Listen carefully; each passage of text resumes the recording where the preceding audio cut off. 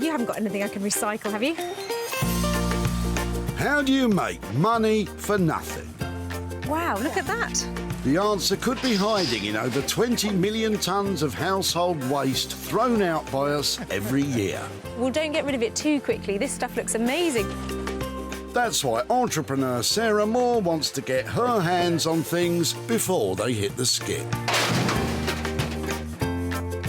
I'm a passionate maker, buyer and user of old stuff, and I've turned that passion into a money-making business. I make new stuff out of old stuff and I sell it for a profit. And with some of the country's elite designers and makers... Don't know what to say. Did you drag it here behind the truck? She can transform her finds into desirable... It's enormous. Valuable... Isn't that fantastic? and hopefully saleable items.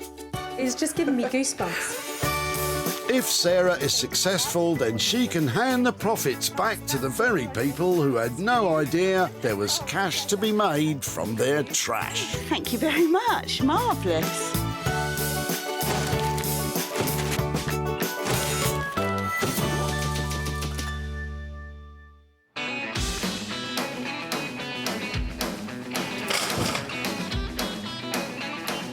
It's a beautiful day for throwing out your rubbish in Witley in Surrey. The local recycling centre here is buzzing with bin bags. And wherever there's a skip, there's Sarah. You might like going out shopping. Maybe you go to the cinema. You might even go to an art gallery. But for me, if I want a really great day out, I come to the recycling centre. It's fantastic. Whatever floats your boat, Sarah. If you're thinking of raiding your local tip, don't. Sarah has special permission to be here. She must find 3 items she can do up and turn into dosh. I think I could really clean up round here. You'll have your work cut out in this place. Perhaps Colin will brighten your day. Hello. Hello. Sorry to disturb you when you look busy. Busy? I like the look of that. Yes, an old artist studio easel. Is it yours? It is mine, yes. Do you paint? I do, yes. Yeah, funny that. Oh, But fantastic. I've got a later version, Okay. as you might say, and this one's just standing in the garage, in the way, as all things in the garage are. So have you had it long? Was this yours from you? It wasn't mine from you. It was from a previous garage clearance, in fact. Artist Colin's old easel has been well used, but is it sturdy enough to be used again? There. It's just a lovely vintage version of what I see coming out of shops today. So I think it's really attractive and definitely there's some potential to give it a new lease of life.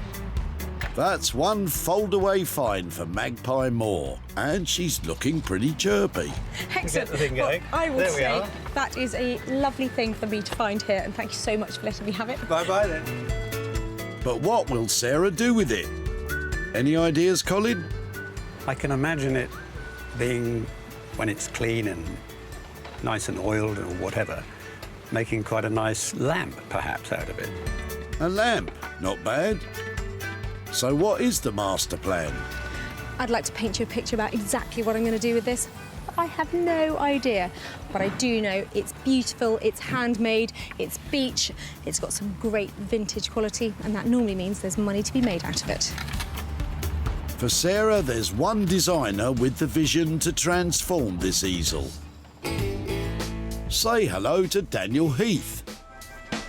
Daniel is a designer maker who can turn his hand to almost anything.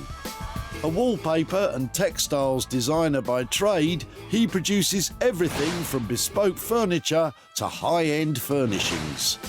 My designs are inspired by lots of different things. I like to storytell with the work, and I like to explore narratives through fun imagery. You see them evolve as you're creating the design, but printing them makes them a reality, and it makes them into a product, and it makes them into something that somebody else will enjoy as well. I'm really, really privileged to be able to do that. To carry on being creative is a great honour. Well, Daniel, you'll need all of that creativity, as this easel has even Sarah scratching her head.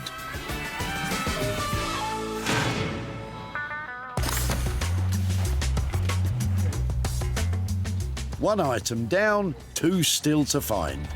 although Sarah seems to have given up on the searching and has gone straight for the money. No fivers. What? All yours. You can recycle that. I need fivers. Get your head back in the game, as Anthony could have item 2 waiting for you. Oh, wow, that looks old and lovely. Hi there, It is. Elaine. Hello. What? It's a Z bed. It's a real Z bed, isn't Real it? Z bed, which has been in the family a lot of years. Does that mean it was yours? I don't know if I ever used it. It was for guests. Okay. Everybody had one, didn't they? Everybody had Yes. Z beds. But Yes. I don't know what we do now. What do we do now? Well, it folds up. It makes a useful dressing table top. Fantastic. Well, I bet it's quite heavy, isn't it? It's not bad without the mattress. The Z bed was a staple of the British home in the 1940s and 50s. What do you do? Legs first, or? No, legs come afterwards, so straight down there. It's a bed that doubles as a table. They don't make them like that anymore. Beautifully designed. I'm slightly thinking it'll only ever be a Z bed. A Z. But it has potential, and if not, it looks comfortable. Comfortable with springs like that? You've got to be kidding. Can I take away your Z bed? And, hope so. and be back in touch if I can? Yeah, thank you. Well, at least our Sarah looks pleased. Anthony, what do you reckon she's planning? A Z bed is an unusual item, which may limit its possibilities of changing it. Ain't that the truth? Ultimately, I'm not sure what she'll do with it. Well, I'm hoping this Z bed sleeping days are over, because this needs a brand new look and a total makeover if it's going to make any money. I'm thinking it should be something cool, something stylish, and something that one of my very talented friends is going to have to help me with. For Sarah, there's only one man for this job. Meet King of Wood, Norman Wilkinson. He's been making furniture for more than 25 years. No matter what Sarah throws at him from the tip, Norman always comes up trumps. Oh, the stuff you get from the tip, some of it I'm thinking, what are we doing? But, you know, yeah, it's great fun. I mean, and also when you turn the weird and wonderful ones into something great and they sell it as well, and then someone's going to love it, I mean, that's what it's all about, isn't it? And there isn't a day that goes by when making furniture doesn't take Norman to his happy place. I enjoy my work. I think if anyone enjoys their work, it comes out in the piece of furniture because, you know, you love it, and then it hopefully reflects when someone buys it that they can see the love that we've put into it. You know, it's a joy to get up and come to work in the mornings. You might not be quite so joyful, Norman, when you clap your eyes on this old bed.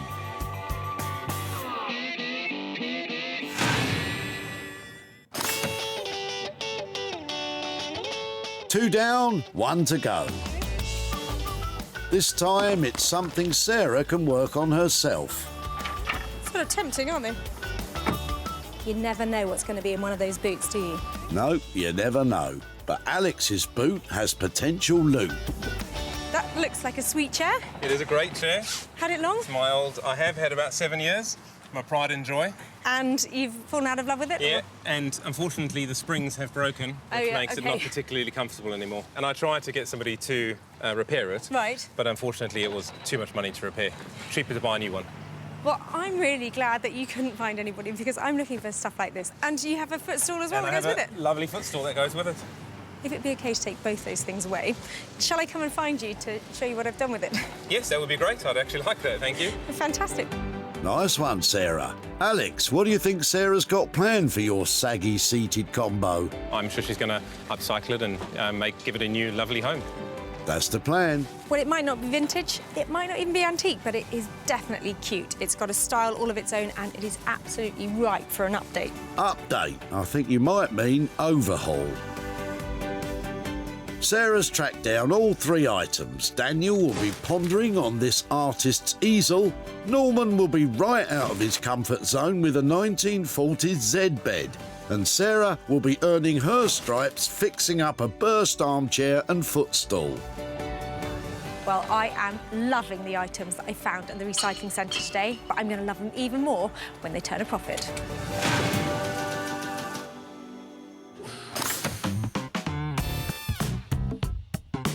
Walthamstow in East London with that good old East 17 postcode.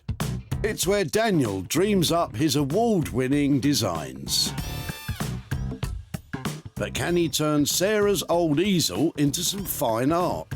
Working with these pieces often gives me sort of license to be more creative, do something a little more left field, something a bit different from what I've done before. That's just what I wanted to hear. Well, it's a lovely artist's easel, but transforming it into something else, I don't know what you do. I've seen people put TVs on it. I'm just hoping Daniel's got some bright ideas of making that into a moneymaker. Hi. Hey, how you doing? Really well. An easel. It's a big one, though, isn't it? It's not like one of these little flimsy jobs. Do you want to stand it up and see how it works? It does all sorts of weird... Yeah, it's like a deck chair. It might seem a bit cumbersome today, but wooden easels like this were a game changer for 19th century artists, as they could go anywhere with them. Perhaps Constable painted the Haywain using one of these. Okay. Did that get you? It did. Careful, Daniel, we need those hands. What do you think? Yeah, it's great. It's substantial. I'm just trying to think, you know, what else could you clamp in it? I've seen flat-screen TVs in them. Although, yeah, I don't know if I want that risk. I'm with you on that one, Daniel. But maybe we could do something so that it kind of still looks like this, but it's reinforced in some way, so that it doesn't wobble and it doesn't move around. And then you could put something on it, either a mirror or shelving or something like that. I can see it being a very saleable item if it's got a proper big dressing mirror in it, something substantial like that. And then perhaps somewhere to hang an item of clothing. How about a man stand? A man stand? A man stand. Shaving kit, Yeah, stuff. that's good. Yeah, little shelf, little like brass shelf or something sticking out so you can put your man stuff. Man stuff? Like a set of jump leads and an oily rag? Suits, cufflinks, ties, moisturisers. This is a modern man, obviously. Yeah. Ah, like me, you mean? Love it. How much? It's going to depend on what accessories I go with, but I think it's probably going to be about 200 quid. 200 quid, well spent, I think. I think it's an original idea. I think it's very now, and you've got the perfect bones to create something original from it. It's going to be good. Go crazy, won't you? Yeah. Well, I want it to be sophisticated. I'm going to leave you with all of those lovely thoughts. Okay. Call me when it's ready. Cheers, Sarah. It's an easel, so it's going to be nice to make it into something else. And, yeah, I think getting all the accessories and bits, it's going to make it into something fun for someone's home. You said it, Dan. I can't wait to see this man stand. It's a great idea. Maybe a little bit of a niche market. I think Dan's going to make it fantastic. At £200 for labour and materials, this easel will be reborn. But will it bring in the bucks?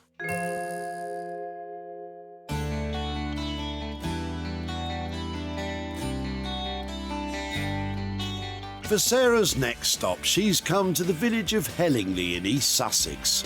This is where wood wonder man Norman works on his wonderful wood. And so what has Sarah brought him? Metal. Ugh.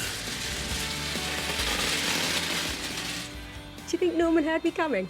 I'm going to go and get him and see what he thinks of my Z bed. He's going to love it. I'm not so sure, Sarah. Look. No, it's here. Oh, sorry. Oh, this one. Give me a hand in with it. Don't be rude. I'd never be rude to you. Why do I doubt that? I can see you're falling in love with it already. Oh, dear, oh, dear. You do come up with some stuff, don't you?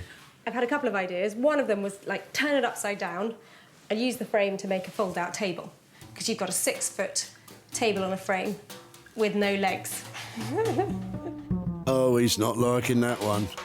Or the other alternative, because it's got wheels on it, and I have been known to mention this in the past, but I'm quite partial to a cocktail. Not a cocktail cabinet. Cocktail trolley. Is that possible? Everything's possible. Cocktail trolley? Has she gone completely mad? Yeah, why not? What, with little umbrellas? Yeah. Only problem is, this is a bit ugly, and I think a cocktail trolley needs to be a bit pretty. Right, we're going to have our work cut out today, aren't we? I think you can have work cut out, your metal cut out, the wood Everything. cut out. Let's get rid of all that lot.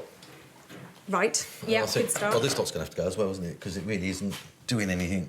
Obviously, we'll take the top off because Right. it's not very glamorous, is it, for a cocktail cabinet? Okay.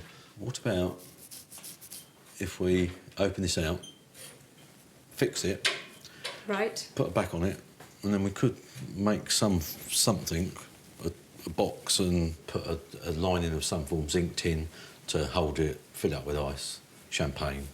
Fantastic. I love that idea.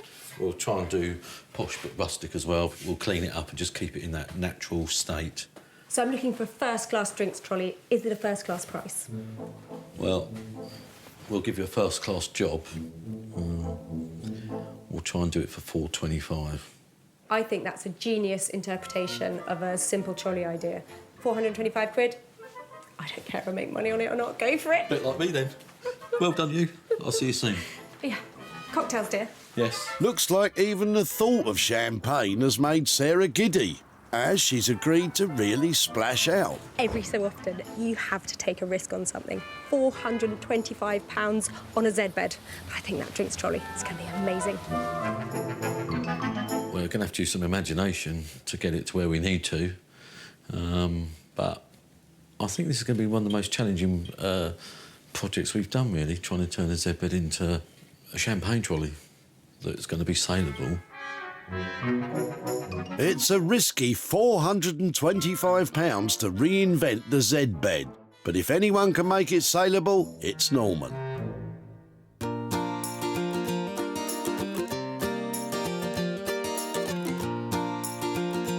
Come on, Robbie, this way, come on. Coming in? In the beautiful South Downs in West Sussex, Sarah is heading to her barn to start work on the stripy armchair and footstool. Well, this chair and footstool, they're not normally my cup of tea. They're a bit too modern, a bit too smart. But I've got this lot, and this definitely is my cup of tea. I've got some lovely vintage fabrics, beautiful old tweed coat. A tweed coat? Have you got a hat and scarf for it too? This seat has got a really nasty spring loose in it, so before I can make it beautiful, I've got to make it comfortable. Now, I should point out that Sarah's not a trained upholsterer. Her area of expertise is the outside, not what goes on under the cushions. That really is scary. I don't know where the springs are. Good start. I do not want to undo that webbing. If I undo that webbing, there is a world of pain coming. How about instead of going under, you go after the big bulge on the top? Just the last thing I want to be doing is cutting this material off here because I really need the structure of this chair to stay the same. Well, it's either that or you stay with a bumpy rump. Here goes nothing. Ah, that's the problem. Look, it's a really cheap, badly put together spring set, and that is forever going to cause problems because they're not tied in, they're bouncing all over the place, and they feel really uncomfortable. So I think that should be put aside, and I'm going to use the padding and the bits that are in the footstool to build up a lovely, comfortable base to the chair and just rest it on that webbing.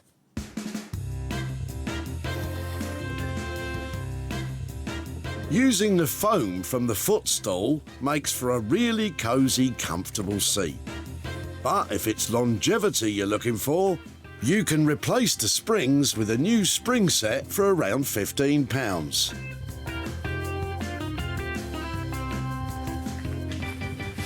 Oh, that's so much better. It's really comfortable now. Hey, here comes the exciting bit, though. I've got vintage fabric to put on this to make it look lovely. It's going to be a bit of a task because I'm reclaiming some of it from an old coat. And that old coat has come from a charity shop.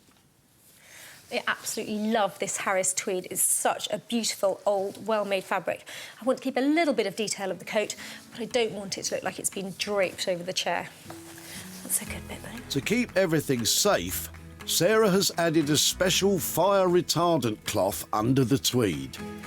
Just using the edge of the seam of the front of the coat here to provide a really neat edge. Sarah has positioned the fabric of the coat so that the buttonholes are down the side of each arm. Clever. Definitely want to make a feature out of these things, otherwise they're going to look like they're just holes in the fabric. And I've actually got the pocket here, which I'm going to leave in. Maybe you can put the remote control in there. A pocket in an armchair. That is out there, Sarah. I think this might actually work.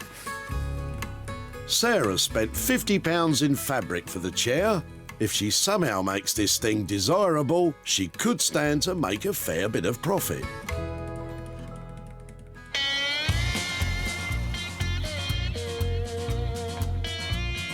Back in Walthamstow, Daniel is getting to grips with the easel, or should I say man stand. We've got this artist easel. We're going to turn it into a man stand. A man stand is basically going to be like a man's dressing station. So we're going to have a mirror on it, and we're going to have a place to hang a jacket, maybe somewhere to put your watch and your tie, a little accessory shelf as well. So hopefully it's going to be quite a quirky little sort of bedroom accessory stand. In the old days, your Edwardian gentleman would have had what was called a valet stand to hang his suit on. But your modern man, well, he needs a mirror, of course. Daniel's making a back for the mirror out of plywood for mounting on the stand. Good luck with cutting that circle out.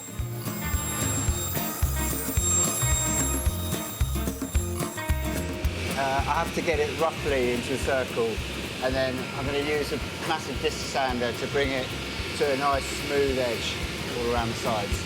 Ah, so that's how you make neat circles out of plywood. Daniel's got some serious machinery in his workshop. I'd love a go on his sander.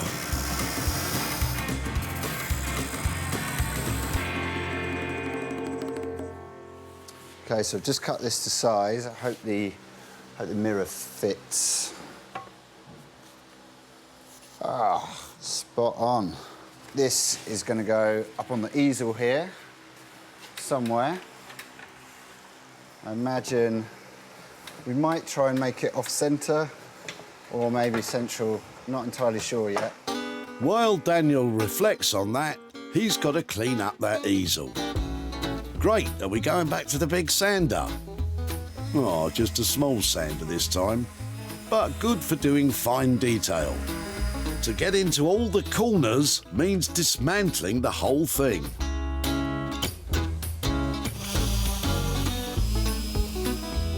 Yeah, I hope I can remember how to put it all back together. Yeah, me too, Daniel. Once we get it back to this all over, and then we put a really, really nice hardwood oil on it. It'll bring out the grain, bring out the colour, but it'll be really, really consistent, and it'll look really, really good, I think. A beautiful finish will give it that cool, sophisticated look that Daniel's aiming for. But how do you make this plywood mirror mount look just as good? OK, so we've got this piece of wood that's going to be the back of the mirror. It's going to be exposed because it's going to be attached to the easel. I quite like the grain on here, but I don't think the colour's going to be good for what we're doing, so I think we should stain it or we should paint it. Daniel is testing out a dark wood stain on the spare bit of ply to see if it works for him. Yeah, there we go. So, yeah, I think that could be nice. I think I'm going to go for it. Daniel is using a wood stain rather than paint to help the grain of the wood show through. Remember, when using a wood stain, to always brush the same way as the grain. This makes brush strokes less noticeable. The stain that we put on this, we might put on other parts of the easel as well, like the shelf or the hanger.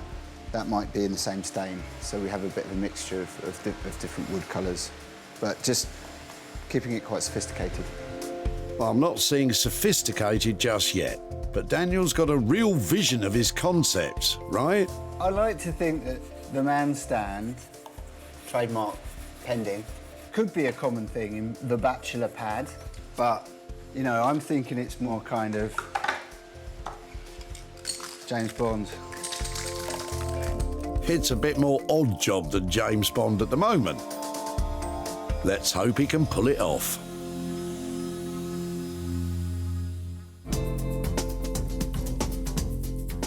Back in Hellingley, Norman is getting to grips with the reality of the Z-bed, becoming some sort of drinks trolley. We are going to make it into a champagne trolley. We're going to use oak, and let's see where we go. So I have plans in my head, but this is going to be one that I think I'm going to be making up as I go along. Flying by the seat of his pants. Go on, Norman. Yeah, we'll take the top off first, and then it'll help me get to the springs. Norman only wants the actual bed frame to work with, so all the springs have to go. I suppose the good thing about it is I can always have a kip halfway through, can't I? There's no rest for the wicked, Norman. First to go is the old wooden tabletop. Next to go are the springs. That actually looks like fun. It's great. You can take your anger out on it, and if someone's upset you during the day, you can think it's them, can't you? Steady on, big fella. Right, that bit was this is going to be the first bit of the structure, so we're going to obviously use that for the top. I think we're going to take this bit off and lose this bit. I think we'll get the drill and the saw, and then we'll try and take this apart, drill it out. This bed is around 70 years old, so the only way to get it apart is with brute force.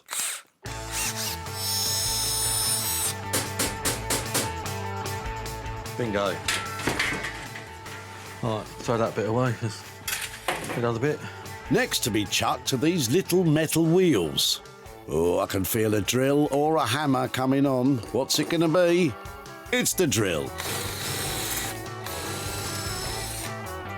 Bingo. I've taken these off another job, so I thought one day they'd come in handy, so this is what we're going to do. So I'm going to plug that with a piece of wood, get a nice piece of wood, and I'll glue it in. And then once it's gone off, and then I can drill it in, and I can put that in and glue that in as well. So put that in, and that in. Fantastic. What about the rest of it? Got a nice bit of oak. We've already cut it to size, so we're going to just pop it into the base and then go from there. Oak is a really dense hardwood which has good resistance to things like stains and scratches.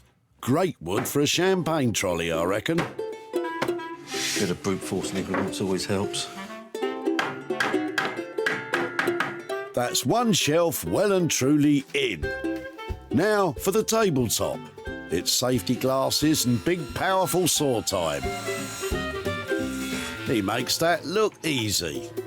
And in the blink of an eye, Norman's made an oak tabletop for his trolley. And what's next? We're going to put a piece in here all the way round. We're going to have this as the front. If we get this in, and then it'll start really taking shape. I'm glad, Norman, because all I can see is an old Z bed with a shelf in it. With our makers busy overhauling the first 2 tip finds, we're going back to West Sussex to see how Sarah's getting on with her armchair. I've got as much of the coat on as possible. It's covered a fair bit. I'm going to do the arms and the inside in this lovely houndstooth.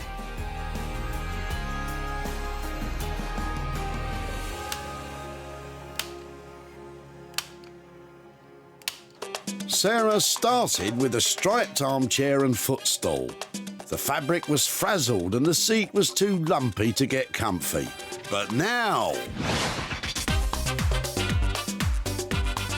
it's been completely made over with a mixture of vintage fabric in on-trend carnival colours. The small embellishments like these buttons leave just a hint of that coat made from hand-woven Harris tweed. And the new padding made from the now discarded footstool makes it a real treat for the rear. It's compliant with all UK fire safety regulations, and I have to say, I had my doubts about this one, but now I absolutely love it. Time to grab the old pipe and slippers. I've popped a little bit of floral into the seat. I've used absolutely as much of that old coat as possible, and I'm really pleased with its lovely tweed feeling. Hope it'll find a nice new home. Let's find out. It was at Witley Recycling Centre that Sarah spotted Alex. That looks like a sweet chair. It is a great chair. Alex had spent 7 years with his trusty chair and footstool, My pride and joy. but he was reluctantly saying goodbye. The springs have broken, but unfortunately it was too much money to repair. Alex was chuffed that Sarah wanted to transform his saggy seated combo. I'm sure she's going to upcycle it and give it a new, lovely home. 2 became 1, as Sarah used the footstool to help revamp the chair. She shared pictures of it online, and it wasn't long before it was snapped up by a private buyer. But is there a profit for Alex? Well, unfortunately, I haven't been able to catch up with Alex to talk about his old striped armchair, but I'm really pleased to say that I've got quite a bit of profit to send his way. In fact, I've got £170 here, and that's going straight to him. Sarah spent only £50 on materials for the chair, and she sold it for £220, leaving a healthy profit of £170 for Alex. Well done, Sarah.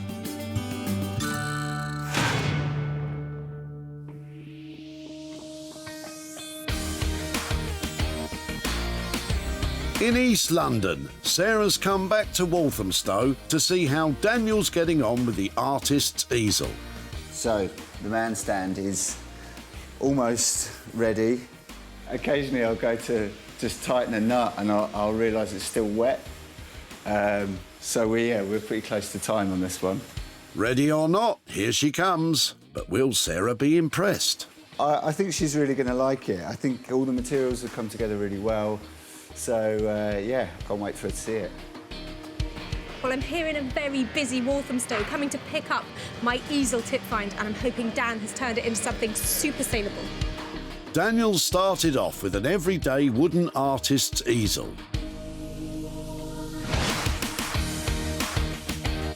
Now it's a dressing stand for the modern man. Daniel has sanded and oiled the original wood, added a useful shelf, and there's even a coat hanger at the back. Perfect for your suit jacket. The crowning glory is this magnificent mirror, which Daniel had etched with one of his signature bird designs. Stunning. This might be repurposing as art, but will this hipster furniture stand up to Sarah's expectations? Hey, Dan. Hey, Sarah, how you doing? I'm really well, how are you? Good to see you. Dan, it's a fantastic thing. The man stand is here, yeah. Wow, it's really neat. And is that the vintage mirror you've got? It's not. I just bought a new piece of glass and vintagified it. I did the etching on it. Daniel created this design, then had it etched using a laser engraving machine. I think it's inspiring stuff, and what you've done. And I love it. Thank you. Sarah's certainly feeling the love, but is she sensing a profit? It's come out looking very sleek, but how's the budget been? We used as much of the original thing as we could. I just got a standard size piece of mirror. Spray paint, oil, that was it. So 200 quid, are we in? Yeah, we're in. Thank you. This one was quite challenging for me because the easel is such a kind of simple contraption and they're really, really common. I wanted to do something interesting with it and I'm really happy how it's turned out. Well, I was expecting a practical man stand, but I think Dan's delivered something really beautiful. He's groomed that easel into something that is going to turn a tidy profit. At Witley Recycling Centre, Sarah ran into Colin throwing out an old artist's easel. Do you paint? I do, yes. Colin had a newer one, so had no use for the old one.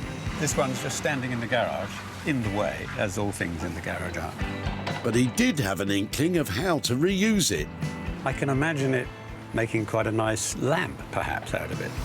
And once Daniel got his hands on it, the man's stand was born. The beautiful etched bird caught the eye of this barber shop in Glasgow. It's not hard to see why. Owner Stephen thought it would fit in perfectly with all things manly in his quirky shop. Well, it's quite good for us as barbers, so we've got a stand to put all our products on, but I particularly like the etching on it because our logo is actually a bird. Time for Sarah to take flight over to Hazelmere to show Colin what happened to his old easel. Hello there. Oh, hello, Sarah. How are you? I'm very well. Nice to see you. And to see you. You were dropping off a lovely old artist's easel when I met you. Did you wonder what we might do with it after you took it away? I did, yes. I mean, the thought of it just being another easel, but nicely sort of presented, was one thought that occurred to me. Well, actually, I did have a few thoughts about it, but in the end, I took it to Walthamstow to a great guy called Dan, who's actually a surface pattern designer. So I've got some pictures to show you what he did with your easel. Yes. Here it is. Oh, my goodness. That is lovely, isn't it? He has turned it into what we have termed the man stand. Right. It was supposed to be a... That's so appropriate today, isn't it? I mean, men spend a lot more time in front of the mirror. It is our mission, having had things made, to sell them. And your man stand has gone to a lovely barber's from Glasgow. So I have £60 here for you as well. Wow. For your old easel. Thank you very much indeed. That's an absolute pleasure. Have you got any idea what you might spend £60 on? That's going to the kidney research, UK kidney research. OK. And that's what I'd like to do with it. Oh, well, that sounds like an amazing thing to do with. Thank you so much for letting us have it. Goodbye, Colin. Thank you so Bye-bye. much. Thank you very much. Bye-bye now. Well, it was lovely to catch up with Colin again, and I bet he didn't see a man stand coming, but I think he approved of what we made of it, and I'm so pleased we managed to make a bit of profit for his charity. Daniel charged a total of £200 for his work and materials, and the man stand was sold to the barbers for £260, leaving a pleasant profit of £60 for Colin's chosen charity.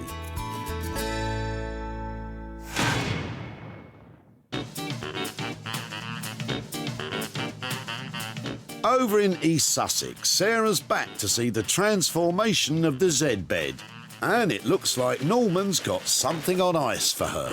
It's the most craziest thing I've ever had to do, really. But we have done the best of our ability, and I think it's turned out really well. Well, I've traversed Sussex to pick up my transformed trolley, and I'm hoping it's going to be serviced with a smile and drinks all round, because a grumpy Norman is not a pleasant sight. Sarah left Norman with this rusty old 1940s Z-bed. Now it's an absolutely fabulous drinks trolley. He's made a luxurious light oak tabletop with sunken ice boxes to chill your bubbly. All held within the original metal frame, complete with bed springs to give it that sense of history that comes with a vintage wine. Pass me the bubbly, darling. Oh, hello. Hello, you. How are you? You all right? Norman. There we go. That is one on-trend trolley, isn't it? You've got 2 lots of champagne. Oh, we've put glass in there, but you've got 2 lots. Got storage underneath, got the glasses, and even a drawer for your bits and pieces, your umbrellas. You've given it some class where it was really lacking. I mean, we've used oak this time, and we've kept it very light. So it's a bit of a modern with the old, so it's a bit of a twist on both counts. The old Z-bed has been completely reconstructed, but some clever touches mean it will never be forgotten. You move round the back. Oh, no. We kept that bottom, so that's for your tea towels, and then we put the springs in the back there to help hold it and just to remind everyone what it was. Well, I think you've just kept all the good bits out of it. Yeah. And you've given it some lovely little casters as well. Yeah, changed the casters. We didn't repaint it or do anything because I wanted to try and keep the history of it being a Z-bed and the label and everything, so we just cleaned it up and lacquered it, and yeah, I think it works. I think you've done well, because that was a tricky thing to transform. It is a trolley with class. Go on then, hit me with the money, because it was just over 400 quid, wasn't it? It was, but we went a bit over budget this one. Really? Yeah. Go on then. We got it to 800, I'm afraid. You didn't? No, 425, well. Of course, Norman kept a budget, and Sarah's pretty impressed. I think that you've created something out of nothing, and that's an achievement. And it's full of alcohol. What more could you ask for? Fantastic, yeah. Come on, Norm, let's... That's nice. Sun's out, let's take it outside. I thought, what am I doing, taking it on? But as we got into it and everything, it turned into a really great project. And I actually quite like it, so I hope there's someone out there will love it as well. And I'm really pleased that Sarah liked it. Well, it certainly goes to show you snooze, you lose. If I hadn't picked that up at the tip, we wouldn't have this fantastic drinks trolley. I think Norman's done a cracking job, and I can't wait to let everybody else have a look at it. At the Witley Recycling Centre, Sarah ran into Anthony, who had some old metal in his boot. Oh, wow, that looks old and lovely. Hi there, It is, hello. For Anthony, this was a bit of family history. It's a real Z-bed, isn't it? Real Z-bed, which has been in the family a lot of years. Sarah thought it had potential, Can I take away your Z-bed? Yeah, thank you. but Anthony had his doubts. Z-bed is an unusual item, which may limit its possibilities of changing it. But our Norman knows no limits, and after a wrestle with the metal, he produced this champion champagne trolley. Its unique vintage styling grabbed the attention of Nicole. Oh, fantastic. She bought it for her mobile catering company, We Are Lollapalooza, to serve the bubbly at their chic events. Yeah, I'm liking this. The metal and the wood combined gives it a unique look. I like how they've still got the springs kept on it too. Yeah, really like it. A happy buyer means Sarah has popped over to see Anthony to give him the good news about his old Z bed.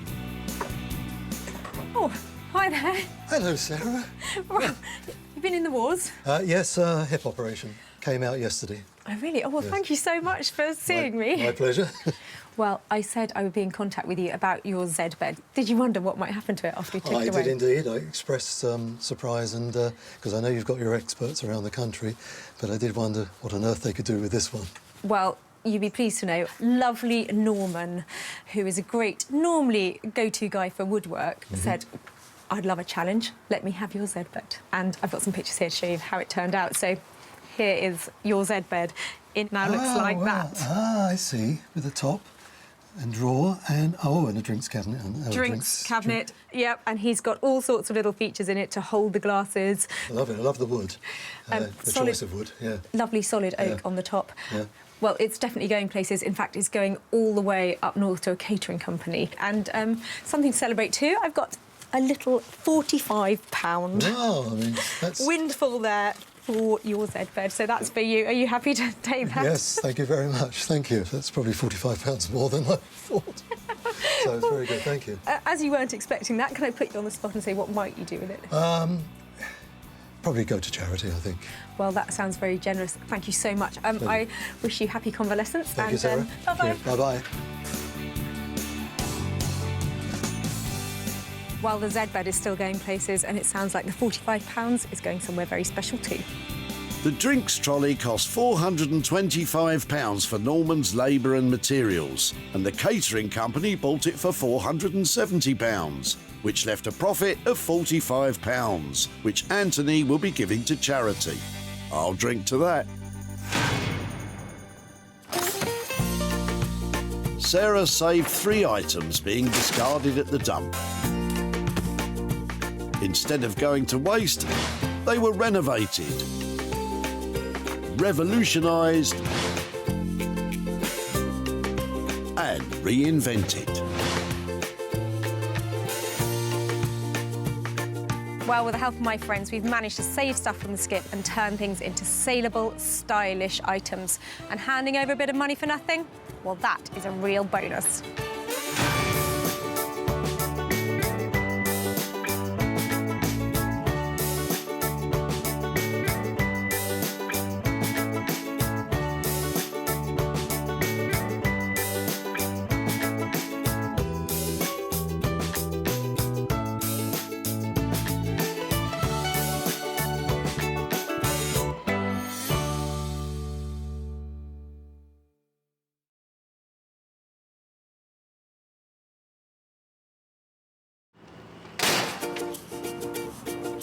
I love these. What are these?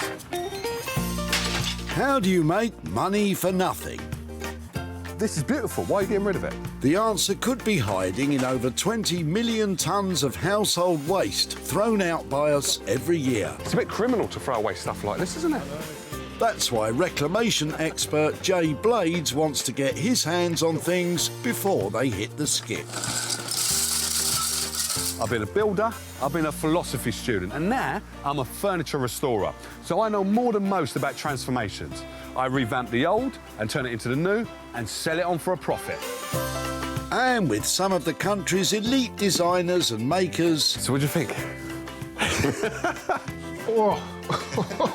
he can transform his finds into desirable... Boom, smashed it.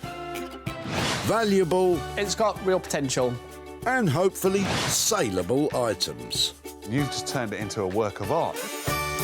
If Jay is successful, then he can hand the profits back to the very people who had no idea there was cash to be made from their trash. £80. What? Yes.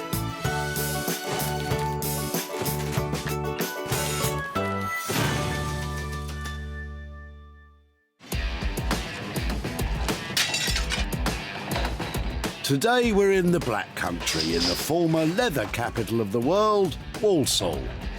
And down the local recycling centre, the spring cleaners, garden tidiers and rubbish removers come in their hordes. This is where restoration expert Jay loves to spend his days. There's nothing I like more than a big hunk of junk, because there's definitely treasure to be found and profit to be made. You can see all these cars there. For me, this is just like going shopping. Jay is combing these cars for 3 items that can be rejuvenated and sold for real money. But don't be tempted to go trawling at your local tip, because Jay has organised special permission to be here. That's a cardigan, isn't it? Step away from that cardigan. No, it won't fit me, I don't think. Nicely dodged, Jay. Kate's got something heavy in the back of her car, but does it spell potential for Jay? Oh, hold on a minute, let me give you a hand. There we go.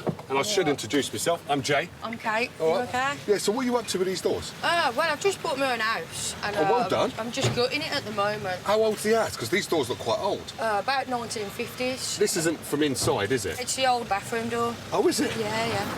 These old doors are all made of solid wood.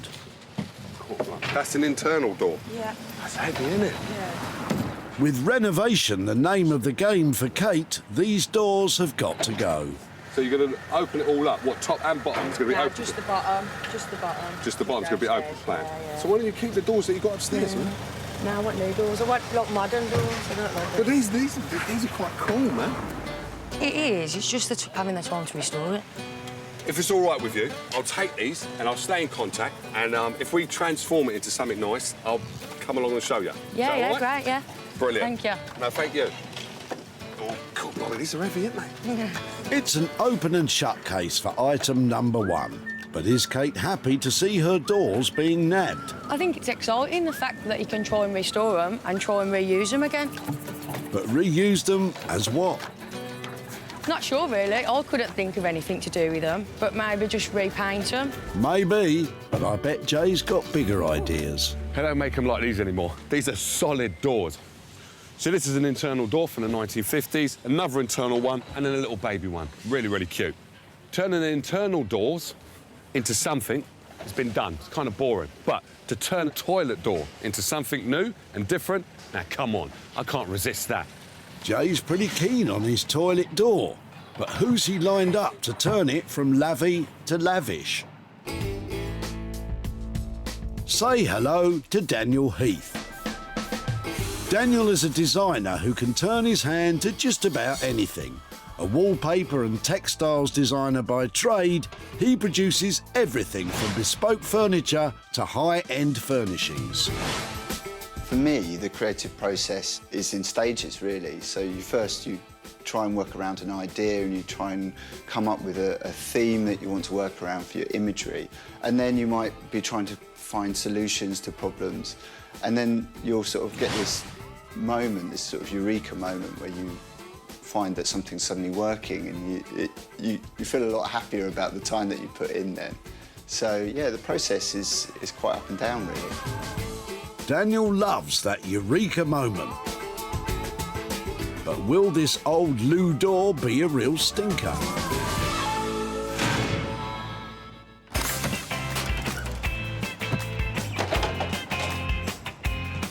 So far, Jay's nabbed 1 item, only 2 to go. I had that sinking feeling that was going to happen.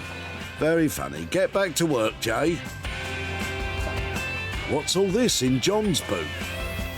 Wow, that's really nice. How you doing? I'm Jay. Hello. All right? Pleased to meet you, yeah. So, obviously you're throwing this away. Afraid so, yeah. Oh, I really like that. To me, it looks like a lathe, So what's the history? Well, it belongs to my father. He was quite a keen do-it-yourself guy. Right.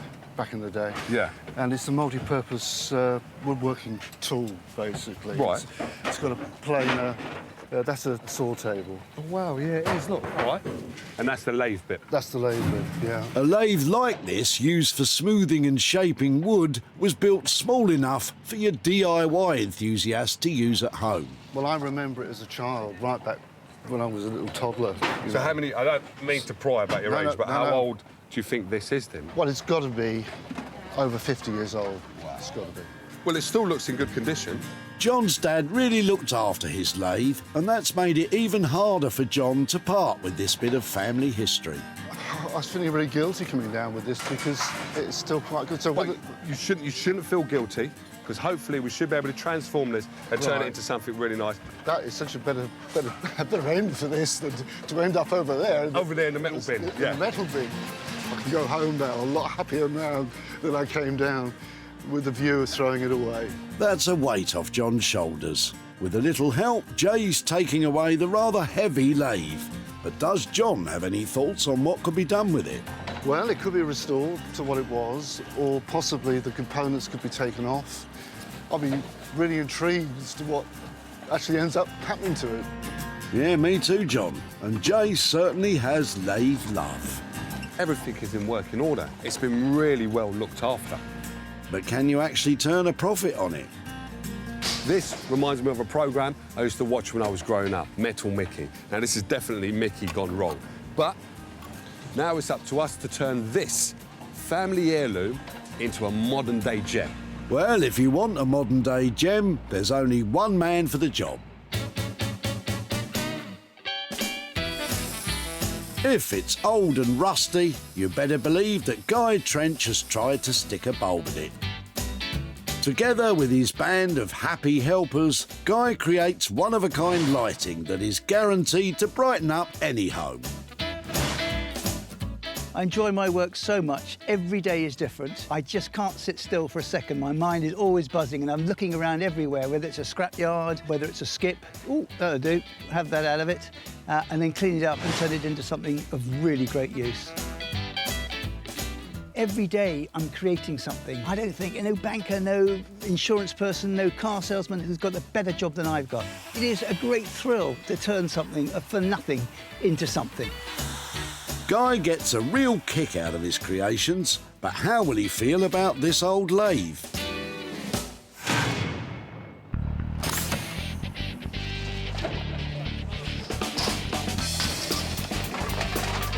It's 2 down, 1 more to find, and this time it's an item for Jay to do up himself. That's not one I would save. Definitely destined for the bin. Danny and his granddad Tony have a car full of stuff. I bet you Jay's right on it. How we doing? All right. My name's Jay. Oh, yeah, Tony. All right. Tony? Yeah, yeah. And you are? Danny. Danny. All right, Dan. So you're throwing away, obviously, this chair. Yeah. Why? Why are you throwing it away? Well, we've had it years, and my wife says it's about time to get rid of it. So how long have you had this, then? Oh, 20 years. We had it from a motel that was being refurbished. OK. Not Crossroads? No. That's showing me age there, isn't it? Yeah, you are, Jay, just like this chair is. Well, let's have a look at it. Yeah. Get it out. Yeah. Wow, how tiny is that? And it's got a big rip in it. Wow. That's very, very retro. That's quite cool. So I'll just do a quick check for Granny's gold. Finders keepers, as they say. Make sure you save some for me, Jay. So if it's all right with you guys, could I take this and stay in contact with you and show you what we turn it into if we transform it into something? Yeah. That'd be all right? Yeah. Jay's bagged himself a little green chair, but what can be done with it? Tony? Really, I haven't got any idea myself what he would do, but my wife's been on to me to get rid for years, so she'll be very amazed when we get back and tell her that it could be turned into something else. This chair is definitely past its best, but Jay thinks there's life left in it. So that is a gorgeous 1950s, I believe, cocktail chair. Well, it could be the 1960s, but the shape of it, look at that. It's covered in the fabric of the time, which was kind of like a vinyl. It's a little bit dated, but I believe this is an easy transformation because it's a gorgeous gem. I'll believe that when I see it. Jay's tracked down 3 very different items. First, Daniel will get this exciting toilet door. Guy will try to light up this lathe, and this odd little chair is for Jay. Good luck with that one, mate. I really love that these guys have been so generous with their unwanted items. Now, all I've got to do is transform them and turn a profit. No pressure.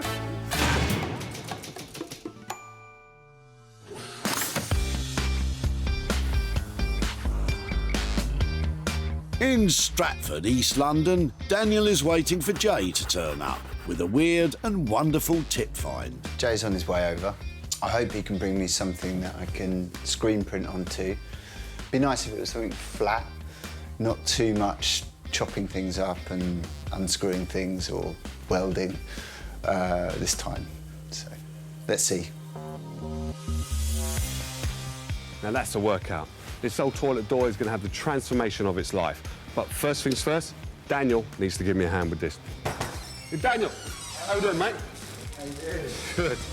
Well, he wanted flat, but a toilet door. Not so sure what he'll think of that. Oh, wow. Cheers, Jay. That's a door, isn't it? No, thank you.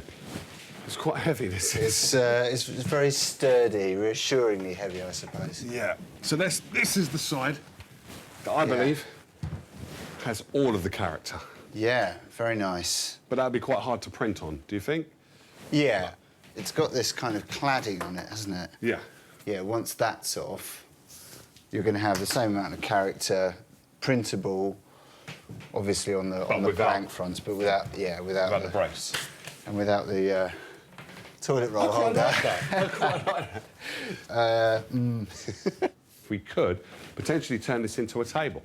Yeah, keep some of this kind of character here underneath the table. Well, I think, you know, the bracing's quite nice. Hopefully, when I, you know, if I take that bit off the front side, it doesn't then fall to pieces. Yeah. It will, you know, it'll be braced and it should create quite a nice flat surface for a table. Yeah, so that could work really well.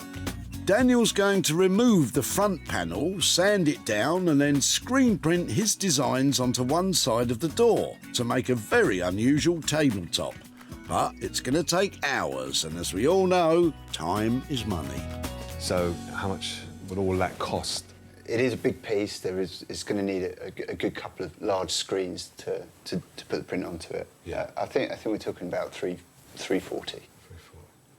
340. I think 340 is good, and if we can, let's try and keep some of the original for me, please. Pretty please.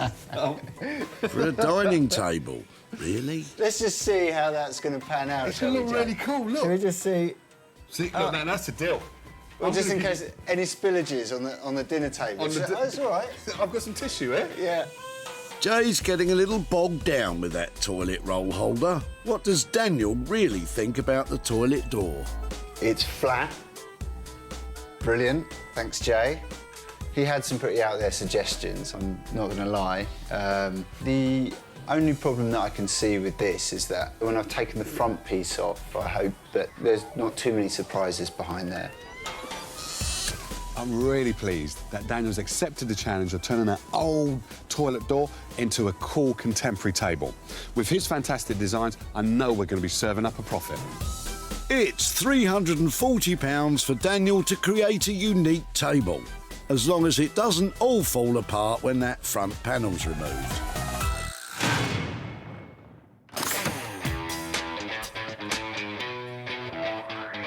Not far from the Blackwater estuary, in a tucked-away barn near Malden, Guy has his workshop. He really loves a bit of rusty old metal. But will he be as keen on this old lathe that Jay saved from being scrapped?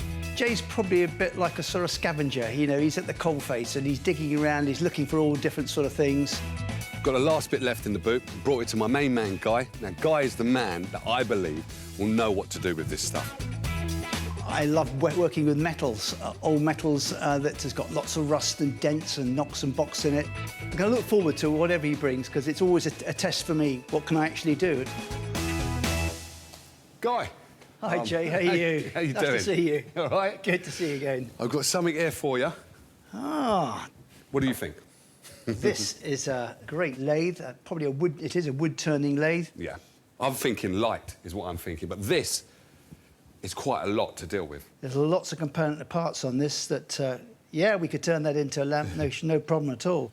This is the motor. I think it's got quite a nice look to it. I think we'd turn that into a wall light. You know, we've got the bracket at the back here. I can sort of see a light bulb coming out the top here or something off the wall here and up the top. Nice idea, but that motor looks kind of heavy to mount on a wall. And it does weigh a ton, and I think it will pull someone's wall off. We can't have that.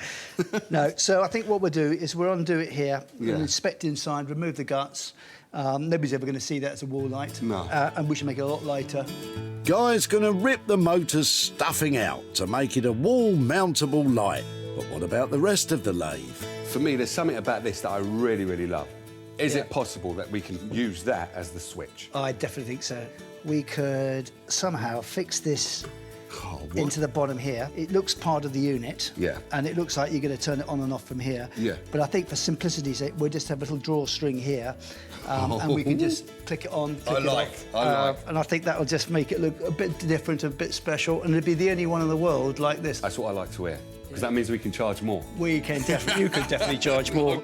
You've brought me right on to the main question, which is the money one. How much is it going to cost me to have that and that turned into a light? I think £140. I'm happy with that. That's a fair price. Thank you, sir. It's a done deal. But repurposing a lathe isn't going to be easy, even for Guy. It's a real challenge. I mean, there's so many bits and pieces here one could create all sorts of things, different things with. But it's just getting the look right. And it's always, that's the challenging bit, is to make it look rather special and that somebody wants to buy. I just love coming down to Guy's workshop. What we're going to produce is something really, really beautiful. What could be better? That's £140 to build a one-off wall light. Sounds like an industrial mishmash to me. Good luck, Guy.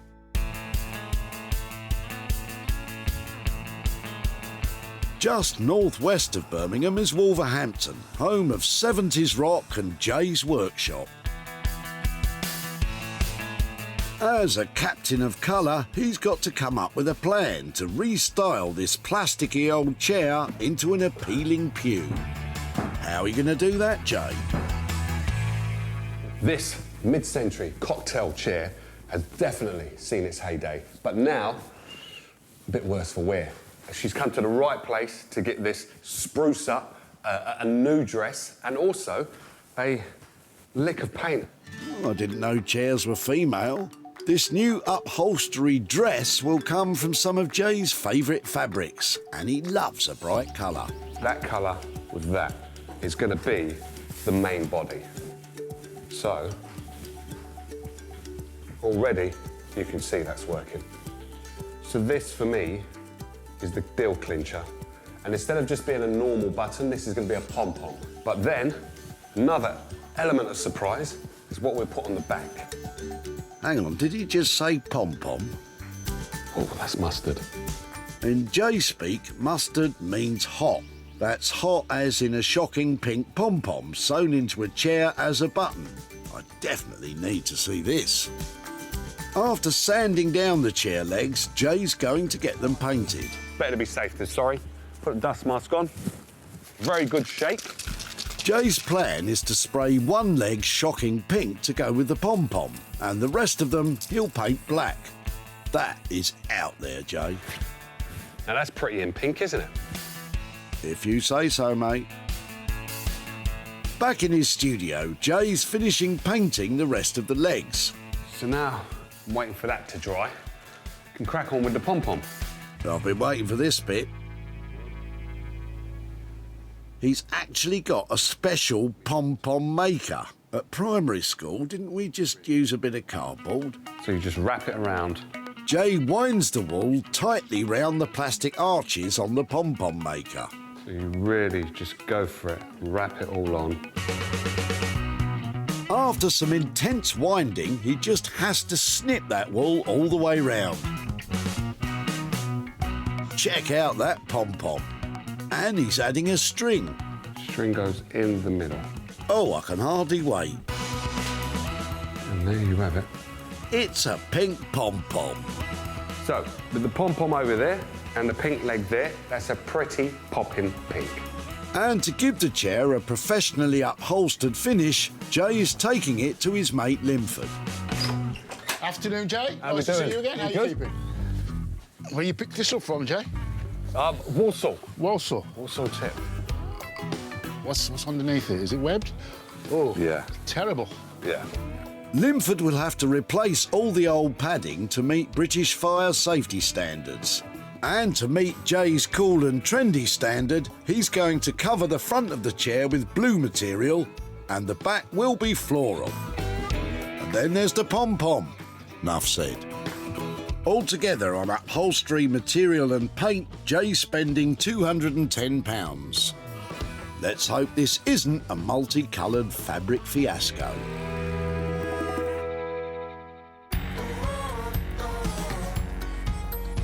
It's back to Stratford in London, where Daniel's about to start turning this toilet door into a table.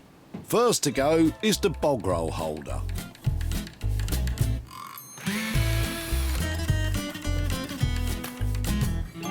It's been many, many different colours, this door, over the years. So it looks like it's been blue, green, red. This door's got a lot of history, but will it have any damage under the cladding on the other side? Now for the moment of truth. There's a really nice colour underneath here. Well, at least there are no holes in it. Daniel's using a heat gun to help scrape off some of the paint so he can reveal the surface that he'll be printing his designs onto. Oh, that looks quite satisfying.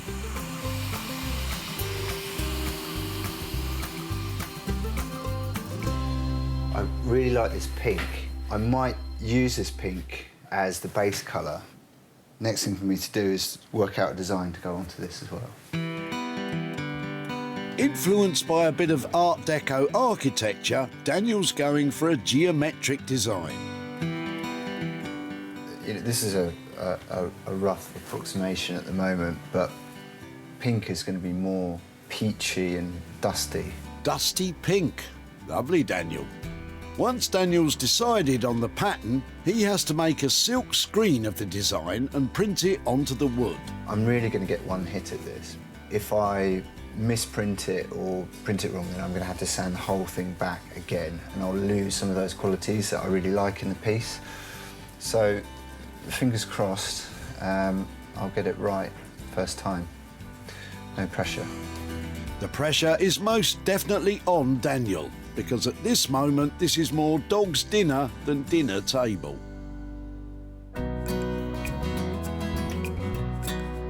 Back in Malden, salvage specialist Guy is sizing up the job of turning this old lathe motor and industrial switch into a wall light with the help of his electrician pal Steve. Right, so Steve, I'm thinking of having this as the top. Right. Okay, and having this, the switch point here, because I think it's quite important.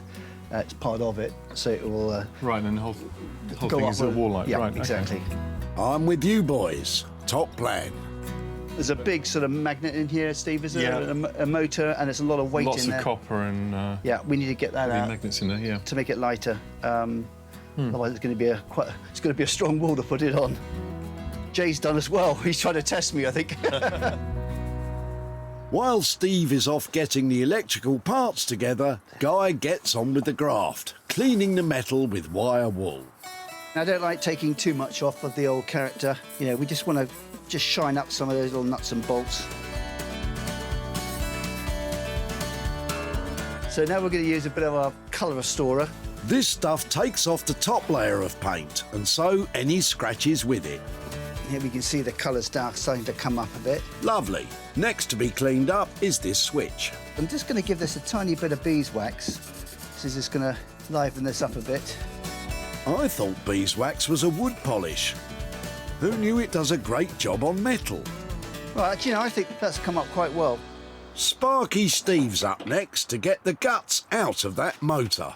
We can be a little bit more destructive than normal, which is a relief. Yeah, that should do the trick, Steve. Yeah, this is why the motor is so heavy, because it has lots of copper wires. Yeah, we need to extract all that. Right, so it's... Could we turn that into a lamp, Steve? Not today. I think Guy could turn just about anything into a lamp. We're in a couple of bob out of that as well, so no waste at all. For a pile of copper wire like this, he might get a couple of quid down his local scrapyard. Next, the lamp will need a mount to be hung on a wall, and Guy's got an old bit of scaffolding board. Perfect. Let's have a look at that. Bob, do you know, I reckon that's not bad. It still has to be wired up, so Steve has made a special tube with threading to fit the bulb and switch. Impressive work, Steve. We're just going to use some of this braided flex. As a qualified electrician, Steve will make sure this lamp complies with UK safety standards. That looks like pretty clever work. Just put another little bit of threaded tubing on that end, and that's how we're going to mount the electrical connection for the bulb. While Steve fixes up the wiring, Guy's working on the wood mount. But will this lamp be good taste or industrial waste?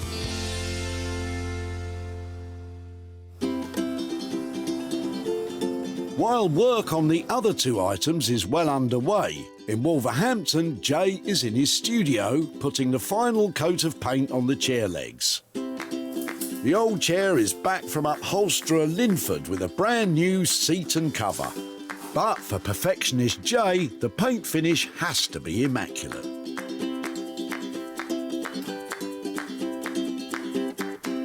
It looked like the party was most definitely over for this green vinyl cocktail chair, complete with a nasty rip. Now,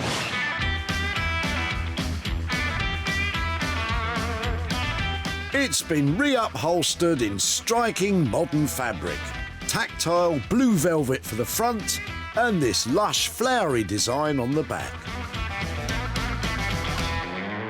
And then there's the fabulous legs in black and pink. Signature J in every way.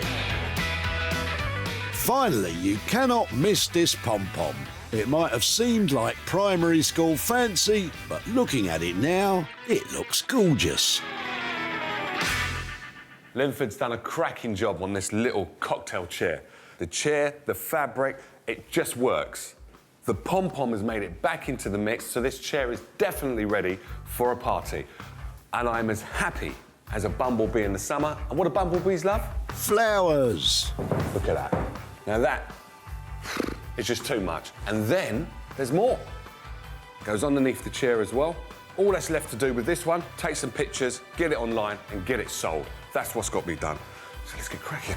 Before you can say fancy a cocktail, Jay is posting pictures online to try and land a buyer, not forgetting the pom-pom, of course.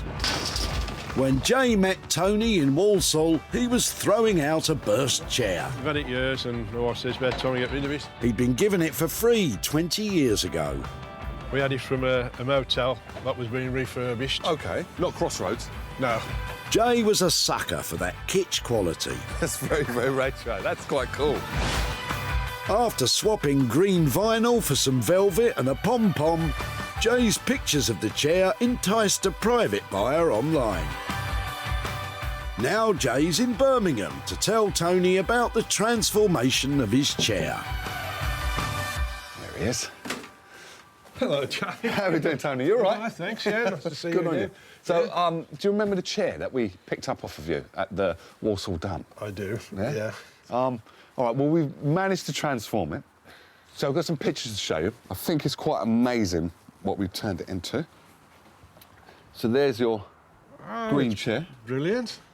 It's got a lovely blue velvet all over it. And then there, we've got a lovely, lovely little pink pom-pom. That's the whole point of that. It's just to bring a smile and a bit of fun. Yeah. Well, don't show it, my wife. She might want it back. Well, she'll have to argue with the buyer who's bought that, because we've managed to sell it, and we've got a bit of a profit. We've got £65 Brilliant.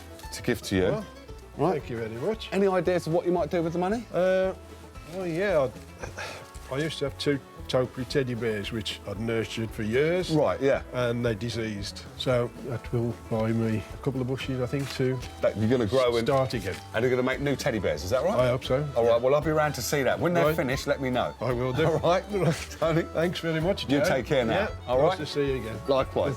Thank see you soon. Bye-bye. Bye. That former little green chair is one of my favourite transformations. And the £65 profit is going towards a topiary bear. I've never even heard of one of those. But you learn something new every day. Absolutely brilliant. Jay spent £210 on the reupholstery and sprucing up of the chair. Then he sold it online for £275, leaving £65 profit for Tony to tidy up his topiary.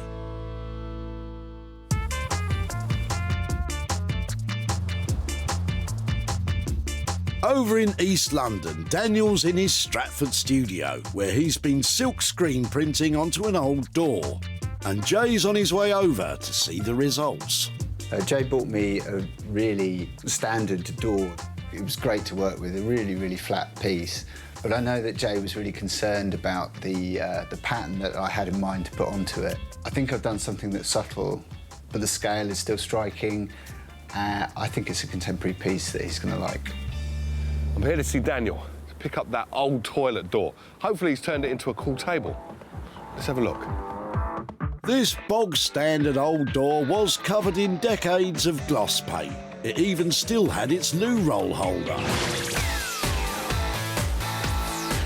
Now it's a sleek and sophisticated table with an original screen-printed design in white.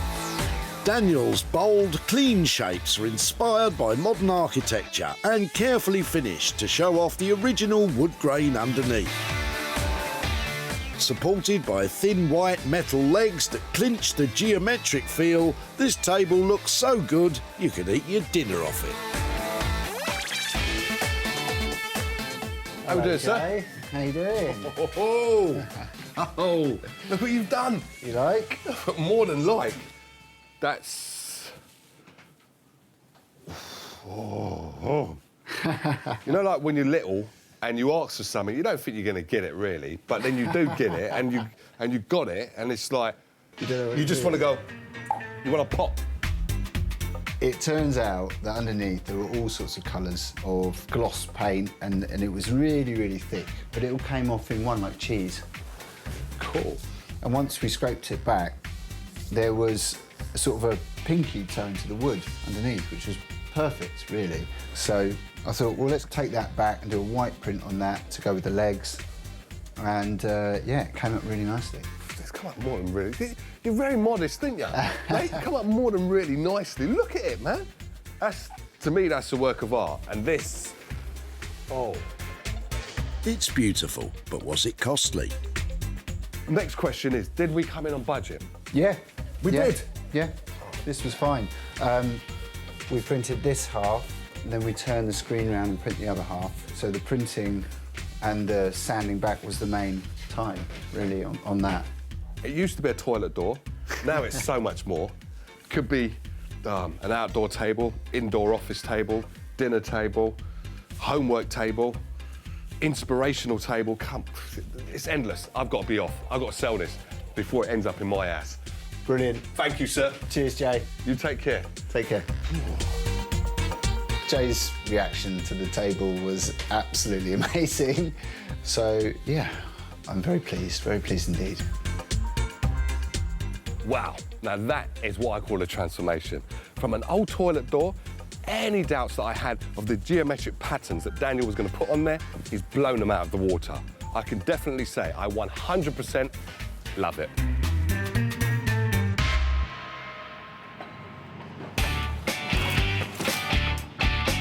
Jay spotted Kate at the tip with some heavy wooden doors. Oh, hold on a minute, let me give you a hand.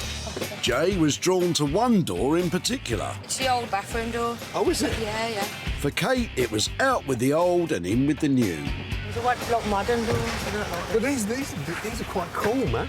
But she was chuffed they weren't going to waste. I think it's exciting, the fact that you can try and restore them and try and reuse them again. And Jay's done exactly that with Daniel's fabulous screen-printed table.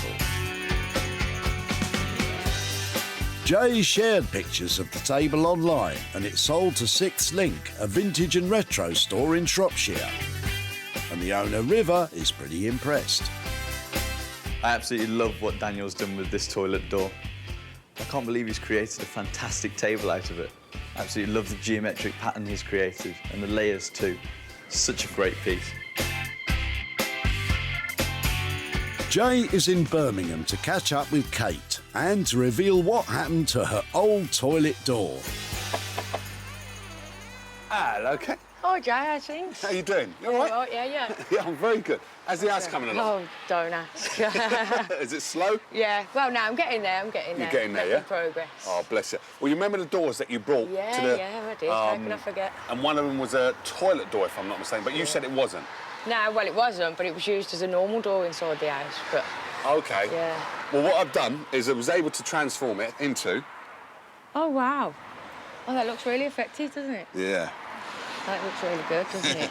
I'm pleased to tell you that I was able to sell it to a shop in Shropshire, and I have, for you, £50 profit. Oh, thank you. Right? Yeah, great. So any ideas of what you might do with the money? Probably buy another door to replace that one. Well, I might see you again down the recycling centre. Yeah, great. Thanks for that, Jack. All right, you Really take care, yeah? appreciate it, yeah. Bye. See you later. See you later. Daniel spent £340 turning the toilet door into a stylish dining table. Jay sold it for an impressive £390, leaving a £50 profit for Kate. In his workshop, Guy is giving a final polish to his wall light as Jay is on his way to see what's happened to the old red lathe. Well, when I got hold of the lathe, I thought, how can we turn this into a lamp? I decided to do just one part of the lathe. It's a bit off the wall, what I normally do, although it's a wall light. And I think Jay's going to like this when he comes to see it. I'm delighted to be back here at Guy's. See what he's done with that lathe. But knowing him, it's going to be pretty amazing. This once much-loved wood-turning lathe had outlived its usefulness. Now it's a unique wall light with the former lathe motor as the body of the lamp, and this original switch unit has a smart new chain pull to turn on the light. Guys shined up the original metal a bit, but not too much, so the history of this old tool lives on. He's mounted it on a piece of scaffolding board, which he's cleaned up to perfection to give this a gritty and industrial look. And he's topped it all off with a half-circle black shade that's perfect for any man cave. How we doing, Guy? Wow. Oh, come on. What do you think? What do I think? I've got to take my hat off to you, sir. God blimey. This is amazing. Isn't it? And we put this little ticker on here to turn it on and off. No, seriously? Yeah, yeah. I'm telling you, you've blown me away. I'm speechless. I really am. And to get me speechless is quite hard. You can say that again, Jay. No, It's amazing. We've kept the wheels on here. Yeah. And put a light bulb on top and bump your uncle. It's way past cool. Thank you. Jay is dazzled by Guy's creation, but there's also the unseen work inside the components that make this a working light. Where is the wire? Is it going all the way We've got through the wire here? at the back here, which then comes through. A little bit of engineering went on, but Steve, electrician, magic chap, always gets it right. To make and sell anything electrical, it must be worked on by a qualified electrician and conform to UK electrical safety regulations. This light is compliant, but is it within the £140 budget? So, how did we do with the budget then? Spot on. Is it? Yeah, spot on. Whoa, well done. And that includes the lamp shade? Shades are always extra. OK. How much? And basically £30. £30, yeah. You've done a brilliant transformation here. Thank you. Thank you very much, DJ. I hope you said it well. I will do. I Okay, will do, bye-bye. definitely. And I haven't seen so much excitement out of somebody for a long time. You really genuinely thought it was brilliant. So that's lovely. He's only gone and done it again, hasn't he? It takes a certain skill to get components together in just the right way to go way past cool. I'm lost for words, but I know one thing. I'm loving it.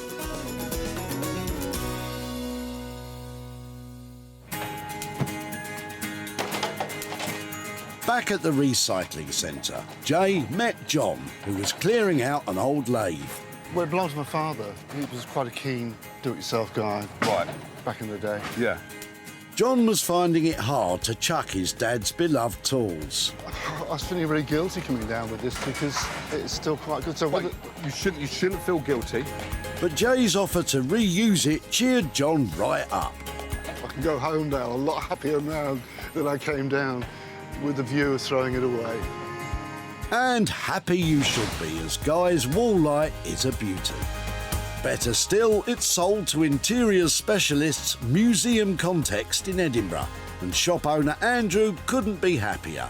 It's really the sort of piece that I think fits beautifully in the shop and the collection here. Now Jay has travelled to Aldridge in Walsaw to show John what became of his dad's old lathe and hand over the profit. Hello there. How are you doing, John? You all right? Yes. Good to see you again. So you remember the lathe that you bought to Yeah, the I do. So any ideas of what you thought we might have done with it? I have no idea, and I'm so curious to find out. Oh, bless you. Took it down to a person called Guy. Yep. And what he's done... Oh, wow. So he turned it into a light. That is amazing. I would never have thought you'd do that. What do you think of it? I'm sure if Prof Daddy's up there watching, he'd be pleased. You know, it's got a new life. It's got a new life, and it's got a new owner. And I've got some profit for you. I've got £30 profit. Wow. For you. Well, thank you. I'll put that to a good cause. My father was at Manor Hospital. I think I might see if they've got a benevolent fund or something like that. I might put it there, yeah, because and match it. Thank you, sir. You take care now, John. Yeah, you too. Bye-bye. That's fantastic. Guy spent £170 creating the lamp. Jay sold it for an impressive £200, leaving John £30 to donate to charity in honour of his father.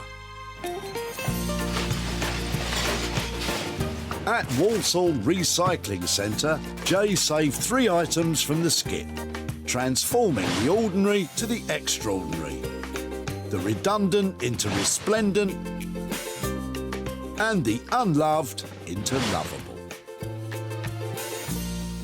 3 unwanted items that were heading for the skip have been revamped into stylish and cool pieces. Even better still, they're off to new homes.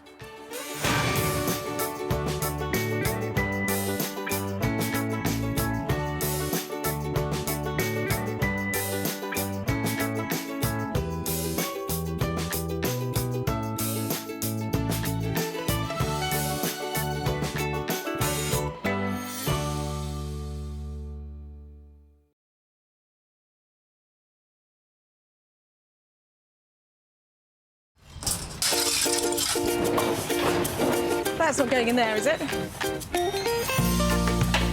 How do you make money for nothing?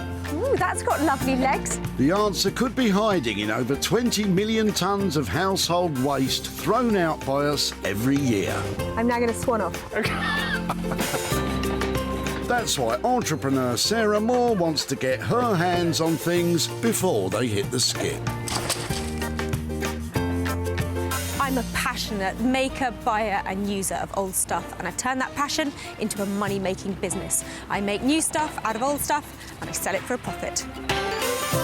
And with some of the country's elite designers and makers... Let's brainstorm a little bit and see what we can do with it.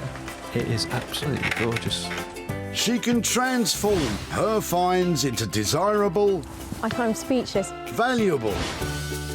That looks amazing. and hopefully saleable items. If Sarah is successful, then she can hand the profits back to the very people who had no idea there was cash to be made from their trash.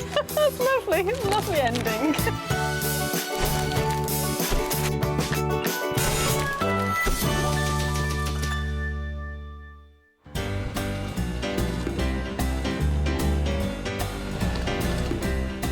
Woking in Surrey is where H.G. Wells wrote War of the Worlds. But today at the recycling centre, it's War on Waste. Soldier of salvage, Sarah is here to separate the dreamy from the dreadful. do it up and sell on for cash. You never know what's going to come in here. Follow me. We're going to find something fabulous. Sarah needs to rescue 3 beauties from these bins that she thinks have the potential for profit. But don't you rush down your local tit, as Sarah has special permission to be here. It is like a scrum up here, but I'm game on. I'm going to try and convert as many bits of rubbish as possible. Keep your eye on the ball, Sarah. There might be something of interest in Christine's booth. Hi there. Hello. Hello. I like the look of these. Do you? Ah, deck chairs. Makes me all nostalgic for my childhood holidays in Torquay. They look really sweet. Have you had them a long time? I have had them a long time and I've painted them, as you can see, just to make them look a bit brighter. Well, they look lovely. Where did they come from originally? Were they new? They weren't new, no. That's why they were painted. They're very old, actually, but they do still work. The design for a portable adjustable chair was patented in 1886 by John Thomas Moore, who went on to manufacture the seaside seating in Macclesfield. If it'd be OK to take them away, can I come and show you if I can do something with them? Yes, absolutely. That would be lovely. Happy clearing. Thank you so much for letting me have them. OK, you're welcome. Bye-bye. OK, thank you. A fantastic first find for Sarah. Is Christine pleased to see her deck chairs avoid the skip? Well, it's good to recycle things, isn't it? That's why we bring everything here, so hopefully she'll do something good with them. The deck chairs will make for a quirky transformation, even by Sarah's standards. Any idea how they'll end up? I think she might paint them and possibly make them into a table or something. I don't know. Wait and see. There are a few things more nostalgic and joyful than a deck chair, but these ones, they have definitely seen better days. Their relaxing beach days are over, and if there's any money to be made here, they're going to need a total refurbishment. And Sarah has just the maker in mind for this seaside salvage. Rupert Blanchard is a furniture designer and self-confessed hoarder of anything old he can turn into gold.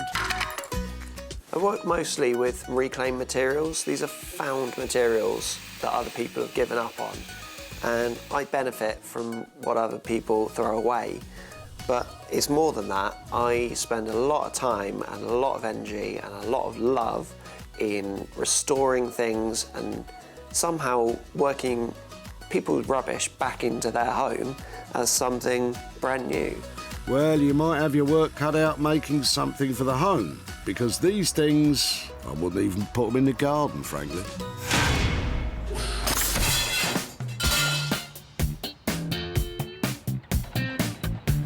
Sarah's bagged 1 item, 2 more still to find. It's bonkers up here. What was that? Was that your shoe rack? Wine rack. Wine rack? Now that's the right kind of size wine rack. There'll be no Cabernet for you, Sarah. You're supposed to be working, remember?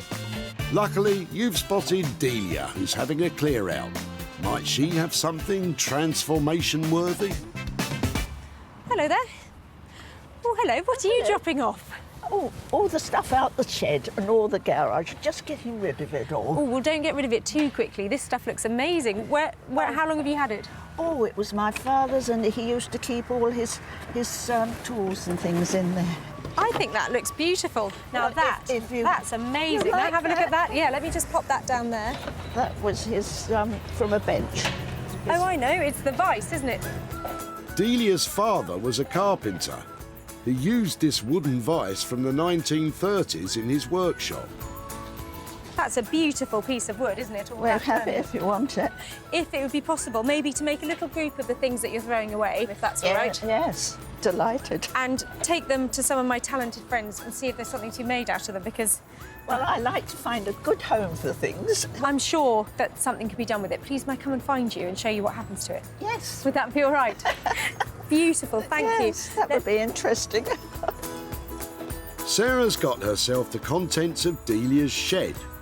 It's hard to imagine what'll come of this lot. Any ideas, Delia? Well, I can't think what she's going to do with the screw exactly. There's several things, but there are the boxes. Boxes are always useful. You can always do something with boxes. great collection of really old stuff. Not particularly useful as it is, but the marks and the age and the wear on this part of the vise are just so beautiful that it's going to be made into something that can be decorative and I'm sure make a profit. And I know exactly who to take it to. Meet Josh and Ollie, designers, wood experts and best buds. These boys really think outside the box, and the results are always interesting. So I'm Josh, and this is Ollie. We work well together because we've both got interesting ideas.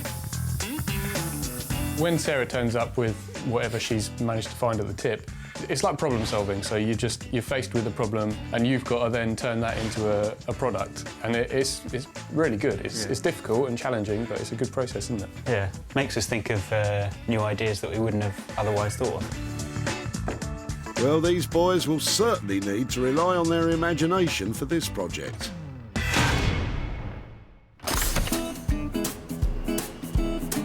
That's 2 items tucked away, but Sarah can't put her feet up just yet. She's on the prowl for one more piece of tip treasure, and this time she's looking for something she can revamp herself. That is the stuff of nightmares. Look at it, crushing beautiful pieces of furniture that I haven't managed to save. Let's get to work. Perhaps the contents of Martin and Yvonne's boot will be to her liking. Hi. Hi there. What is that? It's an old sideboard of my dad's. No charity wants it. There is a fine line between the haters and the lovers of the sideboard. So would it be possible to bring it out, have a closer look? I love the shape on the front. Oh, thank you. It just screws onto the legs. There, Constantina, that's the unique feature. I think my mum bought it in the 60s because of that. Drinks cabinet and the drawers go in there. I love the styling of it. I've never seen anything with those lovely curved fronts on it like this. No. And I'm charmed by it's the cutting the lemon, isn't it? It was the martini moment on that. It's the definite 1960s gin and tonic, yes. Yeah. I think it's one of the most exciting things I've seen at the recycling centre. I love its styling. Please, may I have it? All yours. Saves me throwing it over into the skip. If I can restore it or do something with it, can I come back and find you and show you what I've done? Yes, please. Fantastic. Well, I think this is lovely. I might have to ask you just one last thing. Any chance you give me a hand moving it over to there? No problem at all. I'll give you a hand. Thank you. Sarah is one happy customer. But does Martin think she'll make this 60s sideboard desirable again? It just needs a bit of subtle renovation, a bit clearing up at the top, a bit of polish, new front on one of the knobs, and then you wouldn't know it's old. What an absolutely fantastic find for a recycling centre. I think the sideboard has got bags of style as it is, and after we finish with it, who knows where this will go. And with that, Sarah has her trio of items. Rupert will take on the pair of deck chair frames. Josh and Ollie will be tasked with the wooden vise and boxes. And Sarah will give the sideboard a much-needed style update. Well, Woking has been really good to me. We have some fantastic things from this recycling centre. But now, the hard work begins.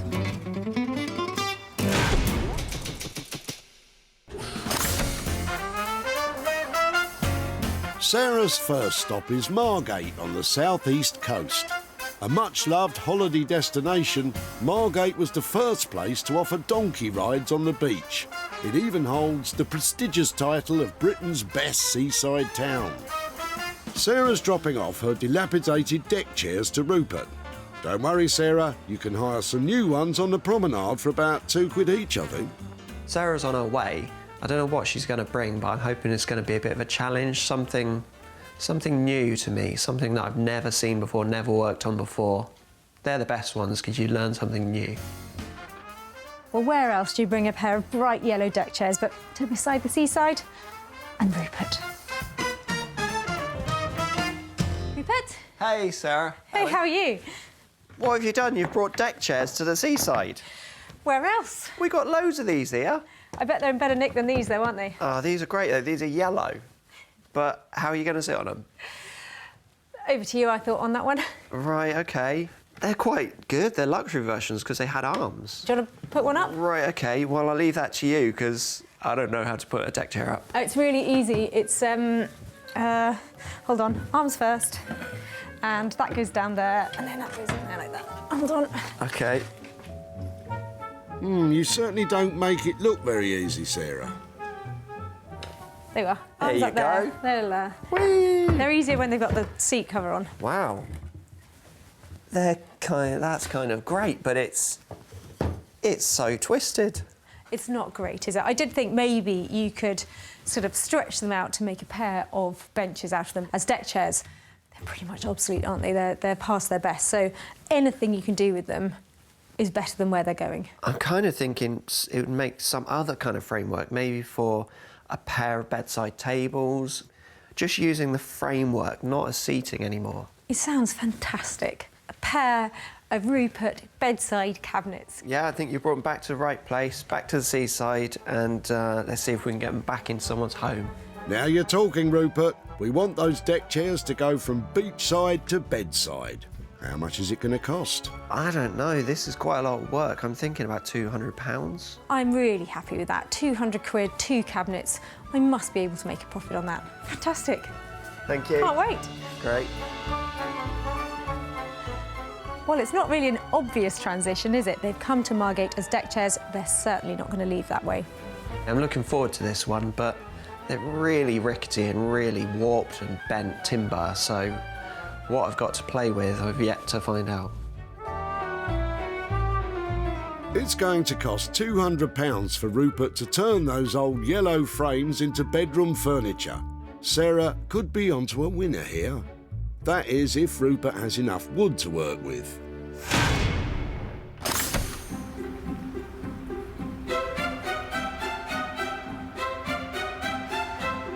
Over to Sussex now, and just outside Chichester, Sarah's on her way to see Josh and Ollie with her collection of bits from the tip. And the boys are feeling positive. You'd think they'd have learned by now. Sarah's on her way. Yeah, looking forward to whatever wonderful thing she's got for us. Wonderful. Hopefully we can turn it into something even more wonderful. Well, this is such a lovely little time-worn collection of stuff. No idea what to do with it, though. Hi, guys. Hiya. Hello, how are you doing? Yeah, good. Nice How to are see you? you. This looks cool. This looks amazing. Yeah, I like the vice. It is such a random mixture. Yeah. I just don't know where to start with how to use it all. Do you like it? Yeah, it's amazing. Yeah, yeah. In my experience, it's got to be beautiful, it's got to be useful, and it's got to have a mass appeal. Maybe it could be like some sort of writing desk or console table kind of thing. Yeah, I like that idea.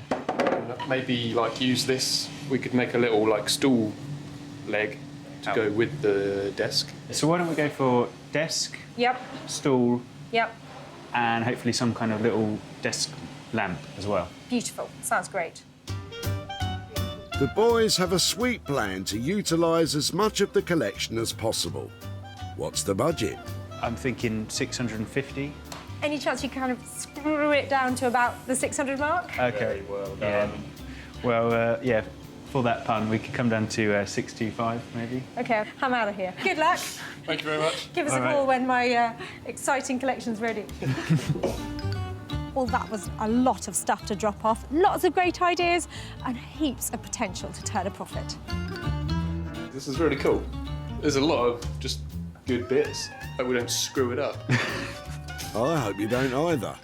Sarah has given Josh and Ollie a budget of £625 to turn that assortment of old bits and bobs into something saleable. It'll be a big job, but if they can pull it off, there could be some serious profit to be made. Good luck, lads.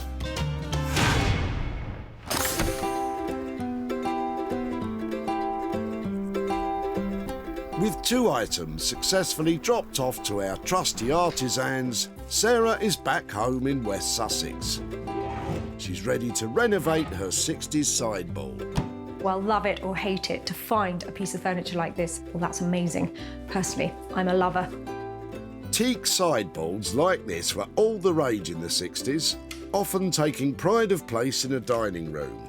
I think it's got bags of style, and I'm hoping that with just a little subtle update, it'll become really desirable and the kind of thing that people just want to have back in their house. The sideboard is structurally sound and in great condition. All Sarah has to do is beautify it. Her first job is to remove the dated fixings. Remember, Sarah? Righty-tighty, lefty-loosey. I think I might have been going the wrong way. Oh, dearie me. So nice if they just came off, wouldn't it? Ooh. Sarah wants to get rid of the orange-tinged veneer finish. It's out with the sandpaper and the elbow grease. It's definitely looking a bit paler, but it's still got that unattractive orange look. Maybe it's time to upgrade your sander. Ah, yeah, that'll do the trick. Still orange. Oh, maybe not then. Nothing is working as well as this and a bit of elbow grease. Bye-bye bingo wings. That's it, Sarah. Who needs the gym? Upcycling is a workout in itself. Next, Sarah starts to add some detail. She's using masking tape to mark out a chevron pattern on the doors. Oh, this is tricky. She'll spray paint over the tape, then peel it off to reveal thin, sleek lines. Well, that's the plan anyway. Accuracy, precision and a steady hand are definitely required to get this right. The problem with choosing a really crisp edge, smart pattern is that if you get it wrong, everyone will be able to tell. You're not filling me with confidence. Well, I hope that's the hard work done. Now comes the fun. I'm going for gold. Ooh, I'm looking forward to this bit. Face mask on and ready, steady, spray.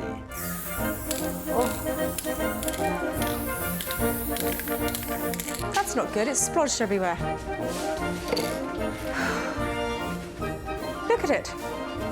It's not supposed to do that. Well, it looks like the hard work isn't over yet, Sarah. Don't worry, you'll get there. Let's hope. Sarah has spent £20 on masking tape and spray paint, but she's still got a long way to go to make this sideboard saleable.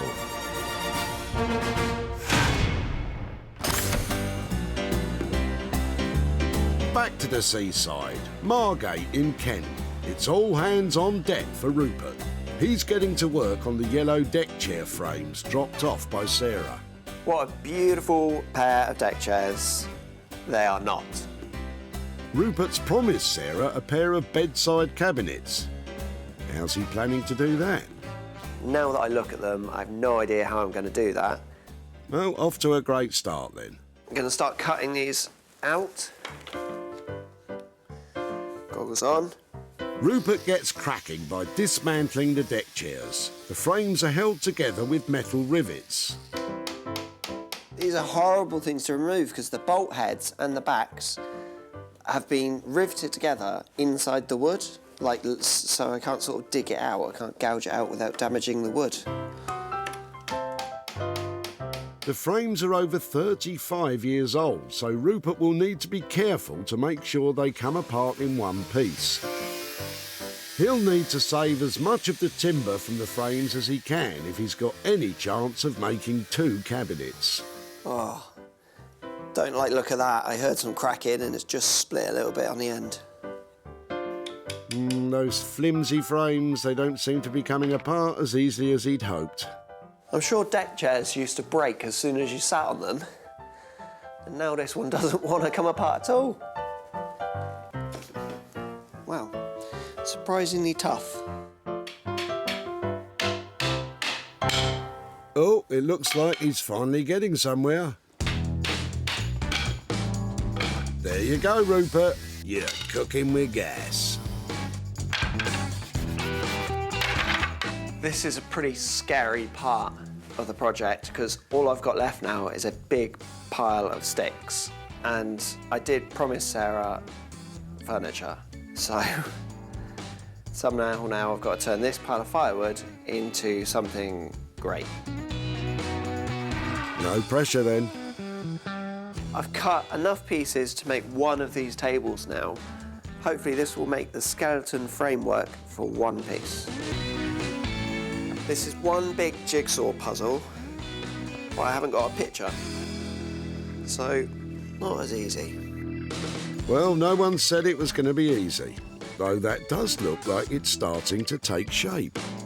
With a handful of screws, a bit of glue, and a little bit of labour, this will be something great for Sarah, I promise.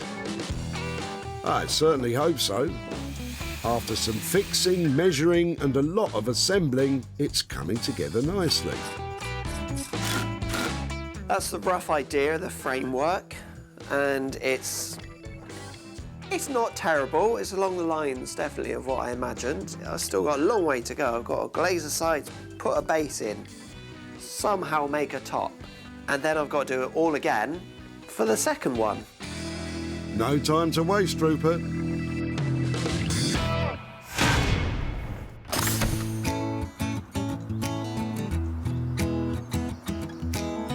Back to West Sussex. Josh and Ollie are getting to grips with the wooden vice and boxes. Sarah's asked for a desk to encase the old oak drawer, a stool to be made from the wooden vice, and a lamp from any bits left over. Despite the hefty budget, it's still a tall order. What's the plan, boys? Plan's still making a desk and a little stool to go with it, yeah? Yeah. So I guess the first job then is making the frame legs that we were going to do and like a carcass for the top as well. Yeah, and then after that we can have a little think about the stool that we want to make. Right, let's go grab some boards and get cracking, eh? Yeah.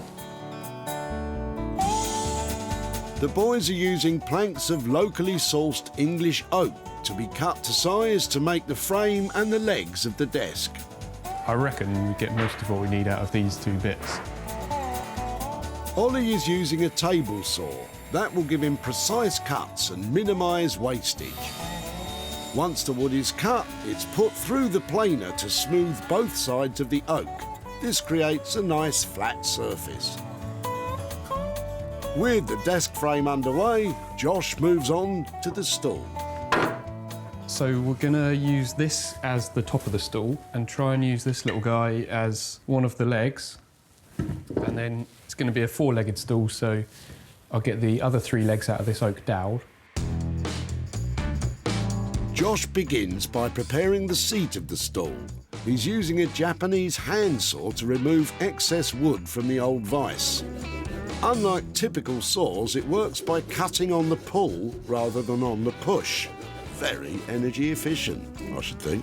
It's got a lovely character and loads of saw cuts and kind of, you can see the history in there, so it's nice. But I think just need a little bit of sanding down and smoothing off before you'd really want to sit on this. Yeah, Josh, I don't think Sarah will be happy with a seat that gives splinters. Ollie's making good progress on the desktop. This will hold the old oak drawer.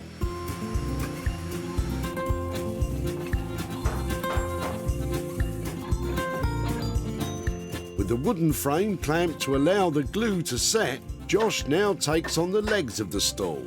The boys need these to splay out at a 30-degree angle, and it's all sounding rather complicated.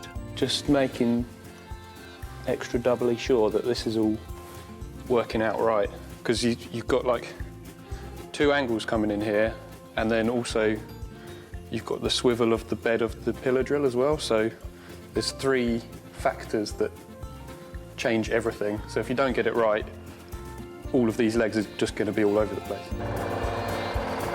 The pillar drill cuts holes using a revolving circular press. With any luck, it'll be perfect. Right, so that's that one done. That's good. Hopefully the next three holes will just work exactly the same. And that's all the complicated bits over, so yeah, chuffed that that's worked. You're not out of the woods yet. There's still the desk to go. And didn't you promise Sarah some kind of lighting too? Well, one thing in the back of my mind is that I know Sarah wanted us to make a lamp out of this, but At the moment, we've put so much time into the other bits, I'm not sure if it's going to happen. Why don't we keep that between us for the moment, lads? Best of luck.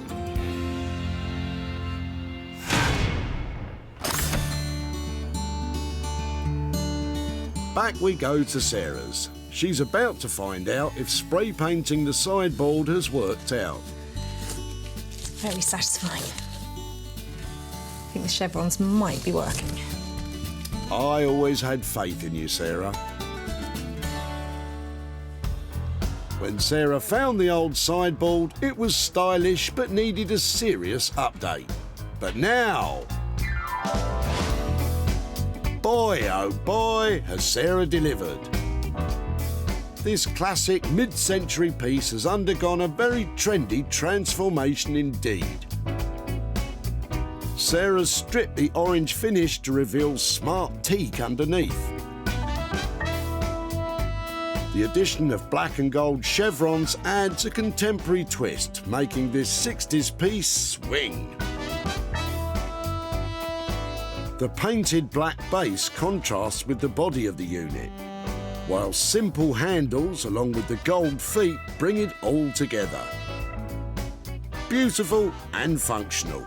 Good job, Sarah. So what do you think? Personally, it's a lot better than I thought it was going to be. I mean, it did have a lovely, strong shape to begin with, but I'm hoping all that I've done to it has just enhanced that. At the tip, Sarah was love-struck when she saw the sideboard. I think it's one of the most exciting things I've seen at the recycling centre.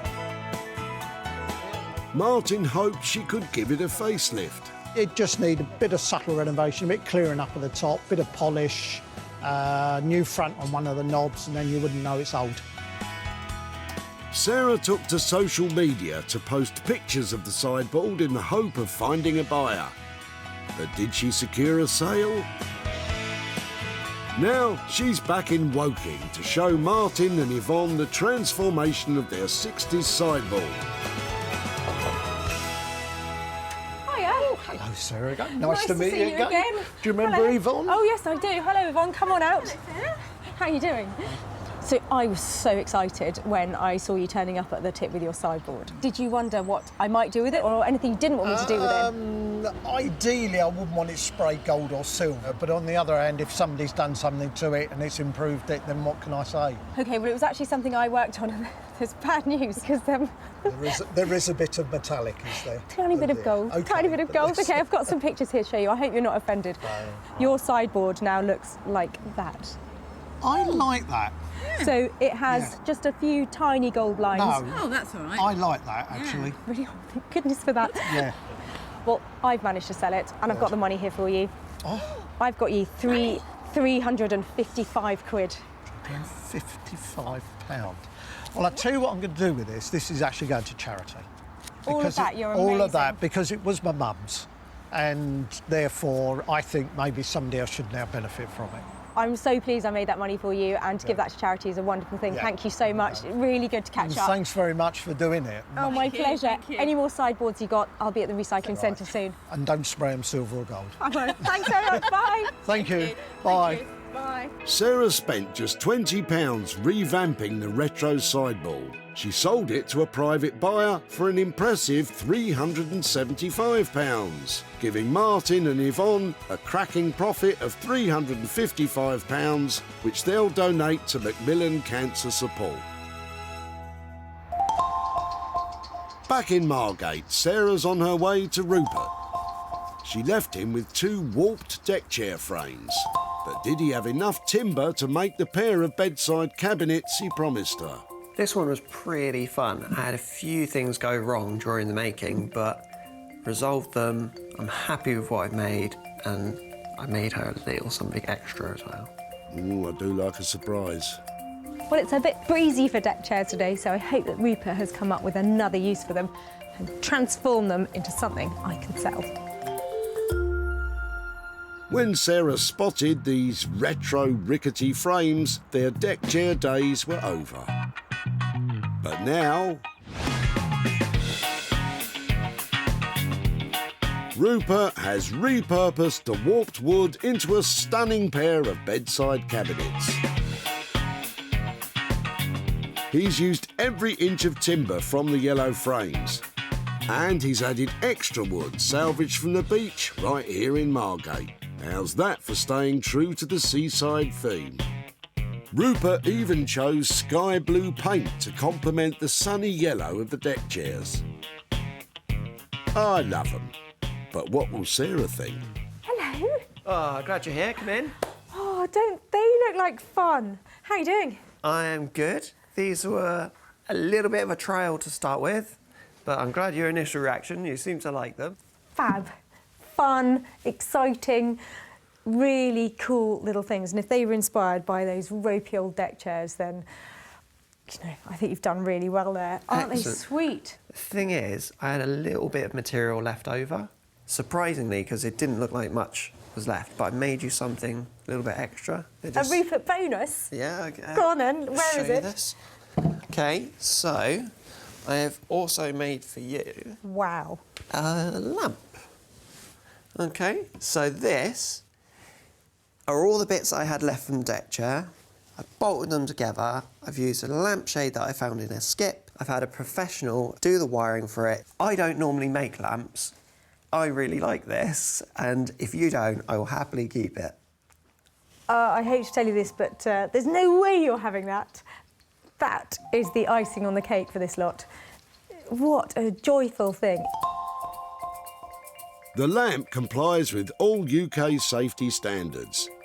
You've smashed it out the park again, Rupert. But how has the bonus lamp affected the £200 budget?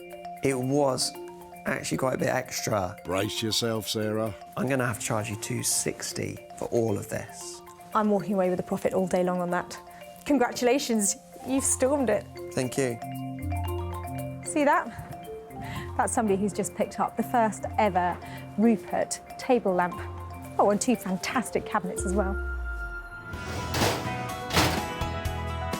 At Woking Tip, Sarah was chuffed to bits to get her hands on the deck chairs. Happy clearing. Thank you so much for letting me have them. OK, you're welcome. Christine was happy for them to have a chance at a second life. Hopefully she'll do something good with them. Sarah advertised the cabinets and light for sale, and they didn't stick around for long. The bedside tables were snaffled at one of Sarah's barn sales. And the desk lamp sold to a lighting store in Cornwall. Now Sarah is in Addleston near Woking to show Christine what became of her deck chairs and to hand over some cash. Hi, Christine. Hello. Hello, nice to see you again. Nice to see you. So, I found you chucking out your old deck chairs and clearing out the shed, is that right? Yes. And talk me through those deck chairs. You'd had them for ages, hadn't you? I've had them for a very long time. They're very old, and I decided to paint them yellow to brighten them up. What do you think might have happened to them? Well, because the wood wasn't very thick, I thought perhaps you'd make a small coffee table or side table or something like that. Clever minds think alike. They went to Margate and to a guy called Rupert. So I've got some pictures here to show you.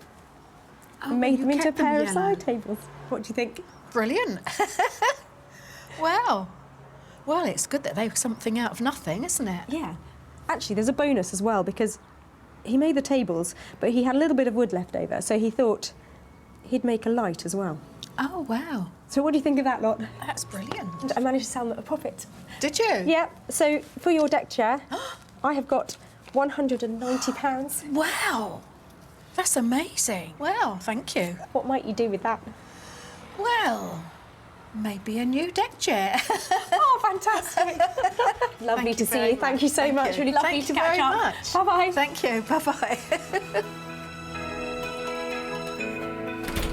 Rupert charged £260 to transform the deck chair frames into a pair of cabinets and a lamp. Sarah sold the lot for an amazing £450, leaving Christine with a profit of £190. Result.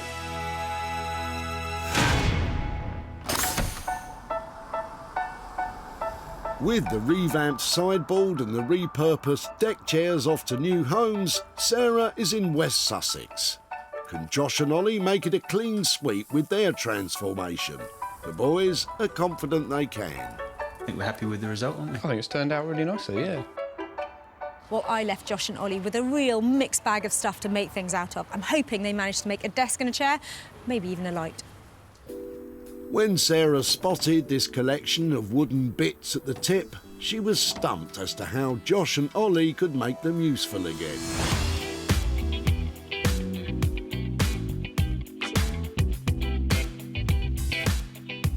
But would you believe it? They've hit the nail on the head. Using the old vice and drawer, Josh and Ollie have produced a beautiful bespoke writing desk and stool set. For the desk, they've highlighted the age of the reused parts by combining them with fresh, locally sourced English oak. This contrast of light and dark wood creates a contemporary style. Better still, the old workbench drawer and boxes are now incorporated as practical storage compartments. Then there's the stool, made from the 70-year-old vice. It tested the boys' mathematical skills to the limit to get the angles of the legs just right. This writing desk and stool make me want to put pen to paper. But wait, where's the lamp for Sarah? Hello. Hi. Hey. Oh, it worked.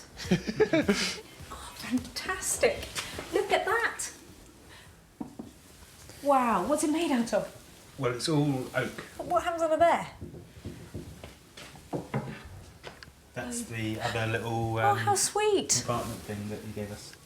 Oh, that's not... Look at that, boys. Well done, it came together.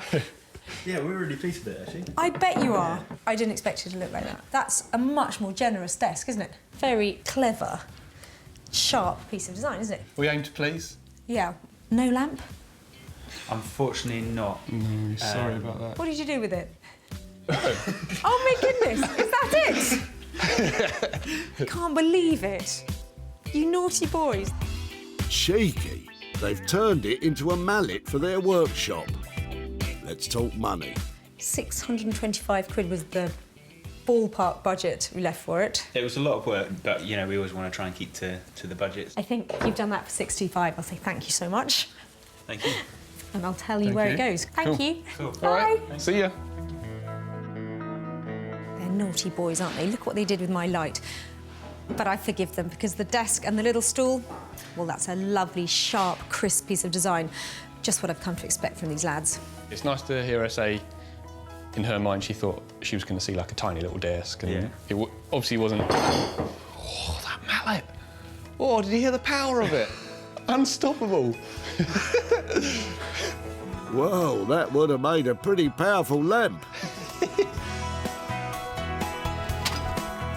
Back at the dump, Sarah was onto a winner with Delia's collection, all cleared out from her dad's old workshop. I really like this. I think it's beautiful.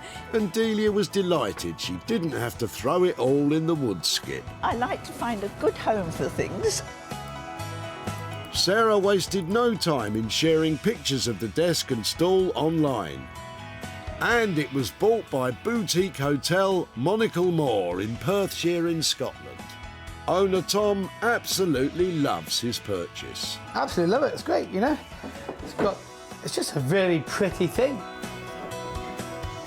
Sarah has travelled to Addleston to hand the profit to Delia and show her what became of her items. Hello, Delia. Hi there. Hello, Sarah. Very nice to see you Nice again. to see you again. I'm here because I said I'd come and find you if there was something to be done with your eclectic collection of stuff. Did you wonder what might have happened to all those lovely bits? I could only think really of two things. Perhaps a lamp stand, you know, the base for a lamp, or perhaps the base of a table or something like that. Those ideas were both things that we discussed because they really did lend themselves to the lighting. So I went to two guys that I work with down near Goodwood called Josh and Ollie, and after a bit of discussion they came up with an idea, and I've got a picture here to show you of how it ended up. Are you ready? I'd love to see it. Oh! No, I didn't think of anything like that. Isn't that lovely? Do you like it? I love it. absolutely love it. Do you think your father, who obviously a he- fantastic maker, do you think that would be okay with him? Oh, yes, yes. To think that after all these years, that, you know, something could be done with it, and I'm so glad I rescued it. Well, so am I, and actually it's been bought, and some profit for you as well. I have got £74 here for you. Gosh. After we paid Josh and Ollie for all their hard work, but that's for you. Isn't that marvellous? Oh, I think that's absolutely lovely. I'm always curious to know, is there anything that comes to mind that you might spend that money on? Well, I know there is a refuge for women around here somewhere. I have the means to get money to them. I think I'll do that. Well, that is lovely. Such a generous thing. It's great that I happened to be at the tip the day you were there. They were lovely old things. Yes, absolutely amazing. Well, thank you so much. Thank you for all your time today, and lovely to catch up. Yes, and thank you very, very much. I shall be hanging around in Witley Recycling Centre, hoping to see you again soon. Well, you never know. Thank you so much. Bye-bye. Goodbye, Sarah. Josh and Ollie charged £625 to turn the old vice and drawers into a desk and stool set. Sarah sold the pair for £699, leaving Delia with a profit of £74.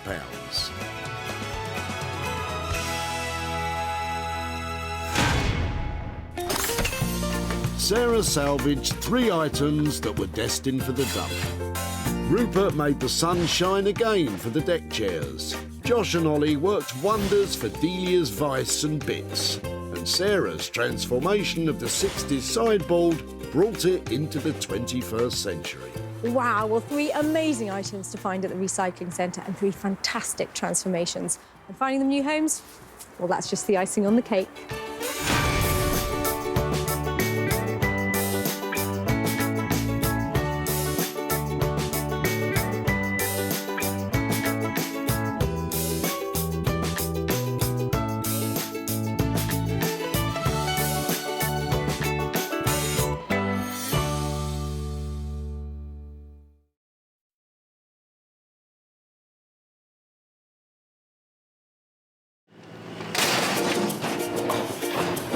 Well, you haven't got anything I can recycle, have you?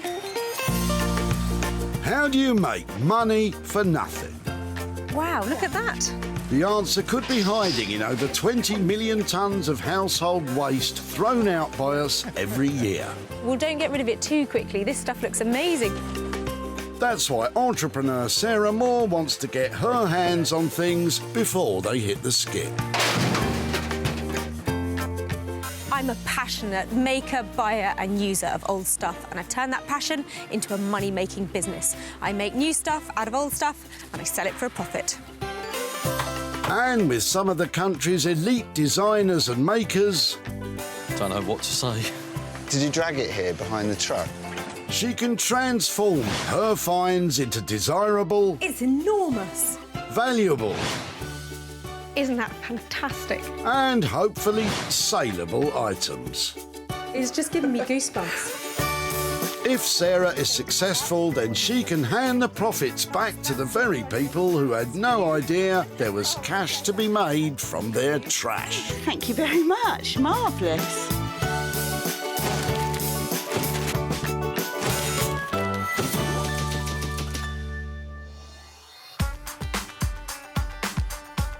When it comes to recycling, Witley in Surrey has got it covered, as does our very own Sarah Moore. I am feeling so lucky today. I can feel it in the air. Things are going to flood in here and I'm going to turn them into hard cash. Witley processes over 600 tonnes of household waste each month. And it's where Sarah has come to search for 3 items which she believes can be revived, in the hope of creating a profit for their owners. I think that's brilliant rubbish just turned up over there. Right on cue. You'd never be snookered with this amount of trash to potentially pocket. But don't you go dashing off to your local tip, as Sarah has been given special permission to hunt here. Oh, look at that. Could what's lurking in Dominique's boot be booty? That looks interesting. What is that? I have no idea. Is it yours then or not? It is mine. It's been in the fireplace. Excellent. cobwebs, Yes. and we just don't want it anymore. I wonder what it was. It looks like some sort of hopper, doesn't it? I've no idea what it was used for. It's just always been in the fireplace. I love it. Okay. Have you polished it for years? No, Just no. as it is. So it's obviously made of copper, and it looks like it might have been the kind of thing that was feeding some sort of industrial or farm-related, possibly, you know, yes. or coffee Yes. beans or something like that. Yeah. I really like it. Can I have it? You can have it. Yes, sure. Excellent. I'm not sure which way up it'll go, but I'm going to say thank you so much Okay. and run away with that. That's Pleasure. brilliant. Okay, thanks. bye-bye. Bye. Though Dominique has no clue as to this little hopper's history, does she have any idea of what Sarah might do with it? I hope she's going to get inspiration from it and make it into something really special. OK, who knows what that is then? Well, I don't like to be a smart aleck, Sarah. Well, actually, I do. It's a copper beer funnel used in the process of brewing beer in days gone by. But I do know one thing about it. Metallic trends are still really strong in interiors, and this is a great copper colour. So somebody's going to like it. I just need to find somebody who really likes working with metal. Who will that be? Meet Josh and Ollie, designer makers and best buds. These boys really think outside the box, and the results are always interesting. I think what's probably most exciting about what we do is the fact that we have this workshop and we have like all these different materials that we can work with. So there's just quite a large scope for what we could potentially make. Quite often when I'm at home, I just have like a little idea come into my head, and it's really nice just to then be able to come in. You've got all the tools, all the materials that you need, just to then be like, right, I'm actually going to make this thing. And that's really satisfying. The good news is that Sarah's already had a little idea for the copper hopper, and it will look great as a hat.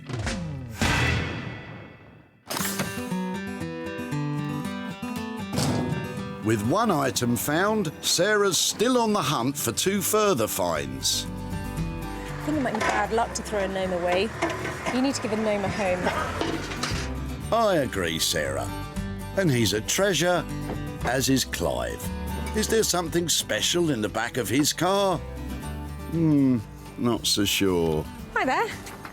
Having a bit of a clear out then? Yeah, that's right, yeah, redundant furniture, yeah. OK, what is it about the brown bedside single table that you're not keen it's on? not, yes, yeah, now my kids are all grown up and so it's not of any use anymore, so...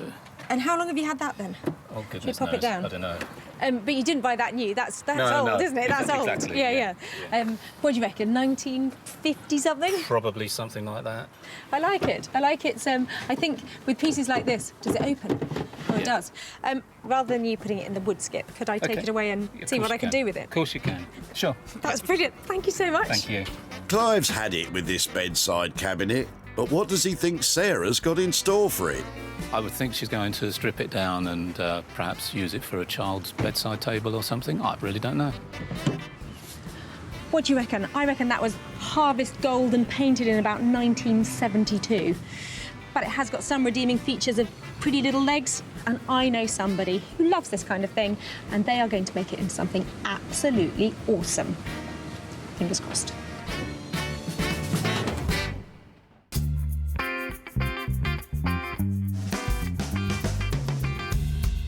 Emma Walker is a furniture restyler. She takes furniture destined for landfill, expertly restores it, and lavishes it with layers of luscious coverings. Emma likes to get to know a piece of furniture. Does that mean she talks to the furniture? That's exactly what it means. The piece of furniture will just tell you what to do, whether it needs a geometric pattern or it needs to be told a story with flowers and birds. That does actually happen. The furniture starts talking back to me. It literally sort of comes alive. The worst thing that Sarah could bring me is a wardrobe. If Sarah brought me a wardrobe, I don't know what that would be saying back to me, but I know what I'd be saying to it. It's not a wardrobe this time, Emma, but I do wonder what this piece is going to say to you.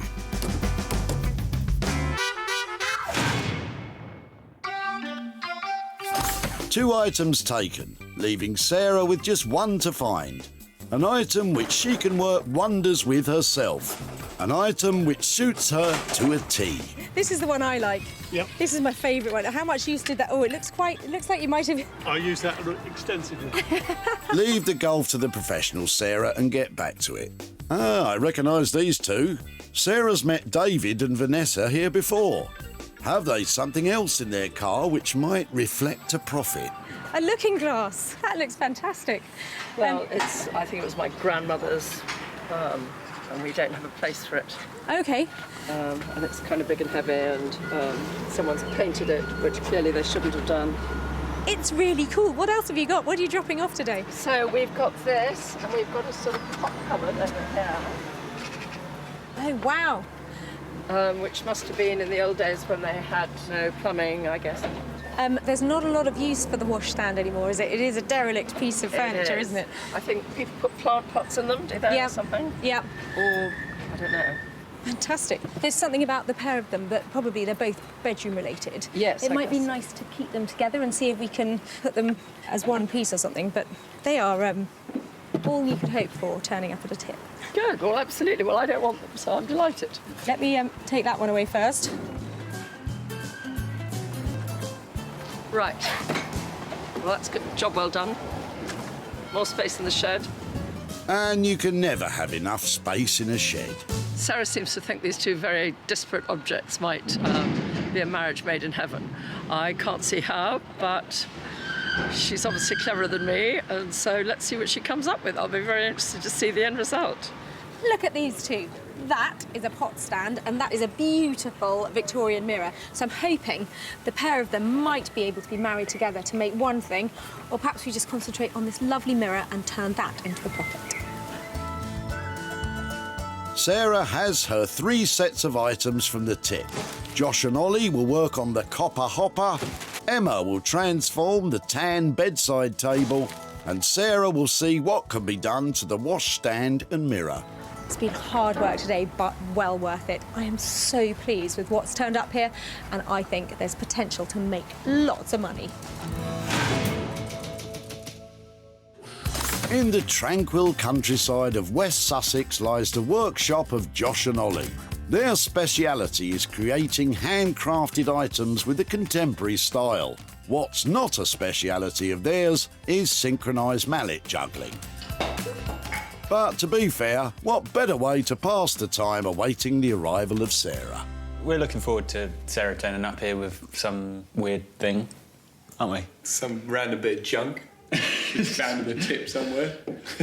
But no, it is good. It does bring about like a good opportunity to design something you wouldn't ordinarily do, so it's good. It's like a hive of creativity around here. So I bought the boys my copper hopper, whatever it is, and I'm hoping they're going to have some bright ideas about what to turn that into. Look, I told you already, Sarah, it's a copper beer funnel. Oh, hello. Hi, how you doing? Yeah, good. Nice to see you. Are you okay? Yeah, look what I've got. Cool. Very nice. Any immediate thoughts what to do with it? Yeah. Got an idea. You got an idea? I got an idea, yeah. Is it a light bulb moment? Yeah, pretty much. You could say that. It's just... I think it's crying out for lighting, isn't it? So Yeah. perfect. An easy option would be to just have it as like a hanging thing, but it might be nice to do like a floor standing, some kind of floor standing light. I mean, we've got loads of old copper pipe.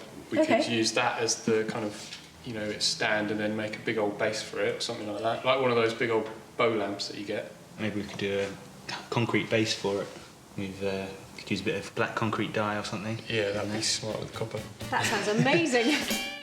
Maybe black concrete, potentially copper piping, possibly wooden floor standing bow light. All sounds interesting to me.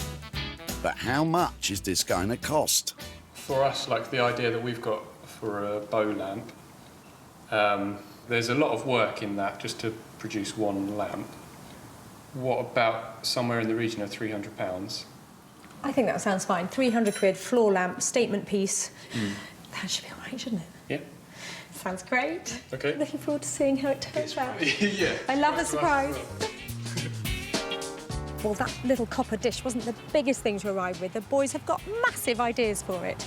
Black concrete, wood, copper piping. I just hope they can bring it all together for that budget of 300 quid and create something really special. Let's make some money for nothing! Rarely am I lost for words, but what can you say? Sarah has left a budget of £300 to turn the old copper hopper into a beautiful bow light. With so many elements undecided, will the boys be able to pull it off?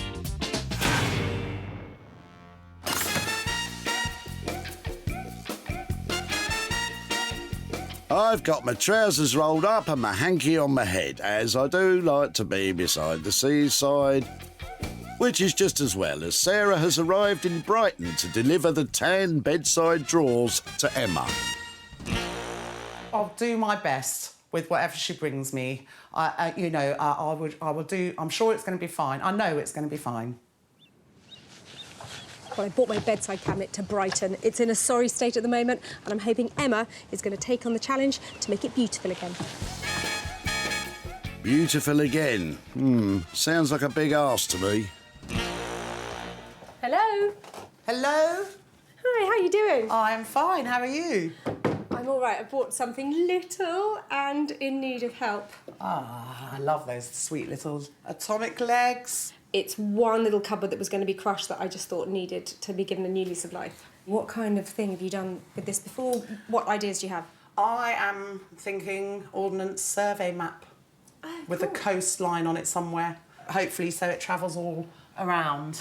Because I live in Brighton, I quite often do Brighton, all the Brighton coast, Shoreham to Eastbourne, Beachy Head. I think I've got some maps actually. So you can see that's the width of it, and it will just, I might just be able to use the one map. Yeah, you're in. And then up the top as well, possibly at the back, maybe inside, or maybe another colour inside. But there you see, you have the coastline, you've got the lovely blue of the coastline. Yeah. The plan is to put these dowdy old drawers back on the map. And that sounds like a lot of work. How much is it going to cost? Not sure what I'll do with the inside yet, and I'll do the insides of the drawers as well. It will be a smart piece.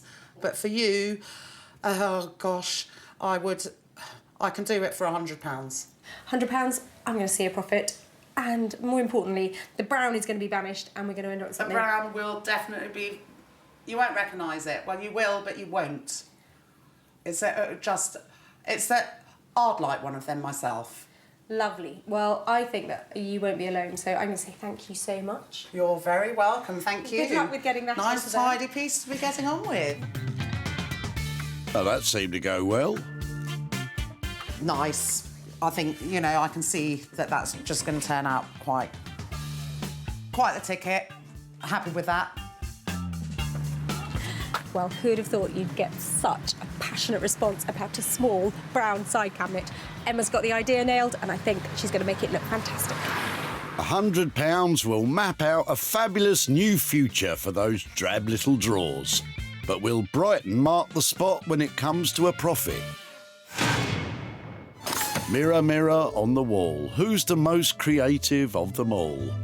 Back home in Sussex, Sarah's decided that the washstand is likely to sell in its original condition, so she's going to concentrate on the dressing table mirror. Well, as it stands, this dressing table mirror is just not commercial, so I think I'm going to try and give it a really lovely new lease of life, inject some colour, a bit of paint, and hopefully turn it into something that's saleable. But before I start, I need to dismantle the mirror and also try and sand it down a bit to get a good surface to paint on. This has had so many coats of paint, I can't even get a screwdriver into the screws, let alone undo them. I thought this was going to be a bit of fun, but I think it might be more hard work than I was thinking about. Come on, Sarah, persevere. You've only just started. Well, that's great. It's finally in two pieces. And I've got this idea, turning it from white, pale, not very interesting, into dark and really handsome. And I'm hoping with a bit of floral colour on top, it might really pop. So I've got some card here, because I want to try and work out the designs before I begin, so I know that the whole idea is actually going to work. It's a good idea to try out designs before rushing headlong into applying paint. Gauging size and scale helps when designing the layout. I think if I get the colours really bright on this, I think it'll work.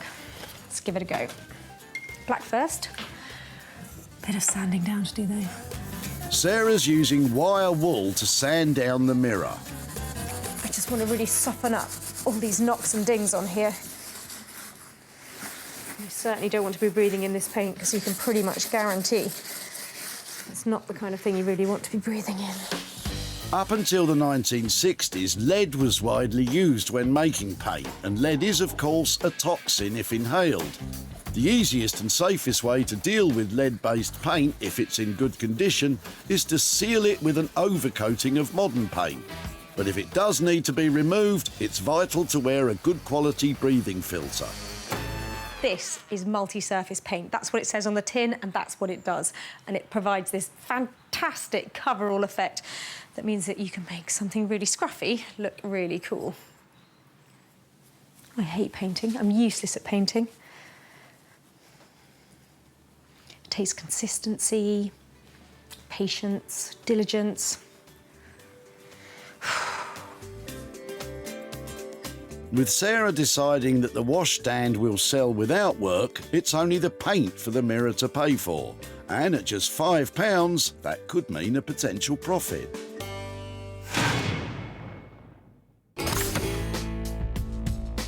"10 miles away from Sarah in Halnaker, Josh and Ollie have been left with the copper hopper.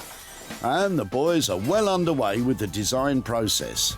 Their initial thought was to make the stand of the lamp from salvaged copper pipe, but it looks like there's been a change of heart. It would have been good to use the pipe, but one, it's really difficult to get a clean bend on it, and two, you're really limited with what you've got here, so it might be a bit kind of like chaotic and not very tidy. So I think we're just going to make up a wooden one. All right, shall we clear away those pipes then? Yeah, OK. Copper is no longer to be the showstopper of this lamp design. The boys will now create the stand from wood instead. That's one way of clearing up. All right then, Milne. Concrete. Let's get these mixed up. Yeah. Better get the old beast. Yeah, get him cracking. The Beast, that's a strange name for what's simply a mains-powered handheld mixer used to mix the concrete for the lamp base. For the lamp to be stable, the boys are creating a polished concrete base.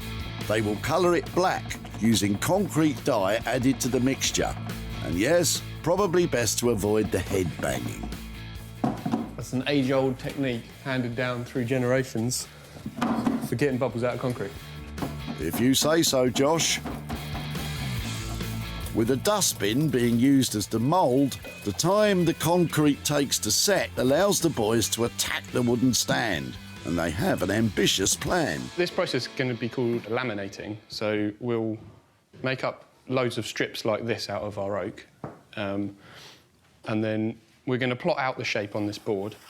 We'll then glue all of these strips together while they're in that shape. And once the glue's gone completely hard, you should be left with the shape that you want. So that's the plan. We've never done this before, so it could go horribly wrong, but should be all right. The lamp stand is to be a beautiful oak curve created by cutting the oak thin enough to flex. Then they'll glue together the thinly cut strips using a homemade mould to hold it in shape while it sets. Make an icing. So we're using cascamite to glue up the wood, which is like a powdered glue. So you mix it with water and then just paint it on. The boys apply a thin layer of the synthetic resin glue to each of the 8 strips of oak. They hope this will hold the shape rigid once it's dry. Time is of the essence at this critical stage, as they still have to clamp the wood sandwich to their homemade jig before the glue begins to set. Gluing up's always really stressful, especially when it's like this. That's the most clamps I've ever used, I think. But I think it looks promising, so fingers crossed. We'll find out tomorrow. Yeah. A good day's work, gentlemen. I just hope for you and the budget it's still a success in the morning. Brighton is famous for its pier, its rock, Graham Greene novels, mods and rockers, and its bohemian vibe.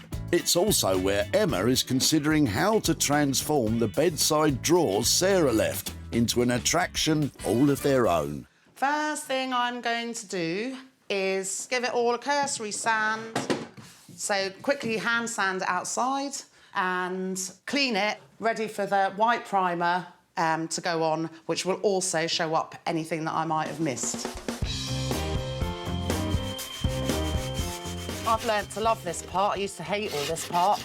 I've learnt to love it because it has to be done, and if you don't do it properly, it ruins the final effect. The plan is to cover the drawers with a map of Brighton and the surrounding area.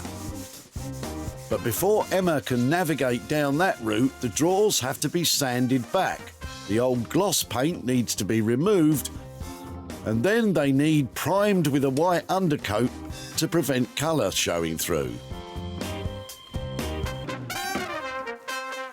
And what I will be doing is making sure I get Brighton on the front and to get this coastline running right round.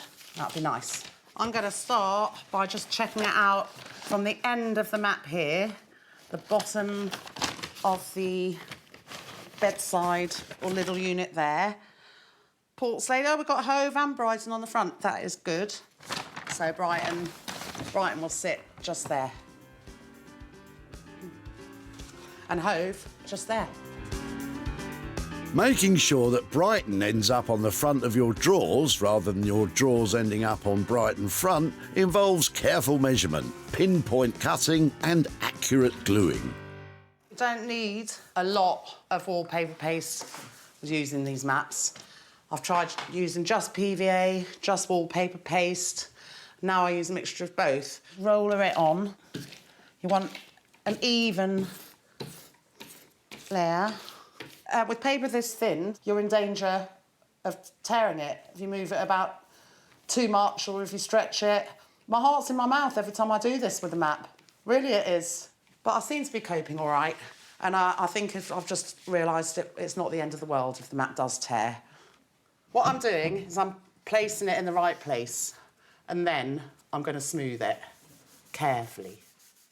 What I'm aiming to do is get out any air bubbles or creases that I can see now because I don't want to rely on the fact that it will just magically all adhere to each other. You've got to do it yourself. Now I haven't torn it, I probably won't tear any of the rest of it that I'm going to do because I can see it's acting all right. It's all in a good mood today, like me. Should look lovely.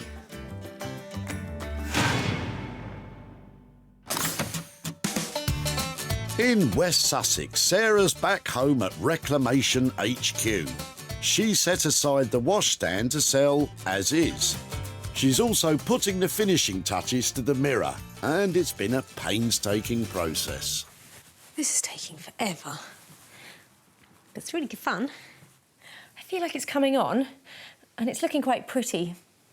But I think it needs just one extra detail. I'm going for gold. You just have to wait for this glue to go a tiny bit tacky and then drop the gold leaf on. Oh, that's beautiful. That's definitely adding value. Look at that. Love gold. Sarah uses Dutch metal, which is actually an imitation gold leaf. Wow, that's changed. When Sarah saved the mirror from the skip in Witley, it was dull and distressed. Sarah stripped down the mirror to its parts, sanded back the painted surfaces and given it a completely contrasting paint job. She has painstakingly painted each and every leaf and flower by hand, finishing off the look with imitation gold leaf. It certainly does look different, but will it be too radical to reflect a profit? Well, it's certainly a look, isn't it? People are either going to love it or hate it, and I'm hoping there's a few people out there that love it. I think the gold detail really lifts it, and I'm hoping it's going to lift it into profit. Just got to find somebody who loves it. With the transformation complete, all that's required is to let the world have a gander. And what better way than the internet? Who's going to buy this one then? That's a very good question, Sarah. When Sarah spotted Vanessa at the tip in Witley, she couldn't have been more pleased. They are all you could hope for turning up at the tip. Good, well, absolutely. Well, I don't want them, so I'm delighted. It was the dressing table mirror which caught Sarah's eye. She's obviously cleverer than me, and so let's see what she comes up with. I'll be very interested to see the end result. Sarah decided it was the mirror that needed a revamp, as the washstand might just sell as it was. Altrincham Market was the final destination for the mirror. Stallholder Gareth snapped it up after it was advertised online. So as people who upcycle ourselves, we can really appreciate the work that's gone into the mirror that Sarah's put in, and because it is such a beautiful piece, we're going to gift it on to my mother-in-law and my partner's mum to say thank you for all the hard work she's done over the years to help us build this business. Hello, boys. Not only did the mirror sell, but the washstand cleaned up too, after Sarah posted pictures of it on Instagram. Sarah's back in Godalming to tell Vanessa what became of her throwaways and to reveal if they've made a profit. Oh. Hello, Vanessa. Hi, Sarah. How are you? I'm very well. How are you? Fine, thank you. Fine. Fine. So I said I'd be back in touch when you turned up at the recycling centre with all that stuff that was coming out of the back of your car. Is literally the stuff of my dreams. Tell me about the dressing table mirror and the washstand. I think it must have been my grandmother's, and I think somebody painted it white at some stage. Yep. Maybe my South African mother looks like, but I don't know, but I don't need it. Well, it had lovely age to it. They aren't hugely commercial because we just don't sit at dressing tables as much. No. But they are things that are decorative, so I went down that route. I thought it'd be lovely to make it look as pretty as possible and see where that led. So I've got some pictures to show you what I did with it. Yes, I hope you approve. Your mirror now looks like that. Psychedelic. Oh, it's amazing. I hand-painted the frame with lots of little leaves and detail, and that's how it ended up. That's amazing. You'd never recognise it. And it also came with that lovely little washstand. Yes, which I remember, yes. I thought that might be a nice project for somebody else to take on. So with the sale of the mirror and the sale of the washstand, I've got some profit here. In fact, I have £165 here for you, for your mirror and your washstand. Oh, Sarah, well done. Thank you very much, especially as you did it all yourself. So what would you do with £165? Oh, well, right now, probably some new hoovers. I love a woman with lots of hoovers. Great to catch up. Thanks, Sarah. So nice glamorous. To see you. Bye-bye. Thank you.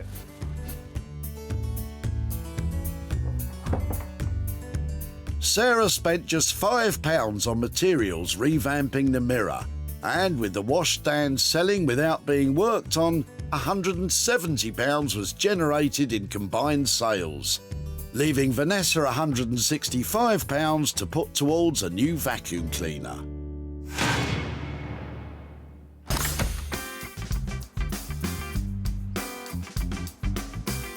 Sarah has returned to the seaside, to Brighton on the south coast.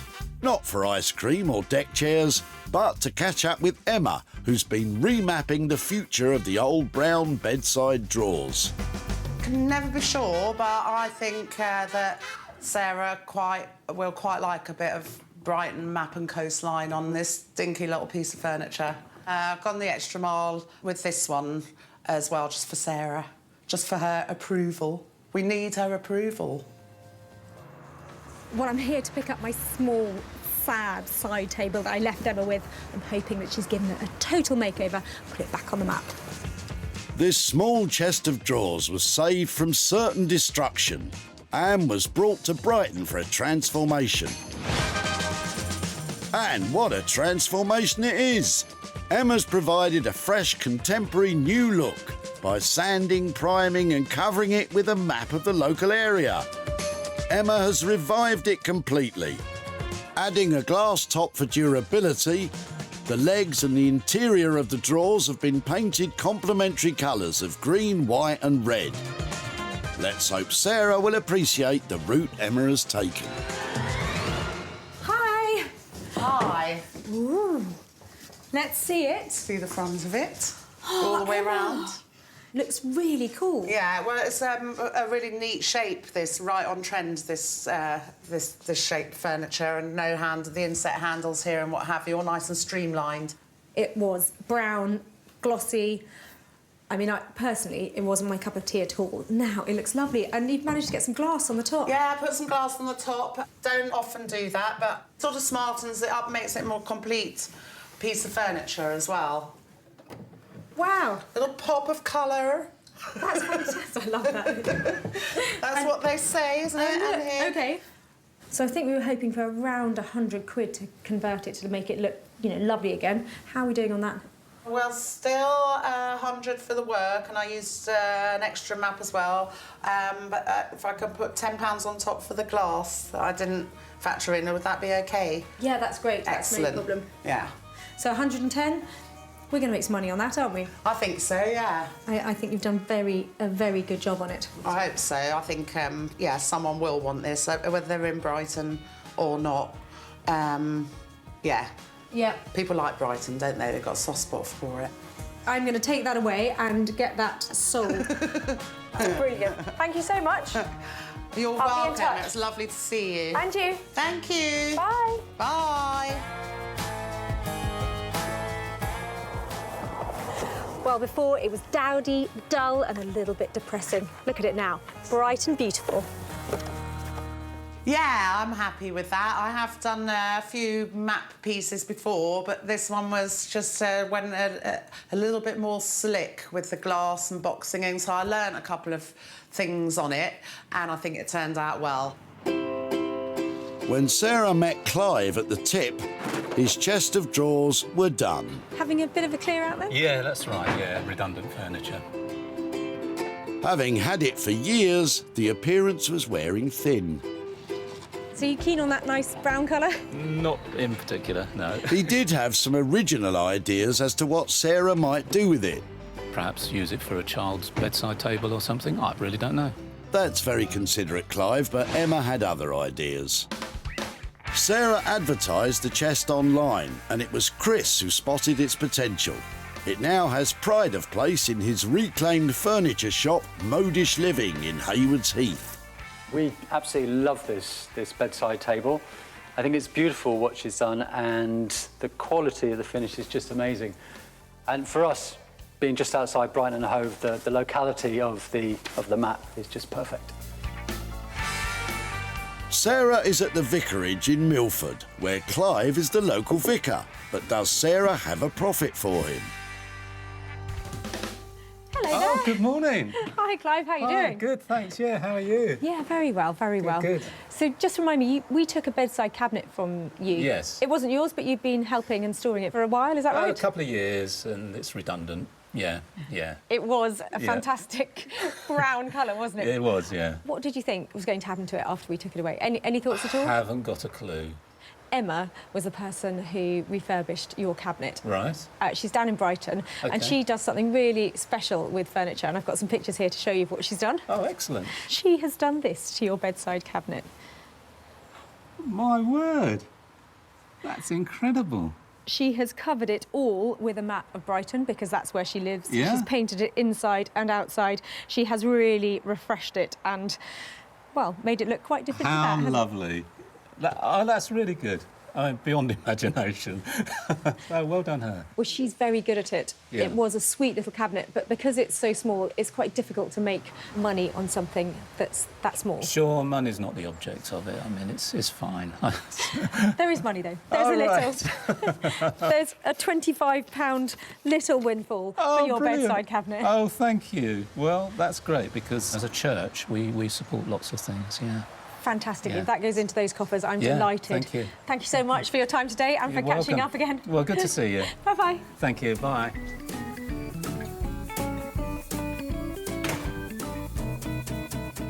Well, it was lovely to catch up with Clive. I think he was really enthusiastic about the way Emma had rejuvenated that cabinet. And that money sounds like it's going to some great causes.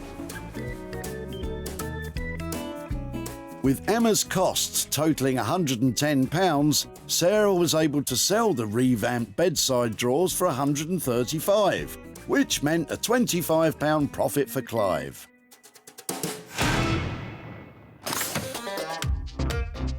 With the old dressing table mirror turning a profit and the revamped drawers off to a new home, Sarah has returned to West Sussex and the workshop of Ollie and Josh to find out what became of the copper hopper. Yeah, it was quite a fun project, this one. We immediately knew we wanted to make a lamp. Yeah, that was obvious, wasn't it? Yeah.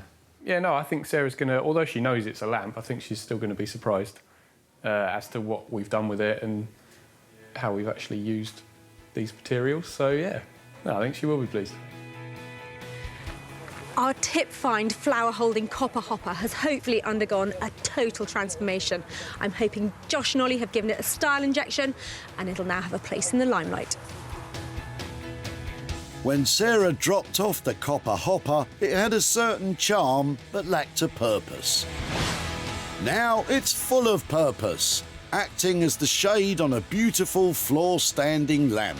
Lacquered oak strips to create a wooden arc and dyed concrete to make the base, the boys have created the epitome of modern design chic, mixing old and new.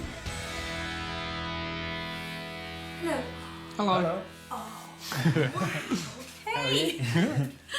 Lads, that is a stunner. Isn't that cool? Thank you very much. How does that stay out there like that? Yeah, some really clever planning. That is fantastic.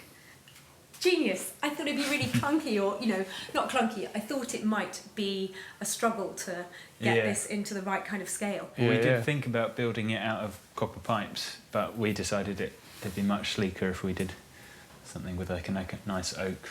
Oh, it's lovely. How is it? Oh, I bet that. And go on then, give us the reveal. Do you want to do the others? Oh, what? Floor? Yeah, go on then. Ta-da! Oh, okay. That's really quite subtle, isn't it? So has it got... Yeah, it's just one of the nice warm squirrel cage bulbs. It's fantastic. Tell me you're pleased with it. Oh, yeah, definitely. Yeah. How about budget? Because I know lighting you can sell for a good budget, but what did you come out on this one? It was pretty tight on this one, wasn't it? Because it was there was 300 quid left on it. So are we squeaking in on that? Is that all right? Well, yeah. I mean, we'll stick to that. It's very clever. Cool. I love it. I'm so pleased. Good. Thank you. Absolutely fantastic, this design. Cool. Thank you very much. Lovely. I shall see you very soon. See you later. It's another winner from Josh and Ollie. All that's left is for Sarah to find a buyer. It turned out kind of how we wanted it, really, like quite sleek and designery and... Yeah, I'm really pleased with how it went, and Sarah seemed to be equally happy, so it's cool. Well, in different hands, that old copper hopper could have been transformed into a salad bowl or something, but Josh and Ollie have turned it into something cool and contemporary. It's a stunning piece of design. When Sarah caught up with Dominique and her copper hopper, its purpose was unclear. I've no idea what it was used for. It's just always been in the fireplace. A lack of clarity has never stopped Sarah before, and it didn't this time. So if Great. I'll be very interested to see what you can do with it. Happy to see it go, Dominique hoped for the best. I hope she's going to get inspiration from it and make it into something really special. Is there anybody there who likes working with metal? Sarah advertised a lamp online, and it was lighting shop owner Matt who bought it. A really great industrial style lamp, especially with a concrete base. Goes in with the rest of our stock. We'll be able to get rid of it pretty quick. Sarah is in Hazelmere in Surrey to catch up with Dominique and show her what became of the copper hopper. Hi there. Hello. How are you? Thank you. And you? Yeah, very well. Nice to see you again. Thank you. So the copper thing that you brought to the tip was in your fireplace for a while, is that right? That's right, yes. And it actually went down to West Sussex to a couple of great guys called Josh and Ollie. And do you want to see what they made of it? Please. So, here is... That's beautiful. It really is. I'd have that in my house.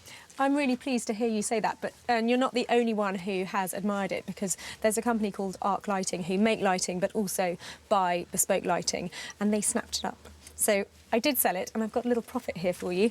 I have got £150 worth of profit for you. That's amazing. Thank you very much. It's a pleasure, it's a pleasure.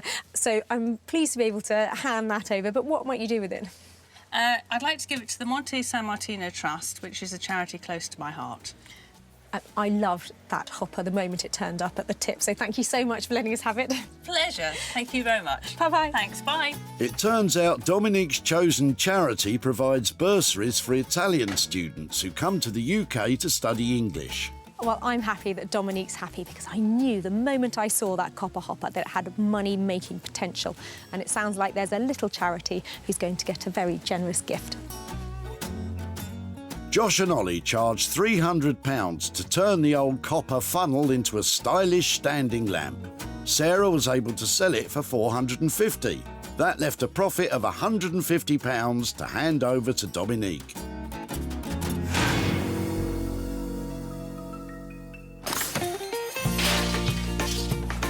Sarah salvaged unwanted items from the Witley Recycling Centre. Clive's bedside cabinet was remapped by Emma. Dominique's copper hopper was lit up by Josh and Ollie. And Sarah took on Vanessa's mirror and washstand. Well, with the help of my talented friends, we've managed to save stuff from the skips and turn them into stylish, saleable items. And we've handed over some money for nothing too. That's a bonus.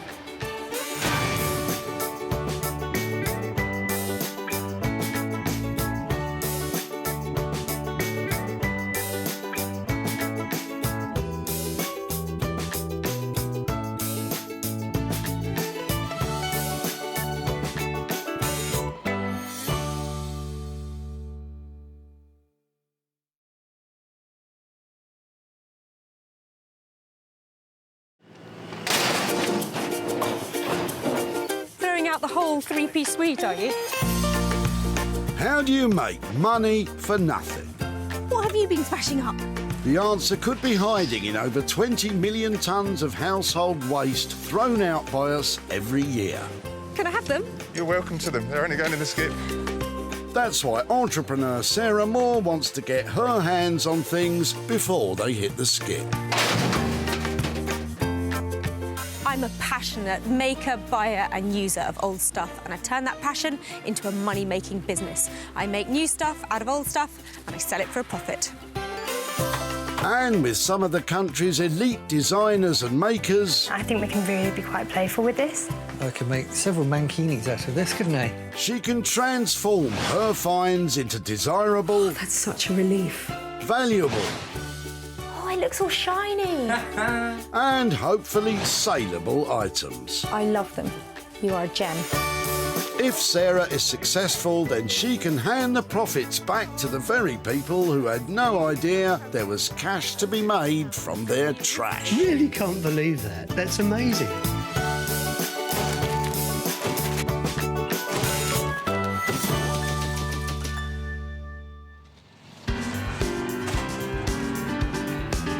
Each month, Witley Recycling Centre in Surrey becomes home to over 600 tonnes of trash. This makes it totally plunderful for eagle-eyed Sarah. Well, I'm back in the office, well, the recycling centre, but I've already been scanning for items that might be my next potential project. Sarah's on the hunt for 3 items she can salvage and sell on for a profit. What's that? Before Sarah started her tip-searching quest, she got special permission to be here. So if you're thinking of coming to raid the skips, hold your horses. I love horsing around with the tip. Come on, giddy up. Actually, enough horsing around. Time to find some real rubbish. You could be in luck. Robert might have just what you're looking for. Now I recognise those legs. That's not going in there, is it? I was planning on doing so. Really? Is that yours? It was my grandmother's, but yeah, it's mine. Do you know what that is? Yes, Urkel. Urkel? Yeah. Not your bag then, Urkel? I've still got the dining table and chairs. I love it. My uncle worked for him and my nan brought this from brand new, so... Really? Yeah. Since the 1920s, Urkel furniture has exuded elegant simplicity. Early pieces are sought after. Well, the ones without big cracks in them. Just before it goes in there, any chance I could take it away? Yeah, of course, yeah. Why not? Seeing that pitch up has absolutely made my day, and I like it because it's not that heavy either, is it? No, it's not. I'm going to take that. I'm going to say thank you so much. No problem. And I shall come and see you soon, hopefully. OK. Thanks a lot. Bye-bye. Thank you. Bye-bye. That's our first item ready to renovate. What would Robert like done to it? I'd like to think that Sarah could restore it back to its former glory, but I'm sure she's got every intention of doing something great with it. What a fantastic thing to end up at the tip. It's not in perfect condition, but this is iconic English furniture. But this table should be restored. It will look amazing. And there's definitely money to be made here. Sarah knows exactly who she wants to take this on. Meet the three restorers, Johnny, Rosie and Tom. They love taking old furniture and making it like new again.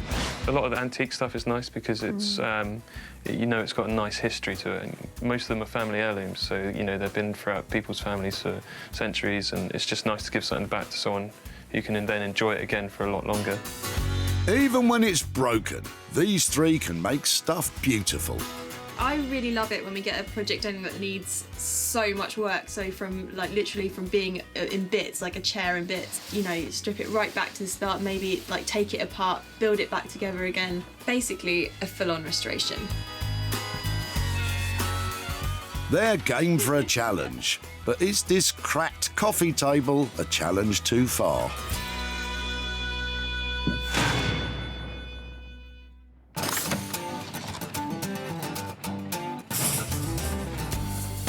That's one item down, two more to find. And with the day getting on, Sarah needs to strike while the iron's hot. Any old iron? Any old iron?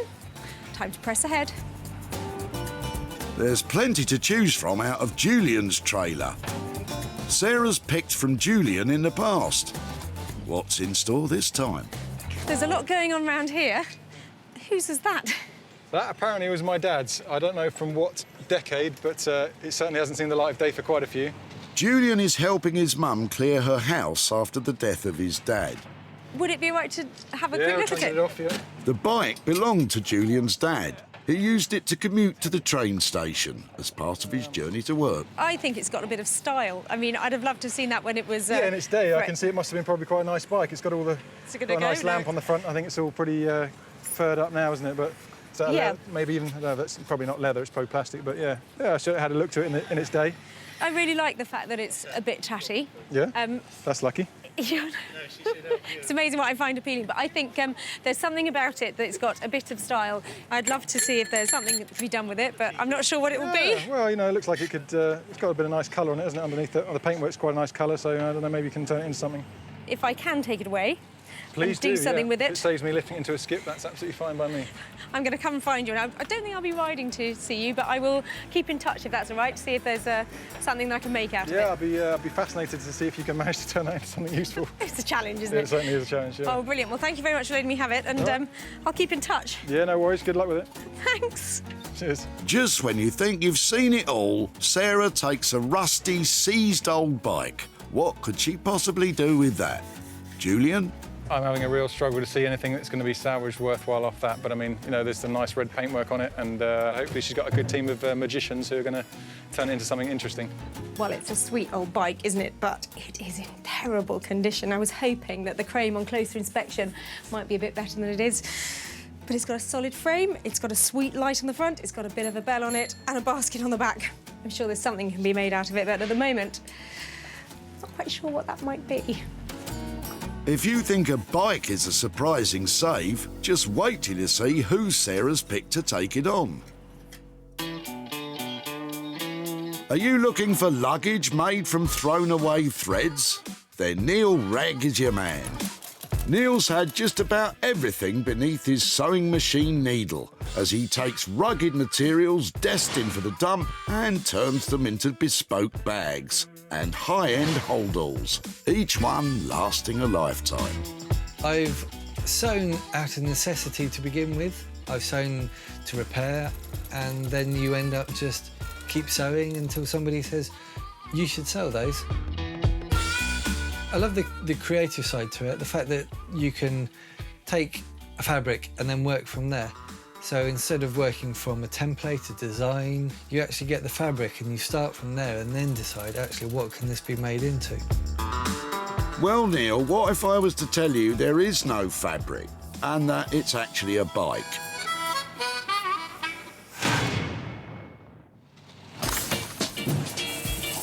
With 2 items found, the hunt is on for a third. One Sarah can work on at home. Who knows where this junk might lead? If you go walkies over to Colin's van, there might be something very sweet indeed. Hi there. Oh, hello. Hello. Hi, I'm Sarah. Oh, hello, Sarah. I'm Colin. Colin, Hello, hi good to see there. you. That's Yes. not going in there, is it? It is, unfortunately, yes. It looks like somebody spent hours making it look like that. It's really beautiful. My mother embroidered that. Yes, my late mother. And my late father was doing it up, hence the difference in colour between this and this. Right. And then the dressing tables go with it? Tables, yes. Yeah, that's the top over there. Wow. Should we carry it out to the front? Kidney-shaped tabletops are a French design popular in the late 1600s during Louis XIV's reign. So I think we're looking at a sort of mock Regency look. Later, the design was copied by European furniture makers, especially in the early 20th century. Well, it's great to see that it's all there, including the key, isn't it? And that works too, that lock, yes. It probably needs a bit of reimagining and a new look to it, but is this something that, rather than sending off for reuse, we might be able to take away? Absolutely, yes. Brilliant. More than welcome to it, actually. I have a feeling I might have to ask you to help me, because it's going to be heavy. Would it be all right just to carry it? Pretty heavy, yes, that would be indeed. fantastic, thank you so much. Sarah's got herself a dated dressing table and stool. What do you think she'll do with them, Colin? It needs a little bit of care and attention. And I hope it goes to a nice home, a really good home, actually, because it's been a good friend to us. So look at it, it's just not desirable. If this is going to sell for money, it's going to need a really clever idea to bring it bang up to date and a lot of hard work. Sarah has her 3 items. Johnny, Rosie and Tom will crack on with the coffee table. Neil, I don't know what he'll do with that bike. And Sarah will try to bring the dressing table and stool bang up to date. Well, the recycling centre has definitely delivered again, but it's time to take away the goodies and hopefully turn a tasty profit.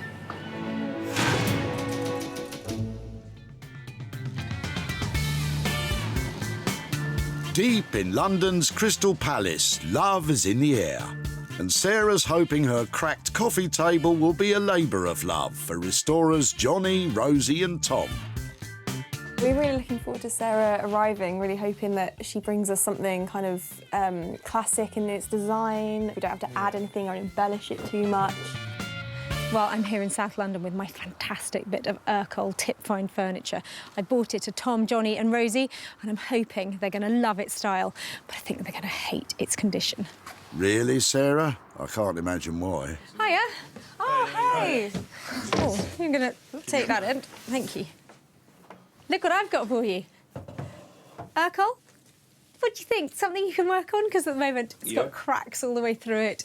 It's got some really nasty movement going on here. That's why it ended up at the tip. Yeah. But it is a sweet, iconic piece of their design. They do have a very strong market appeal, don't they? Yeah. This one obviously is in really bad condition, and I have seen people paint them. I've seen them given a spruce up in different ways.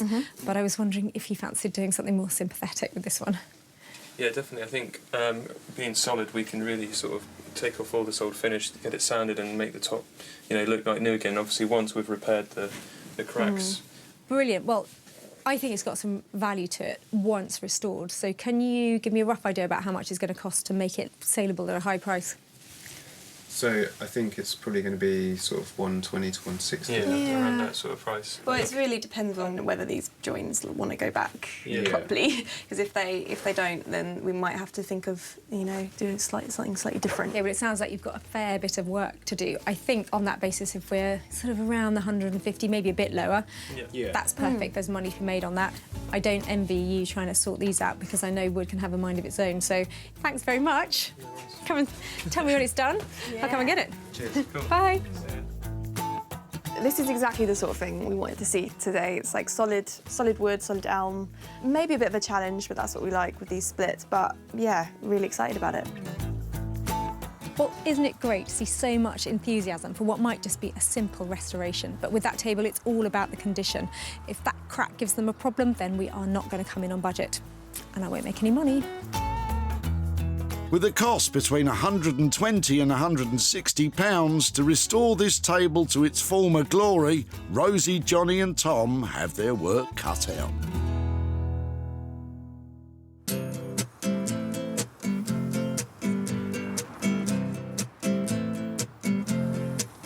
Next stop, Marlow in Buckinghamshire, home to bag virtuoso Neil Ragg.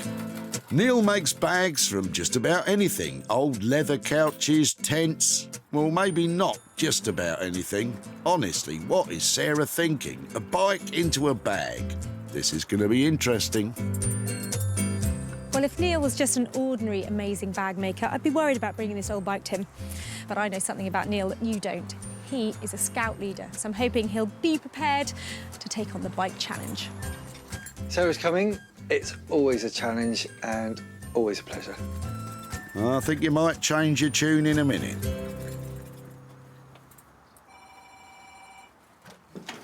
Hello. Hi, Sarah. You've brought me a bicycle. Bicycle. Wow. You can use bicycles, can't you? You better come round the back.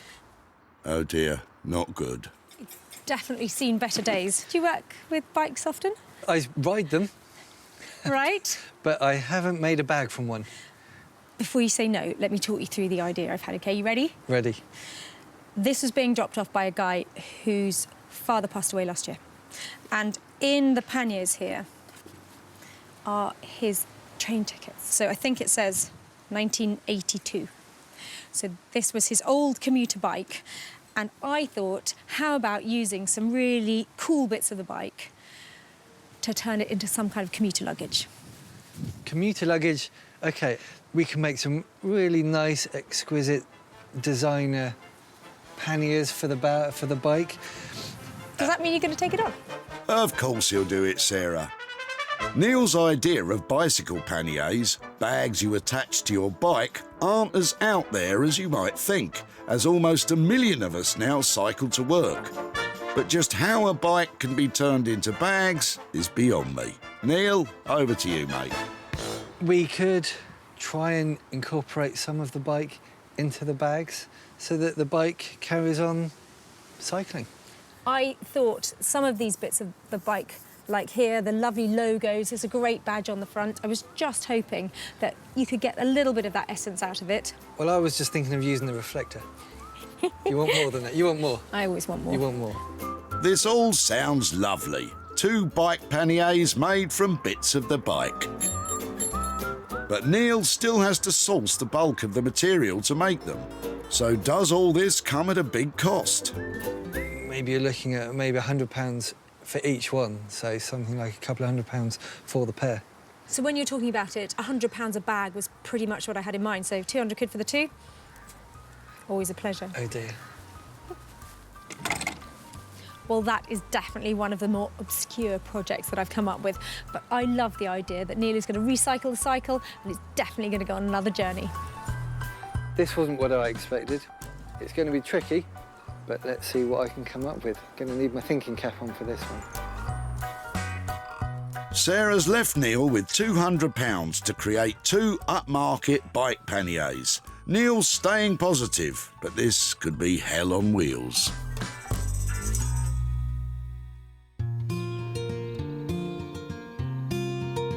Back home in West Sussex, Sarah has a little tin of something to help her work her magic. For now, she'll concentrate on the dressing table rather than the stall.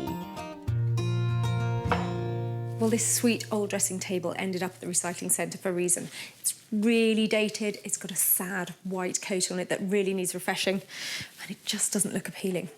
But I've got high hopes for it. I think if I change the colour of it, strip it all back, remove the mirror, try and make it look more like a desk, then there's a chance I might make some money out of it. But first job, ready, steady, strip. Steady on, Sarah. Ah, you meant paint stripper. Handling harsh chemicals means it's on with the protective gloves. Nice. And the safety glasses. This is strong stuff, so you really need to be safe. This is the kind of stripping where you need to be wearing more clothes rather than less. Sarah's removing the many layers of old paint from the dressing table by using a solvent-based paint stripper.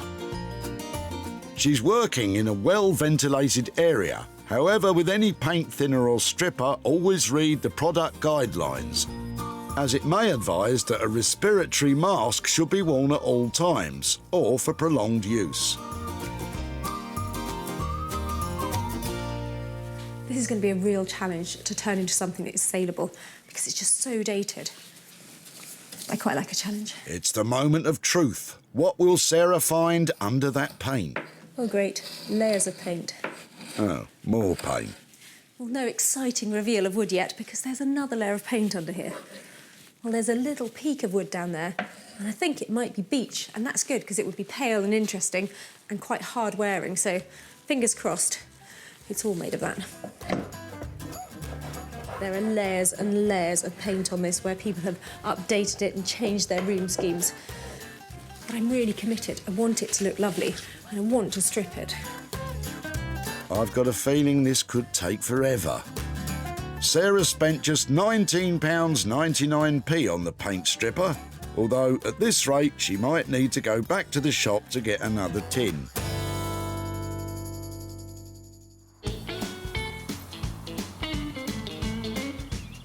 In Crystal Palace, Johnny, Rosie and Tom are getting to grips with the classic, if a little shabby, coffee table.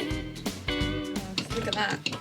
It's coming apart. Should we see what the base is like? So I think first things first, get this frame off. Let's get this off. Yeah, cool. Screwdriver? Yeah. Johnny starts by removing the legs to get a better look at that problematic crack. So the biggest problem with this table is going to be how well this glues back together and whether or not it's warped out of shape. Hopefully if we can get it back together flat, then that's sort of crisis averted. Urkel furniture definitely is well worth restoring it. At the moment it's very popular, particularly that 1950s blonde furniture look, very popular. I definitely think what we're doing is the right thing. We don't want to be kind of messing with it too much because it's famous for the design, it's famous for the wood. So I'd say, yeah, like keep it to its original kind of state. With the legs off, they can now see if there's any warping in the wood.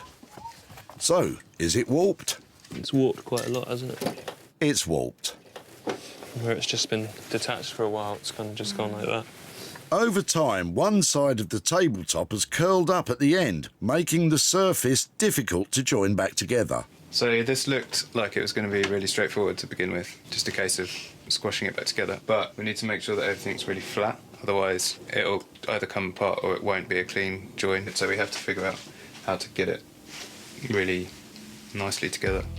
We might need like bigger blocks across like the whole thing. This is the thing, so I think... After much debate, our trio decides to support the troublesome warping with lengths of strong wood and clamps.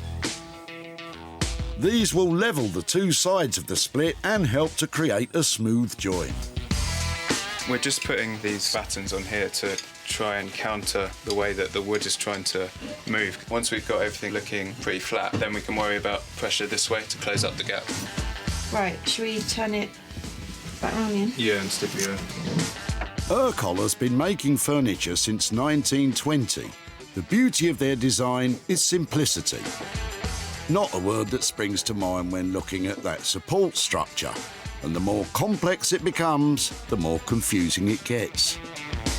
I don't know if we're overcomplicating it. Yeah, I think possibly. Basically, we're just trying to put all our heads together and sort of figure out the best way of clamping it without causing too much more damage to the piece already. So once we've got this right, then it's a case of putting some glue in and clamping, and it's really straightforward, but it's just this bit is the sort of bit that takes time and effort to kind of figure out. You take all the time you need, Johnny, although you've taken up quite a bit just trying to fix that crack. Plus, you don't even know if it's going to work. Back we go to Marlow, where Neil is working out how to incorporate bits of that rusty old bike into a design for panniers.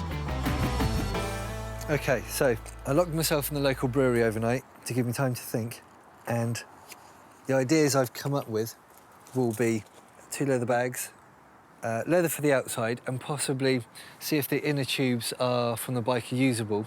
So, like, inner tubes will be the lining. I'm going to use the brake cables for piping and lining. I'm going to use some of the fluorescent strips to add high vis. I'm going to use the grips for handles.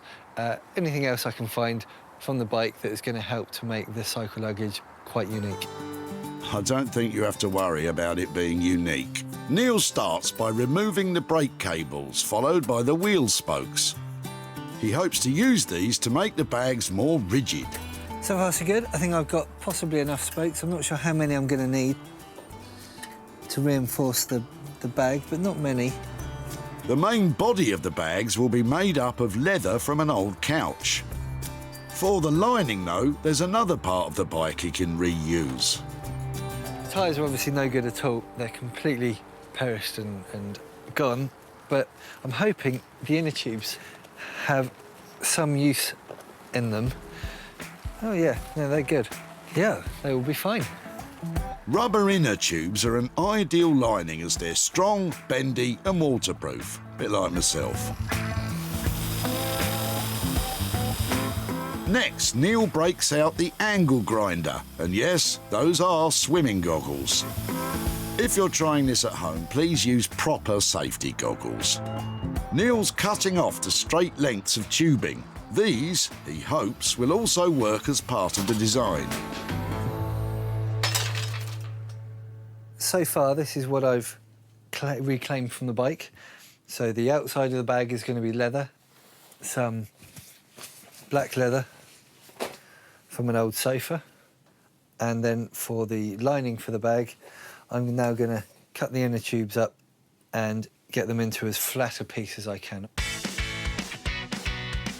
He cuts the inner tubes into sections and lays them out flat, ready to sew. Before he adds the rubber lining, Neil constructs the leather body of the bag. And the metal bars have indeed nabbed a place in the design. Right, so it goes in. So the rack of the bike is going to go along here, and you just get a buckle, leather buckle, and we're going to hold it to the rack there and there. And that keeps the structure of the bag, the rigidity, the strength. It's not going to flap about. And when you want to take the bag away, you just do that. Neil is on a roll, but there's still an awful lot to get put into this design. We'll just leave him to it.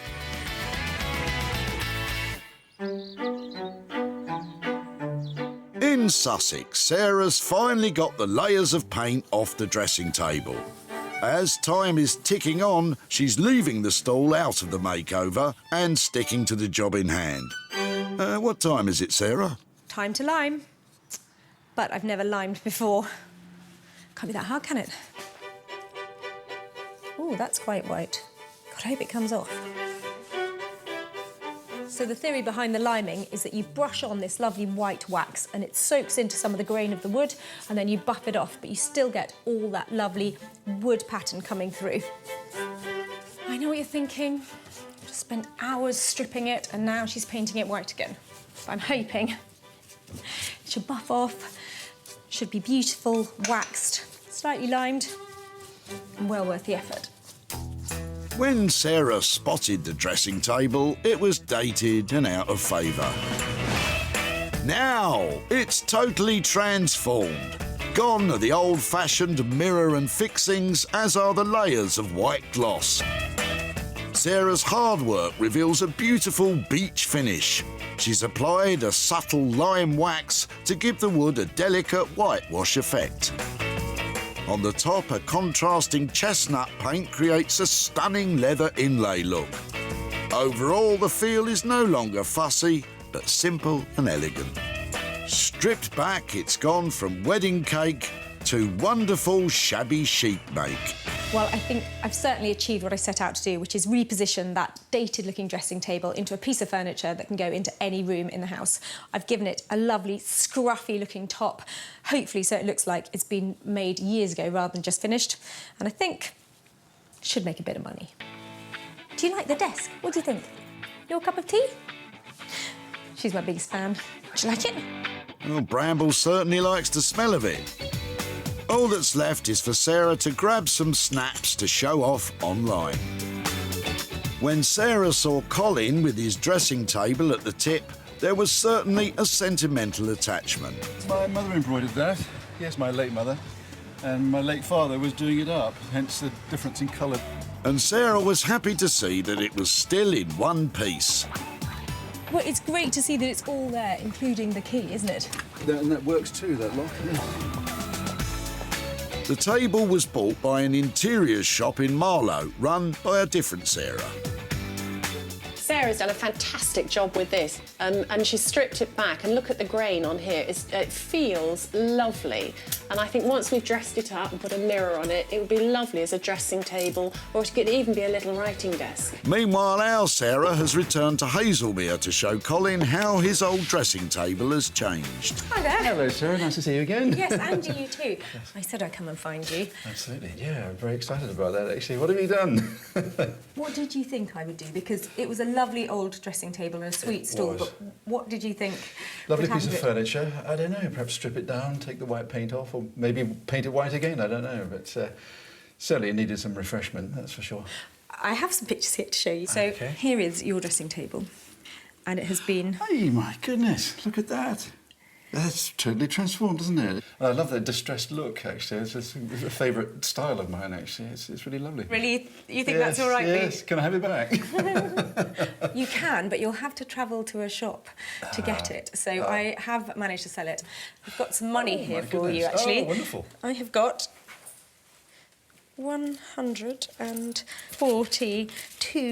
£142.50. Oh, that's tremendous. God, well done. Oh, that's tremendous. I wouldn't have room for it here anyway, so I'm glad it's gone to a good home. What might you do with £142.50? Well, that's pretty easy. My late wife died of cancer, so it'll go to a cancer research charity, most definitely. I loved working on it. I'm so pleased that you're going to do that with it. It was hopefully a happy ending for a lovely piece of furniture. Oh, absolutely. True. My wife would be happy too. That's wonderful. Oh, Thank you very much. So nice to catch up. Thank you so much. Oh, I don't often get a kiss. That was lovely. Bye. Well done. That's tremendous. You might not get kisses often, Sarah, but I think you should. It's a great result for the dressing table. Sarah spent £22.50 on paint stripper and wax. She sold it for an impressive £165, giving Colin a fabulous £142.50p profit. That's our first item selling for a profit. Sarah's back in Crystal Palace to see how our three restoration whizzes have got on with the coffee table. Were they able to solve the clamp conundrum and close those gaps? Well, I'm here to pick up my coffee table, and I'm expecting to be wowed by its transformation, not because it's had a massive overhaul, but because it's had a delicate, subtle, lovely restoration. It's gone well, isn't it? Yeah, It's gone really well. Looks great. It's gone back together pretty much perfect. It's not warped anymore. I think we've returned it back to what it would look like originally if it was looked after. It's still got signs of age, which is nice because it's an old table, but it looks, neat, tidy, and the finish has come up really nice. You can see all the grains, so really pleased with how it's turned out. When Sarah salvaged the coffee table at the tip, it was beaten and broken. Now it has risen from the ashes. The top is glued into one piece, and the warping is gone, clamped straight to create a crisp, smooth surface with perfectly matched joins. Underneath, the legs have been given a gentle, thorough clean, and to finish, the whole table has been stripped, with the varnish replaced by a wax finish. Goes to show a bit of head scratching, a lot of patience, and plenty of TLC can restore a table to its former glory. Hiya. Hi there, Hey. I'm all right. That's not my one. Yep, that's your one, I mean, of course, I know it's my one, but that looks fantastic. It looks, well, I was going to say brand new, but not quite brand new. How did it go? Because it looks just unreal. It was good. It was fine. There was a few issues with the clamping it back together. I think we had to do a few test runs before we got there, but yeah, it's gone back really nicely. It's a proper restoration job, isn't it? Yeah. It looks like it was never damaged, and that was something that was worrying me, that I'd come in here and it'd be a little bit off and not quite right, but that looks like it's been looked after all its life. Did it come in on budget? Because I know that clamping and sort of sorting out all the top is quite tricky. Was it a difficult process? Yeah, it was a little bit difficult because we had to trial a few different ways of clamping because it was warped. You clamped it one way, it would bend in one way, and then you clamped another way, it would bend another. So we had to do a lot of just took a bit more time figuring out the method. That once we figured it out, it went back quite well. Cool. But it came in on budget, but kind of more the higher end of what we sort of quoted. So where did that leave us on the money? We quoted about 120 to 160, and because of the time and how long it took, especially with the sanding as well, because we didn't realise how deep the stains were in it, it came to about 160 in total, which is what we quoted, but the sort of upper end. What you've done to it, I couldn't have hoped for anything better than that. It looks fresh, but vintage. It's got everything going for it, so that is a great job. Thanks so much. See you soon, guys. See you later. Bye. Well, I was after a perfect restoration, and that's just what they delivered. That Urkel is now beautiful, saleable, and really desirable. It was a really nice response. I think it's exactly what we were hoping for. I mean, we were proud of it anyway, but, you know, to get her response after she'd seen it in the state it was to what it is now, yeah, it was really nice, wasn't it? Yeah. Back at the tip, Sarah was quick to spot the potential in Robert's boot. Look at those legs. I reckon that's Urkel. That's not going in there, is it? I was planning on doing so. Robert was reluctant to see it go. So you are an Urkel fan, then? Yeah, I love it. My uncle worked for him, and my nan brought this from brand new, so... With a family connection, Robert had high hopes for its future. I'm sure she's got every intention of doing something great with it. So, yeah, I'm really pleased that she's taken it from me today. I don't think you'll be disappointed, as the restoration is top-notch. Sarah went straight home and posted pictures online, and she found a private buyer. Now, Sarah's travelled to Midhurst to show Robert the transformation and hand over the profit.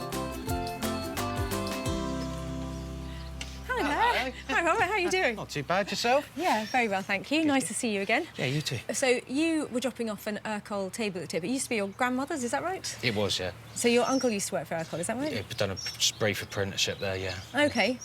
So did you think, when I took it away, what I might have done with your table? Well, I weren't sure. I was hoping that you were going to restore it yourself, but, you know, I know also you paint things and gather bits and pieces to them, so... I'm not actually sure what you've done. It's all right, I've got some pictures here to show you. It wasn't something I worked on. It was something I actually took to South London to a fantastic team of guys. They did a fantastic job on your table. They've managed to get rid of all those cracks. They have resurfaced it, and it is now a pristine Urkel table. Excellent. It did look amazing, and we shared it on social media, and it got an instant buyer, so it did sell. Yeah, OK. I've got some money here. OK. I've got a £5 there for you. Lovely, OK. And 130 quid there to go with it. Wow, thank you. Oh, wow. Gee, thanks a lot. That's, I love handing over money. no, cheers, that's going to come in handy. Thank you. Really? Well, you've just moved house. Is that where it's going to go? Yeah, that's going on a coat hook. Is it? I know somebody who can make you a really nice one of those. Yeah, I'm sure you do. Coat hooks. Well, thank you so much for your time at the tip and here today. Really good to catch up, Robert. Bye-bye. Yeah, you too. Bye-bye. The cost to restore the table was £160. Sarah sold it for a cracking £295, giving Robert a £135 pocketful of profit. Back in Marlow in Buckinghamshire, Sarah left the bike that belonged to Julian's late father. Has bagman Neil turned it into fabulous bike panniers? Well, what was I thinking? The last time I came to Marlow, I left my favourite bag maker, Neil Ragg, with a bicycle. What will you have made of that? Well, this was a completely different challenge to what I'm used to. I've managed to incorporate as much of the bike as I possibly can, including some very personal touches, and I hope Sarah's going to be quite thrilled. When Sarah picked this bike up, its commuter days were long over. Now, Neil has made 2 bespoke bicycle panniers showcased beautifully on the back of Neil's own bike. It's an ingenious use of materials throughout. The handlebar grips are the top handles, while the inner tubes form the internal lining. The brake cables are piping, the frame struts are fixings, and the spokes add rigidity. Neil's vision even includes a rail ticket that once belonged to Julian's dad. A wonderful touch and an inspiring design. Sarah, hi. Hello, how are you doing? Very well, how are you? Yeah, I'm really well. Where's my bicycle? This way, follow me. Now, that's not my bike. This isn't the bike, but this is most of the bike. Come on then, let's see. I'm so excited. Let's have a look. So we've got the set of upcycled leather cycle luggage. What have you used from the bike then? So from the bike, we've got his old steel tubes, which were obviously from the bike and how you attach it to the frame. Yep. His old saddlebag straps. Obviously you can see the grip. We've got his brake cable as piping. We've got the inner tubes from his old bike with patch. We've got the spokes to create the structure. And I think you can see the last tickets he bought incorporated into the label. I'm speechless, honestly, Neil. They're fantastic. So that's how you... To get all of that in there is amazing. There's a lot of the bike. Neil's come up trumps with this clever design, using so much of Julian's late father's bike. But what about the budget? Did you make it on budget? I think they were £100 for the bag. Yes, well, after all the angle grinding, it was just some straightforward sewing. I'm blown away, honestly. I don't know what else to say. It's just Great. fantastic. Thank you. They are amazing. And just to think that bike is going on a completely different journey now. Go on another journey. You are fantastic. Well Wonderful. done. Beautiful. Well, I am blown away with what Neil has managed to achieve, but he has handed over the baton to me. I've got to sell them now. There was a lot of the bike involved in the final product, so it was nice. It was quite emotional. I don't normally get the angle grinder out to do my sewing projects, so this was quite a challenge, but it's turned out very nice. When Julian brought his trailer of trash to the tip, Sarah was soon on the case. Whose is that? That apparently was my dad's. I don't know from what decade, but it certainly hasn't seen the light of day for quite a few. Recognising the bike had seen better days, Sarah wasn't put off. I really like the fact that it's a bit tatty. Yeah, that's lucky. Yeah. Julian realised it was a massive task to make anything from the bike. Hopefully she's got a good team of magicians who are going to turn it into something interesting. Yep, Julian, Sarah has friends who can work their magic. On this occasion, though, it's Neil who pulled the panniers out of the hat. Sarah snapped some pictures of the panniers to put them up for sale. Now Sarah's in Godalming to show Julian what happened to his dad's bike, and I reckon he'll be gobsmacked.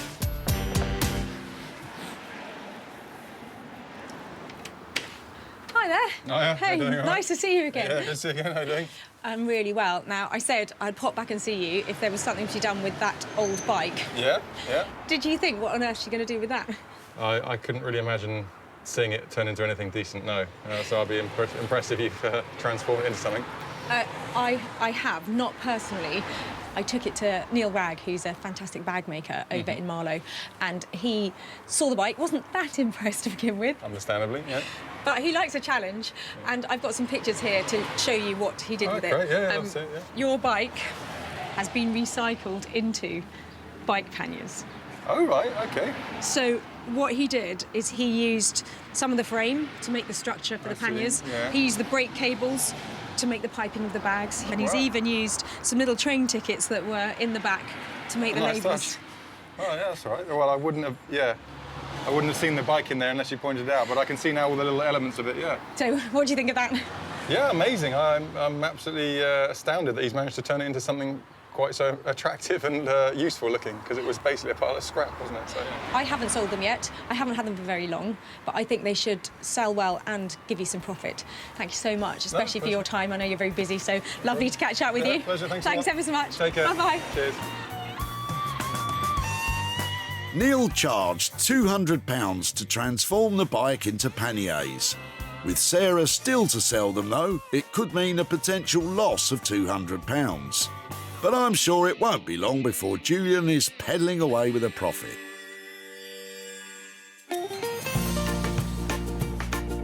Sarah salvaged 3 unwanted items from Witley Recycling Centre. Colin's dressing table was given a fresh new look by Sarah. Robert's coffee table has been lovingly restored by Rosie, Tom and Johnny. And Julian's old bike continues life as panniers, courtesy of Neil. Well, 3 fantastic finds that were about to be binned have been transformed into unique and valuable items. And what's more, we made some money for nothing along the way.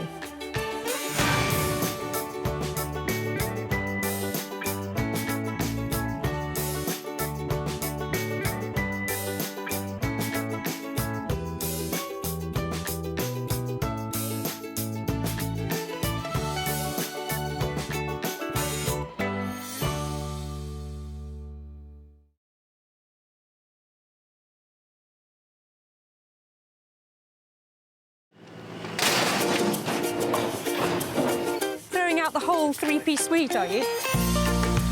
How do you make money for nothing? What have you been smashing up? The answer could be hiding in over 20 million tonnes of household waste thrown out by us every year. Can I have them? You're welcome to them. They're only going in the skip. That's why entrepreneur Sarah Moore wants to get her hands on things before they hit the skip.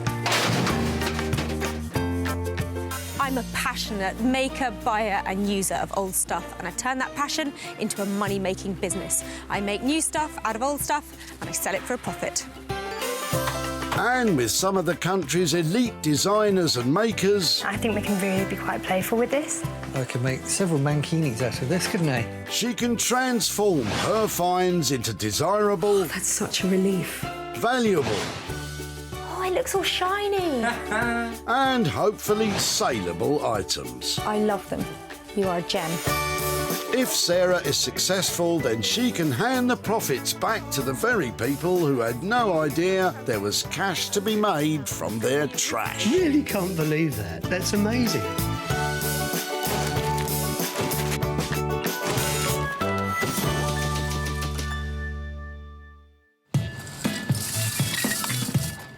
This is Walsaw Recycling Centre near Birmingham, where Sarah's searching for tantalising tip treasures.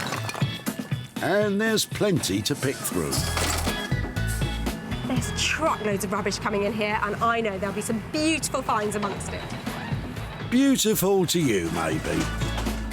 Sarah's here to find 3 items to revitalise and renew, then sell on for a profit. And fortune definitely favours the cool, calm and collected. Around here, you've got to have the patience of a saint. I tell you, it's going to pay off in the end. But remember, Sarah has special permission to be here, so don't you just turn up at your local tip and start sifting through the rubbish, or you'll be the one getting chucked out. What's Graham got then in the back of his motor? Wow, I love your legs. Oh, hi. Hello there. Hello. Hi, I'm Sarah. Hi there. How are you Graham. doing? Hi, thank you. I was talking about your furniture legs. But, OK. What is that part of? It's part of a desk with drawers to both sides and front.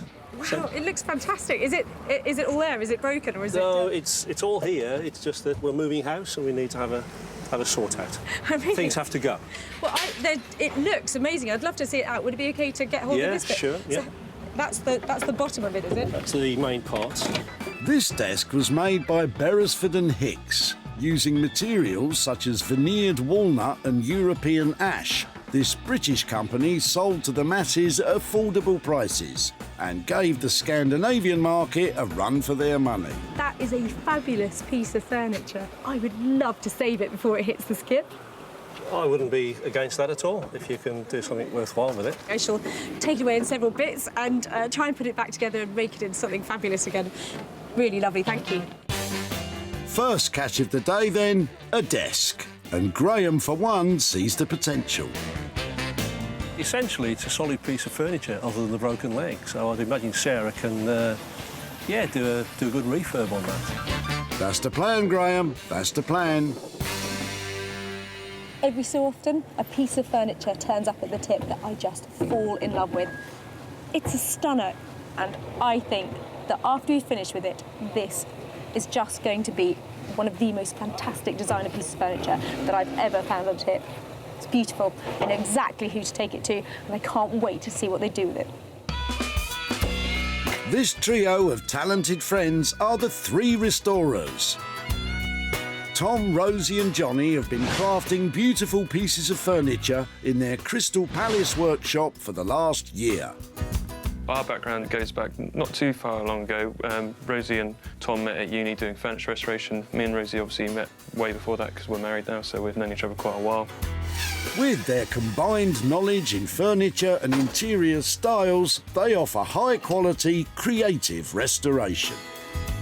No 2 jobs are the same, really, and there's a lot of problem solving. We won't just say yes to each other. I think we question everything. So we always look at something and from everyone's point of view before we do something, I think. I think we all bring different things to the table as well. Yeah. 3 heads are better than 1. And what lovely noggins they all have. But what will these 3 make of Sarah's broken desk? And can they meet her high expectations for it?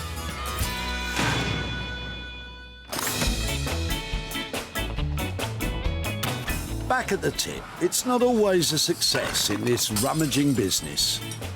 Look, you're not going to like it. Is it rubbish? No, you're right. Come back with something more exciting, please. It's just not good enough. Yeah, how dare you come to the tip with, something rubbish. Maybe there will be a morsel more to Sarah's taste in Maldwin's motor. Hello. Hello. You having a clear out? Yes, I am. I like the look of these. What are they? My teak legs from a Norwegian sofa. What do you know? More legs turning up at the tip. These ones are quite nice, actually. What have you done with the rest of it, then? I've carved it into relief carvings and things like that. Really? Yes. I'm really rather taken by your legs. Well, there we go. They're a fine pair, I have to say. Well, I would love to try and save them from going in the skip, so see if I can make something out of them. Would it be OK to take them away? By all means, yes. So I'm going to say thank you so much, and I'll be in touch. OK, thank you. Sarah walks away with 4 teak legs. I'm stumped as to what she'll do with them. Maldwin, what about you, mate? She could make another stool or something, I suppose, or a small chair, a baby's chair. Good thinking, but whatever it becomes, folks will have to go gaga over it. Well, they might not be very big and they might be broken, but actually, these have got heaps of potential because they've just got style. There's something about them. I don't know if it's their mid-century charm, but there's money to be made out of these little beauties. And there's a whole list of people who I think would like to get their hands on them. And at the top of that list are Lorna and Clinton, the junk gypsies. This pair are truly on board the eco-locomotive, steaming down the tracks to a greener future. Combining Lorna's upholstery skills and Clinton's design talents, they deliver quality handmade furniture with that steampunk feel that's very on trend. Using salvage material gives you an opportunity to not just be cleaner and greener, but it gives you a chance to preserve pieces of history. We're like yin and yang. Like, I love all the soft, fluffy, warm, clean side of it, and Clinton. I just love the rust and the dirt and the grime. But actually, the collaboration of the two, that's what makes our small company work. We work well together, We do, don't mate. we, love? And what better to give them a run for their money than a pair of old legs?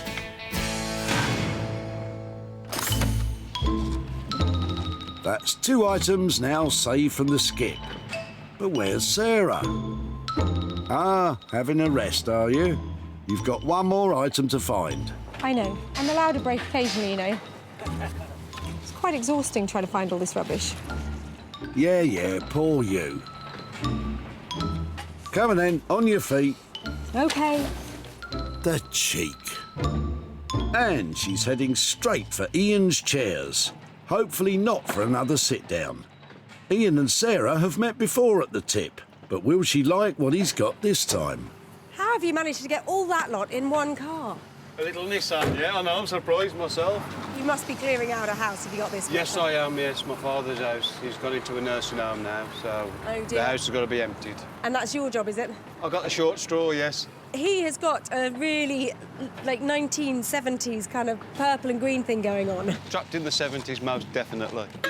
Oh, wow, I like that. That's used every day up until he went in the nursing home. I love it. And does that one work as well?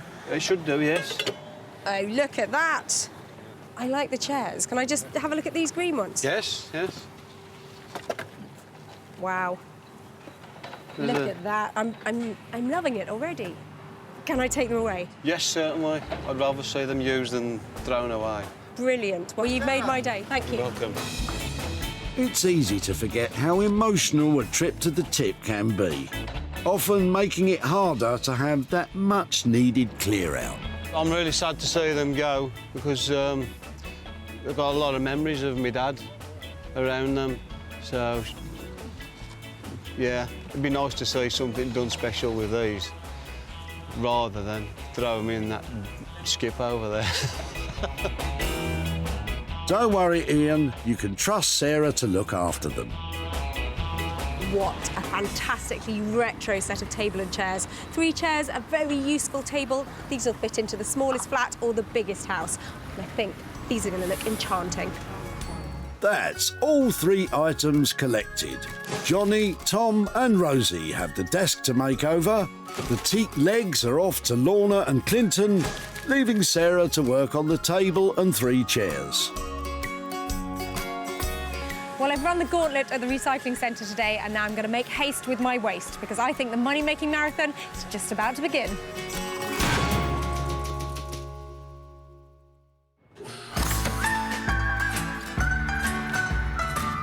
Crystal Palace in South London, an area that straddles 5 of the city's boroughs and is a hub of independent art galleries, bookshops and furniture boutiques. It's a perfect home for furniture restorers Rosie, Johnny and Tom. Sarah is heading their way with the desk from the tip. Hopefully it will be right up their street. Kind of hoping to get something, got a bit of age to it, something we can kind of give a new lease of life to and hopefully... Make a good profit, yeah. Yeah. Come and see. Time for them to see the goods. What do you reckon? Yeah, nice. Remember, bend from the knees.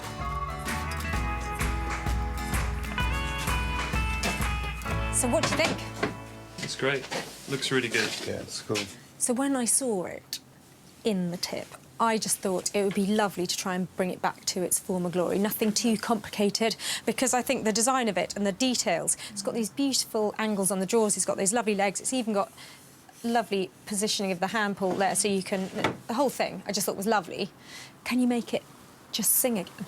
I'd say strip it completely, strip all the old finish off it and then just refinish it, basically. I think it shouldn't need too much else. It just needs to be taken back to what it would have been, which is just a really amazing sort of piece of furniture, a really nice design.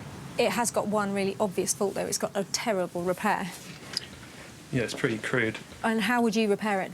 We'll take these metal pieces off and we'll repair it with some wood. We'll have to let some wood in and then shape it so that it bridges this damage. That sounds like quite a lot of work, but it is doable. Yeah. I think it sounds worse and it looks worse than it Yeah, I possibly mean, at the moment is. it looks worse. Yeah. The plan then is to completely strip the desk and legs, sand them down and apply a fresh new finish. The broken leg will get properly fixed and that unsightly metal bracket will be banished for good. What is that going to cost to bring it back to its former glory? Well, what we did, thinking around 3 to 320. Yeah. And all in. Fantastic. Well, I'm so pleased you're going to take it on. I hope it comes out amazingly. Yeah, great. Give me a shout when it's done. Thanks. Sometimes in this game it's all about bringing things back to life rather than completely repurposing them. I'm really looking forward to seeing the contrast that would have been on it, you know. It's going to look quite different. Well, that is just so exciting. I think that desk is now in the best possible hands, and I'm hoping for a subtle but really beautiful transformation. For £320, Tom, Johnny and Rosie are hoping to bring the desk back to former glory. But I reckon that broken leg might be more tricky than they think.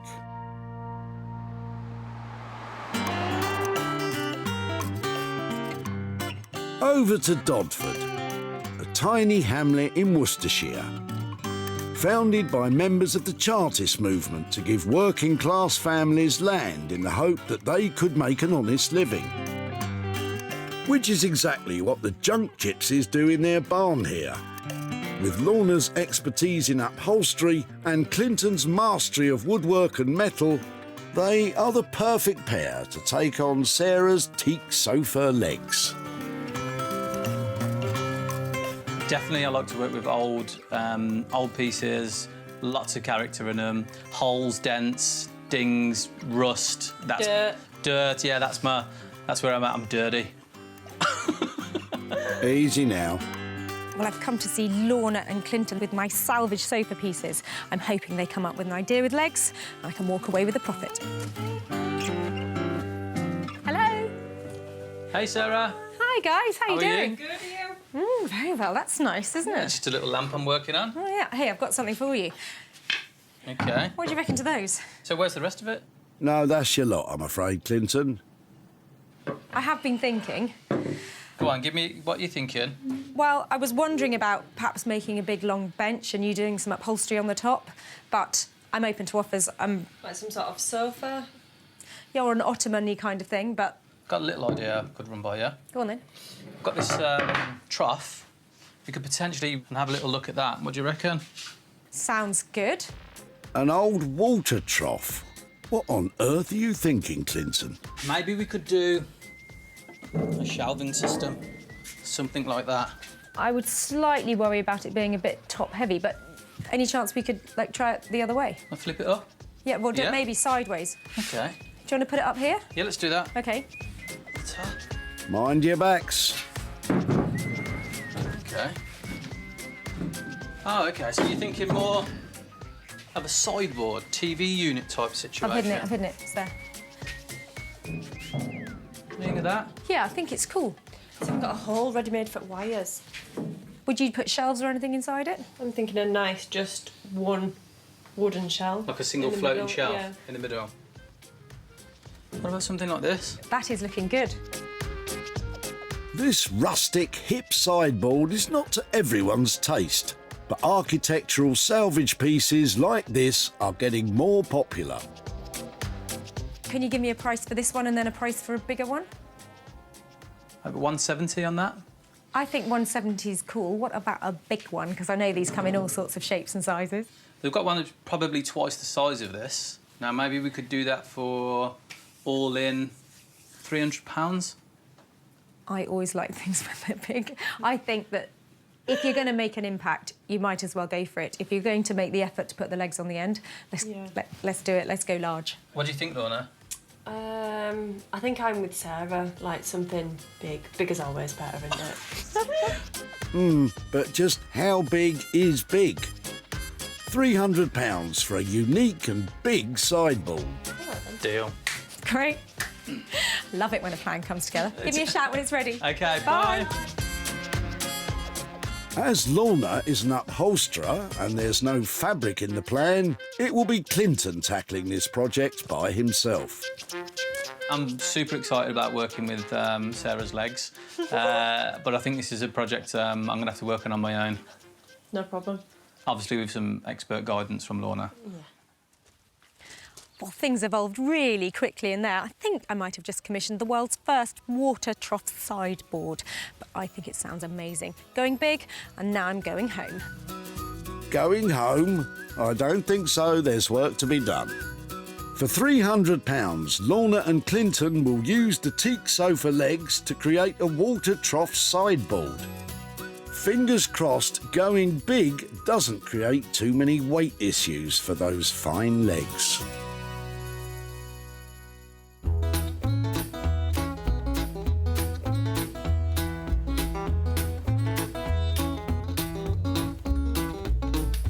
Sarah's back home in Sussex, where she's about to start work on the yellow Formica covered table and 3 chairs that she rescued from the tip. The more I look at this, the more I like it. And it's because I like it that I think I'm just going to do a subtle transformation on this. I don't want to cut it in half. I'm not looking to make a bench out of the chairs. But what I'd like to do is clean it up, paint it up, and luxe it up a little bit. Better get scrubbing then, Sarah. She's using cream cleaner on the old Formica. Formica laminate, to be precise, is a heat-resistant, wipe-clean plastic coating commonly used for tabletops and work surfaces. Well, thankfully, the top here is really not in bad condition because this has been probably knocking around since about the late 50s, early 60s. It'd be really difficult to recover this or to paint over the top of it. So I'm pleased it's coming up all right. The Formica seems to have stood the test of time. The same can't be said about the wood, though. I really want a crisp, lovely edge to this table, but I can't tell if it's going to get any better than that. Sarah's going to paint the woodwork, and it's always best to make sure as much dust and dirt is removed before you get your paintbrush out. Looking good, Sarah. There's one thing that's bothering me, though. There are 3 chairs here, and it looks to me like one's missing. So I think I'm going to take one away and just concentrate on having a lovely table and a pair of chairs. Okie dokie. Sarah starts to take the covers off the seats to see if the padding underneath is still usable. I'm just going to use my spare chair seat to find out exactly what is going on under here, to see if it's worth covering these or starting again. They could have used anything as padding back then. What's the verdict? Old-fashioned, I think material-based stuffing, like a cotton. So that's really good. With a layer of fireproof calico over the top of that, I've got myself a really smart seat base without spending too much money. To meet modern safety standards, you need to use a fire-retardant layer when re-upholstering old material. Sarah is using a type of calico which costs about £5 a roll. So it's out with her trusty staple gun to secure it to the old seat filling. And then a few quick trims and hey presto, it's ready for a new velvet seat cover, which Sarah still has to make. Then she needs to line the other seat filling and paint the chairs and table. Best let her get on with it then.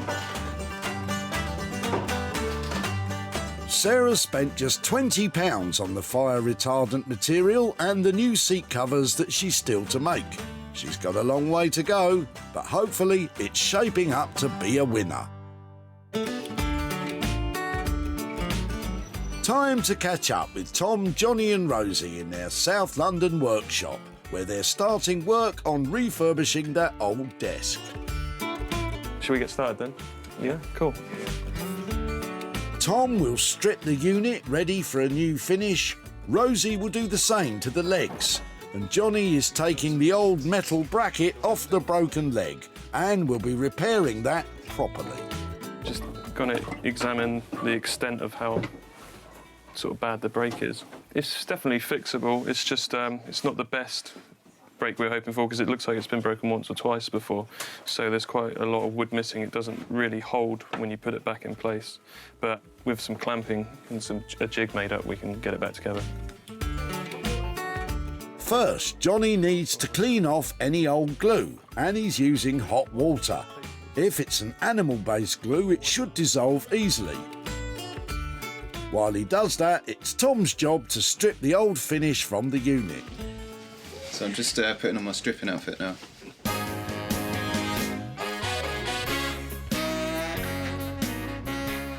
This desk isn't a Chippendale just yet, but I reckon Tom's got what it takes to shake his stuff. Take it all off, Tom. So I'm just coating up the top here with the stripper, which will dissolve the old finish and make it kind of bubble up and lift out of the grain of the wood. Stripping the unit bare should get rid of surface scratches, and Rosie is also giving the legs the full Monty.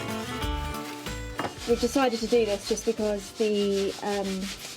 all the marks and stuff we just thought touching them in won't look good. So we better just to redo them and it will kind of match the whole like newly restored look of the whole piece. Paint's coming off really nicely, so it's not too hard a task. You lucked out on that one, Rosie.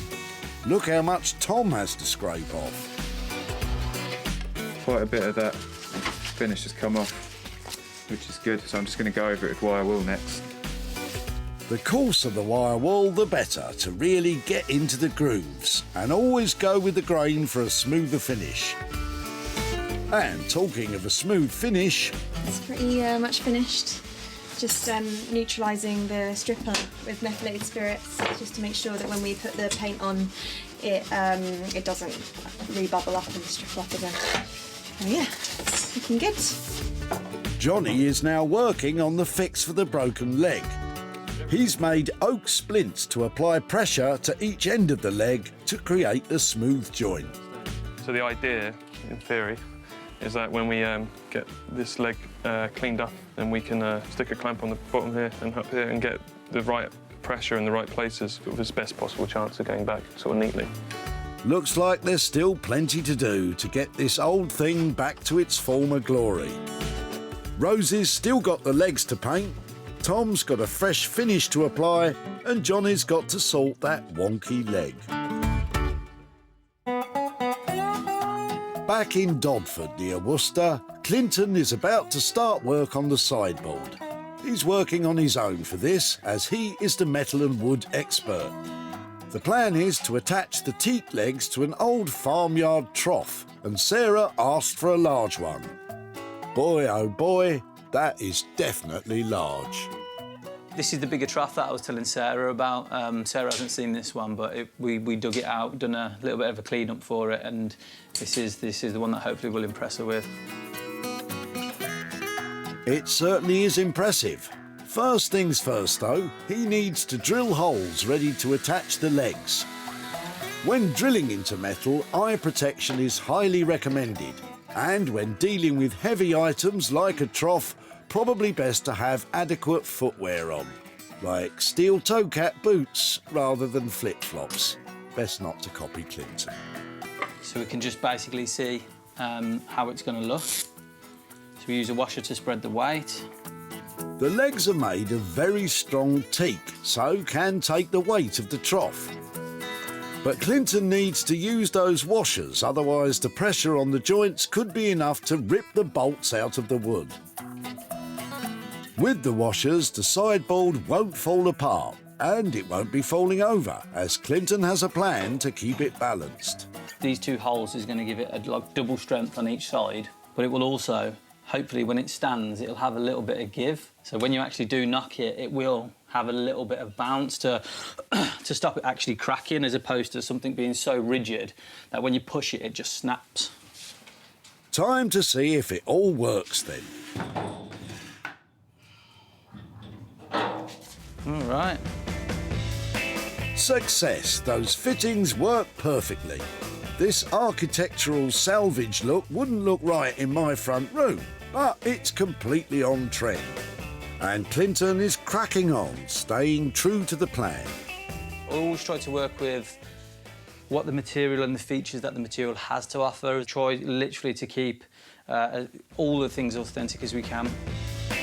Clinton has still got the shelves to make and wants to put panelling up on the back of the trough for safety, as it's full of rusty holes. For this, he'll be using wood from a table that used to be a door. Talk about repurposing. He'll also be using some longer pieces from an old ladder. If I can get it right with the wood and it all comes together nicely at the end, I think Sarah's going to absolutely love it. But if it's wrong and there's too much chunks missing and dents and stuff, and I don't think it's going to work, so it's kind of in the balance. You're not wrong there, Clinton. I can't wait to see how your water trough sideboard turns out. Time to head back to Sarah's in West Sussex, where she's adding the final splashes of colour to the table and two chairs. That's better. Let's have a look then, shall we? From junkyard trash to retro smash. The vintage Formica surface has cleaned up beautifully. The yellow now contrasts with the dark green and orange paintwork on the table legs and chairs. Sarah used acrylic eggshell paint, which gives that sharp, crisp look. And for a touch of lush, she's covered the seat pads in a black velvet. All in all, a striking and distinct makeover. The colours make the whole thing stand out like a cool and funky tropical insect. I think that's a good thing. Now, all that's left is for Sarah to grab some snaps and sell it online. Well, it's certainly had a facelift, hasn't it? It's bright, it's now got a really hard-wearing, durable finish, luxury velvet seat pads, and this is going to fit into all sorts of different places. Just need to get it sold. Sarah rescued the table and chairs from Ian's boot. You must be clearing out a house if you got this. Yes, I am, yes. My father's house. He's gone into a nursing home now, so Oh, dear. the house has got to be emptied. And that's your job, is it? I've got the short straw, yes. Ian was more than happy to let Sarah give them a brand new lease of life. I've got a lot of memories of my dad around them, so yeah, it'd be nice to see something done special with these. Don't worry, Ian. They're definitely something special now.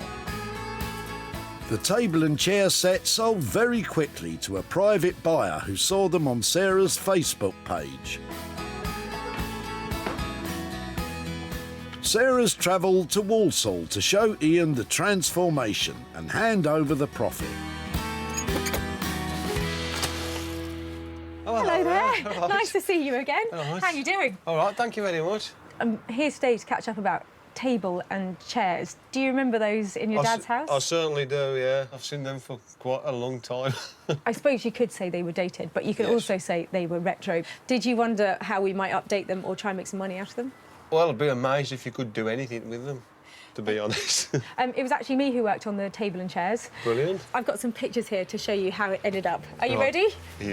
Yes. Oh, no. Is that oh no, oh yes, or oh no, oh no? That's good, yeah, that's brilliant. Do you recognise it? No, I wouldn't have, no. I think that's brilliant. That's excellent. So I've sold them. I've got. Oh, you have, yeah? Yeah. Oh, right. I've got profit. Oh, no. How much do you think? 50 pence. 50 pence. I've got 200 quid for you. You're joking? No. No. Thank you. That's amazing. What are you going to do with 200 quid? Oh, I'll probably try and fight the children and the wife for it, but lose the battle, as always. It'll come in very handy. Lovely Good. to catch Thank up you with ever you. so much. Hope Thank you you. have a nice time with that. Thanks, I'm sure I'll manage to get £10 out of it. Well, you take a tenner from me, and it's lovely to see you again. Bye-bye. Brilliant. Thank you very much. Thank you. Bye, then. Sarah spent just £20 on the velvet material and paint for the table and chairs.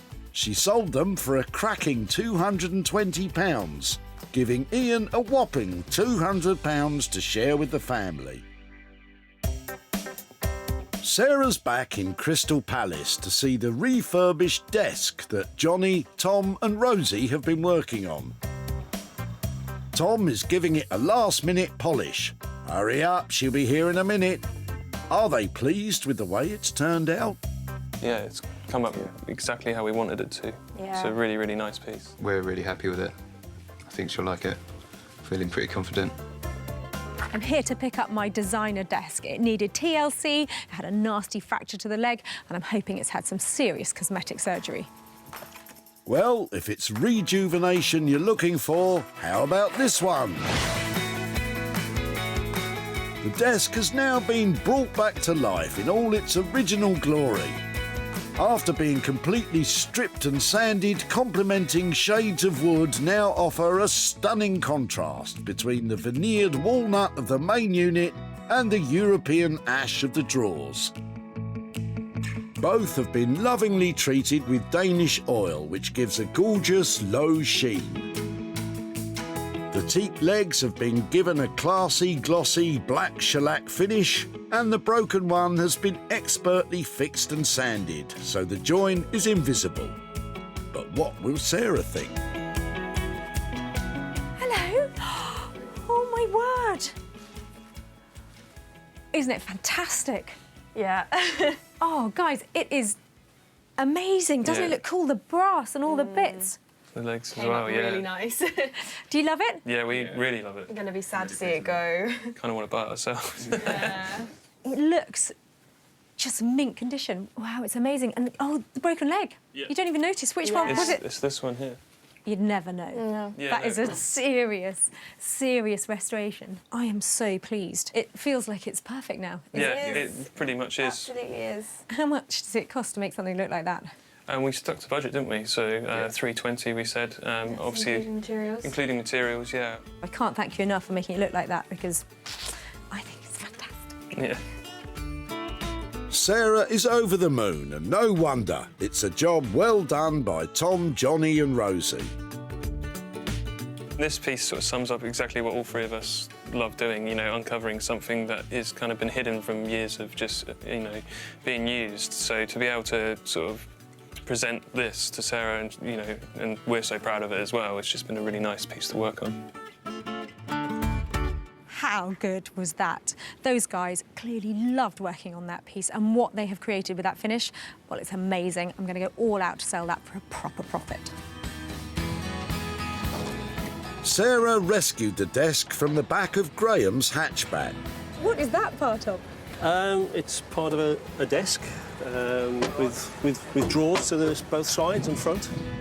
That is a fabulous piece of furniture. I would love to save it before it hits the skip. I wouldn't be against that at all, if you can do something worthwhile with it. Graham was happy for Sarah to take it away for a bit of TLC. Essentially, it's a solid piece of furniture, other than the broken leg. So I'd imagine Sarah can, do a good refurb on that. I think Graham is in for a wonderful surprise when he sees how good that update has been. Unsurprisingly, it's been bought by a retro shop in Hertford. And owner Hannah is over the moon with the new addition to her shop floor. This is a really nice piece of furniture. It's been well finished. I love the style of it. It's great. I don't think I have any problem at all selling this one. Good to hear. And Sarah is now in Walsaw to tell Graham how much profit she's made from his old desk. Hi there, Graham. Sarah, hello. Hello, good to see you. How are you doing? Very well, thank you. Well, I was so excited when I met you at the recycling centre and saw what was coming out of your boot. It was a great desk, wasn't it? Yeah, it's fascinating to see what's happened to this piece of furniture. I've actually had it restored, and I've got some pictures here to show wonderful. you how it now looks in its new state. Oh, wow. That's amazing. What do you think? Yeah, wonderful. There's good news that it's sold. Good, OK. And it has gone on, it's actually been bought by a shop who will go on to retail it. It'll end up in pride of place in somebody's house. So I've got some money here for you. OK, thank you. I have got a little £90 windfall for you. Oh, splendid. Thank you very much. That's wonderful. £90 that you weren't expecting. What are you going to do with that? Well, we have a house refurbishment going on here, so I think it'll help us on the way, won't it? That'd be wonderful. Refurbishing a house is like having a bottomless pit, isn't it? Is. So hopefully that'll go some way into that pit. It'll help, thank you. Lovely, thank you so much. I know you were very busy when I met you at the recycling centre, so I appreciate that too. Lovely to Thanks, caught up, Sarah. Graham. Thanks for your Bye-bye. efforts. Thank you. Bye-bye. The desk cost £320 to renovate. The retro shop bought it for £410. That's a healthy profit of £90 for Graham to spend on his house refurbishment.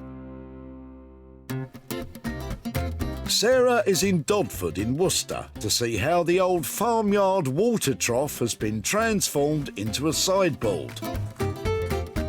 Clinton did all the work, but Lorna's joined him for the big reveal. Really excited about Sarah seeing the finished article. A little bit nervous. Yeah, quite nervous. Obviously, it's not to everyone's taste, agricultural salvage, but I really like the simplicity of it, so I hope that she just buys into that type of feel. So You'll find out soon enough, Clinton. Well, I dropped off a little pair of sofa legs to Lorna and Clinton, and I'm back to see if the plan has come off, because they promised big, they promised brilliant, and I'm just hoping they've pulled it off. Let's take a look, shall we? Once a pair of unwanted teak sofa legs, but now a bespoke sideboard. It's a striking, bold design. The rough metal perfectly complements the smooth teak legs. And the trough's rust has been celebrated rather than hidden away. Finishing off the desirable rustic look are the reclaimed wooden shelf and back panelling. This kind of architectural salvage furniture is massively popular. And Clinton hopes it will make a striking centrepiece to any hip living room or cool watering hole. But what will Sarah make of it? Hey! Hello! How are you? Clinton, it's enormous. Oh, isn't it beautiful? Do you like it? I love it. Genuinely? Yeah, I absolutely love it. I've tried my hardest just to keep it simple because I think, because of the bulkiness of it, if you try and overcomplicate putting whistles and bells on it everywhere, I didn't think it would work. I think you've honoured where it's come from. We're not trying to get away from the fact that this is a rustic farm trough with that interior in it. And wherever that's going, it's going to have some real hipster vibe anyway. So they're going to love that. It's a thumbs up from Sarah. But how much did the project cost in the end? The condition of the trough wasn't as bad as I thought it was, so we managed to save a little bit of money. So as opposed to it being £300, it's £285. Oh, that's fantastic all round. Isn't that good? Sarah is overjoyed with the price and delighted with the finished sideboard. She heads off happy.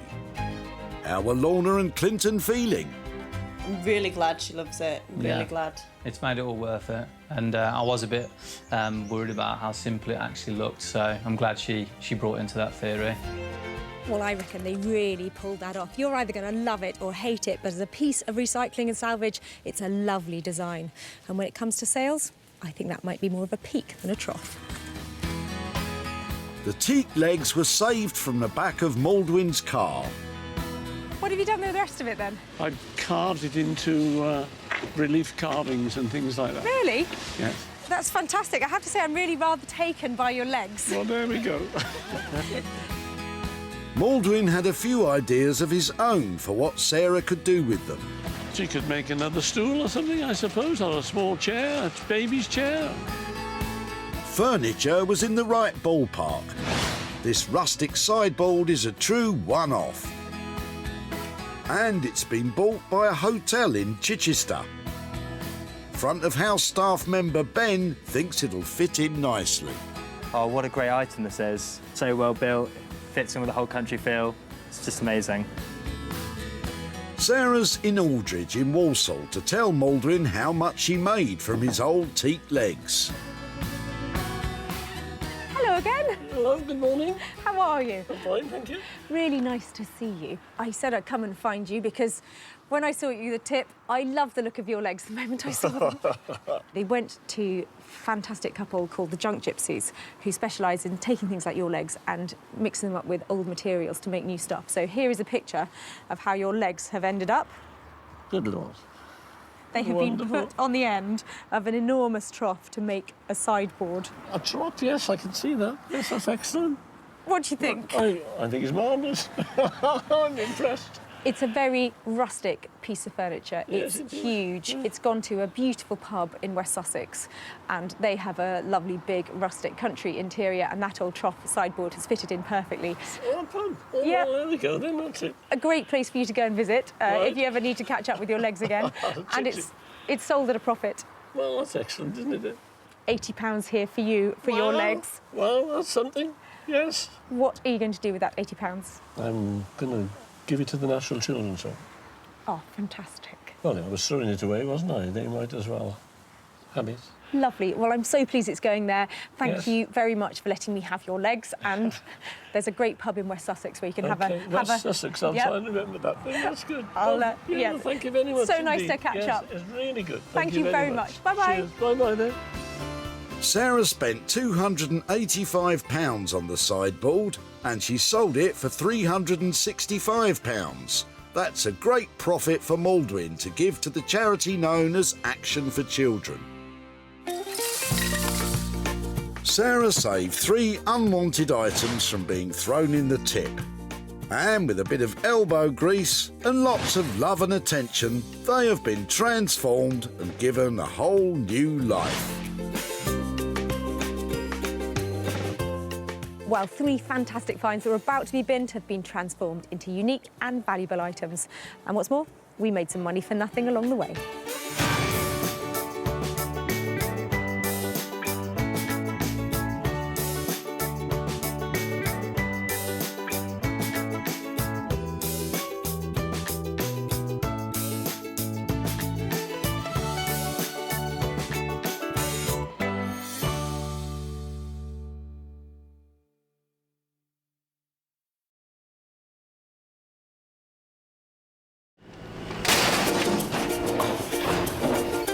Out the whole three-piece suite, are you? How do you make money for nothing? What have you been smashing up? The answer could be hiding in over 20 million tonnes of household waste thrown out by us every year. Can I have them? You're welcome to them. They're only going in the skip. That's why entrepreneur Sarah Moore wants to get her hands on things before they hit the skip. I'm a passionate maker, buyer and user of old stuff, and I've turned that passion into a money-making business. I make new stuff out of old stuff and I sell it for a profit. And with some of the country's elite designers and makers... I think we can really be quite playful with this. I could make several mankinis out of this, couldn't I? She can transform her finds into desirable... Oh, that's such a relief. Valuable... Oh, it looks all shiny. and hopefully saleable items. I love them. You are a gem. If Sarah is successful, then she can hand the profits back to the very people who had no idea there was cash to be made from their trash. Really can't believe that. That's amazing.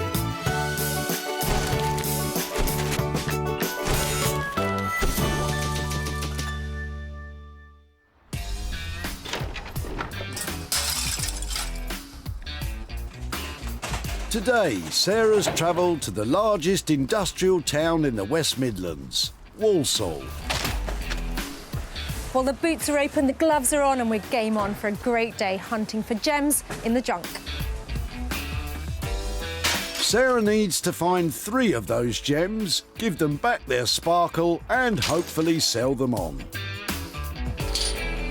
Well, you'd be nuts to throw things away that have the potential to turn a profit, wouldn't you?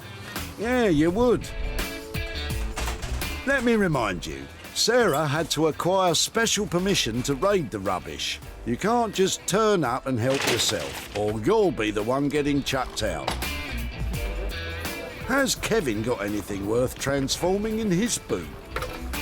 Hello, hello. What are you up to? Get rid of all the rubbish that I've been using to decorate. OK, what are you decorating? At the moment, toilet and man cave.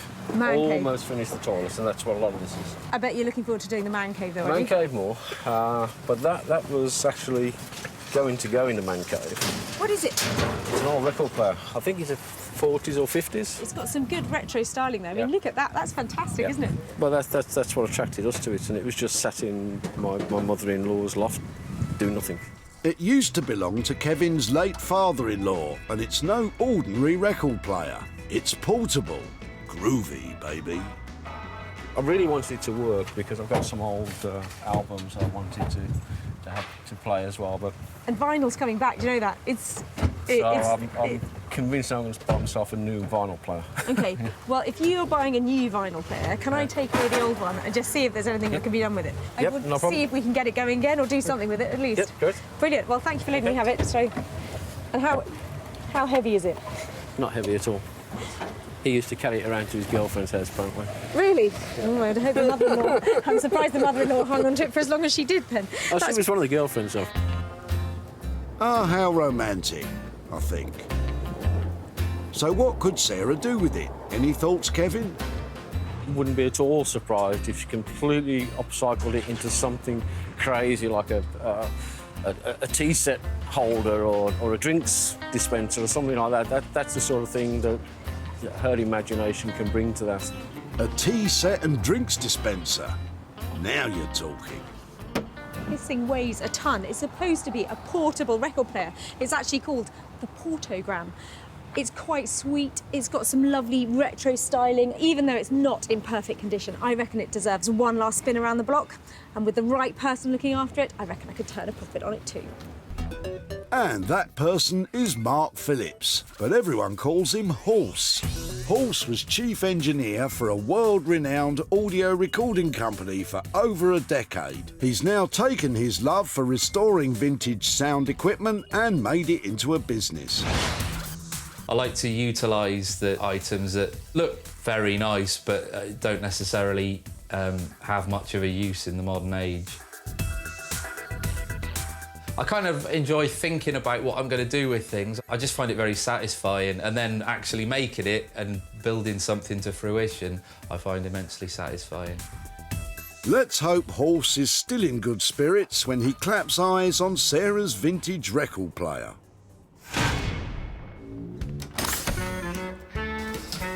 That's one item down. Sarah just has to find 2 more. Actually, where is Sarah? Oh. Ooh, lots of interesting things in there. Better go and find my own. Well, you might not be waiting long once you've had a look through the beauties coming out of Neil's boot. Hello. Hello there. All right. I love a bit of gold. How long have you had this lot? A friend of mine, his father passed on, and he had to move out of his house. Well, he gave me the rest of the stuff. Yeah, because this has got a real vintage look about it, hasn't it? Neil's friends are helping him move house, and sadly, there's no space for this lot, which is good news for Sarah. What's that? That's a singer-sewing machine. Is it? Don't seem so surprised. Sewing tables became very popular in the late 1800s. I'll have to show you how to set it up. Oh, yeah, go on then. Designed to have the appearance of an ordinary piece of furniture, they would commonly have an extending drop leaf to create extra space, and all your sewing bits and bobs would be hidden inside. I don't like throwing things away, but I've got to move. Oh, well, do you know something? Today's your lucky day because I don't like throwing things away either. No. But this is in beautiful condition, so I would love to see if I can do something with that, if that's all right. Yeah, no problem. That's item 2 sewn up. Any thoughts on its future, Neil? My end's all right. How's yours? Hopefully she'll be able to restore it or turn it into something else, something more productive now. Listen to that. Such a sweet little machine. It's in very good order. The cabinet has seen a bit of wear and tear, but altogether, it's quite a cool thing. I think that its sewing days may be over. It's got a few bits missing. It hasn't got any of its spools or anything like that. But there has to be something we can do to give this a new lease of life. I've got a few ideas, in fact. And Sarah's got just a man to help her stitch out a plan. Norman Wilkinson has been in the furniture trade for over 25 years. He's a self-taught craftsman and a self-confessed cheeky chappie. I think my personality is reflected in what I do. You know, I think I try and do everything to the best of my ability. Everything we do, I think it looks A1.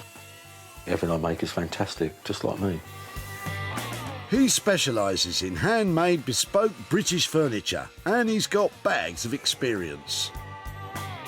If I actually told you how long I've been doing this, it'd give away my age. I think I'm still 21, in my dreams. He likes a joke, but the joke may be on him when he sees that sewing machine.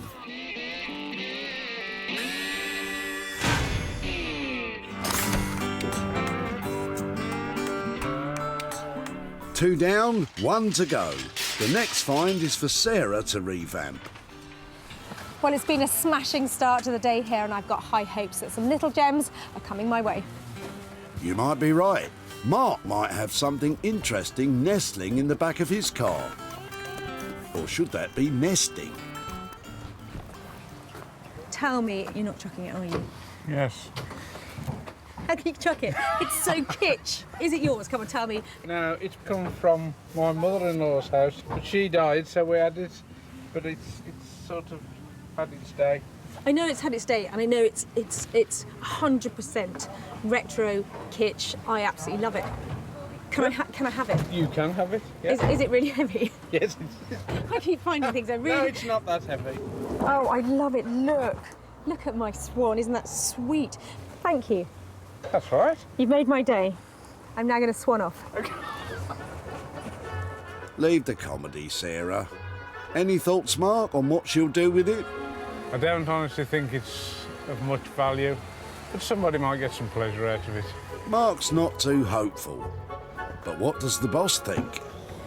Interior designers, antique shops and vintage enthusiasts love this kind of thing because pop it on a big table, it's a standalone, beautiful thing. And you have it inside, not outside. Things like this as well. They sell for loads of money. But at the moment, I'm not sure I can part with it. And neither should you, until it's laid a golden egg. That's all 3 items collected. The record player will be turned around by Horse. Norman will tackle the sewing unit and Sarah will take on the swan. Hopefully she can bear to part with it. I can't believe they were going to throw that lot away, but it's all right because they're in safe hands now. Let's go and see what we can do with them.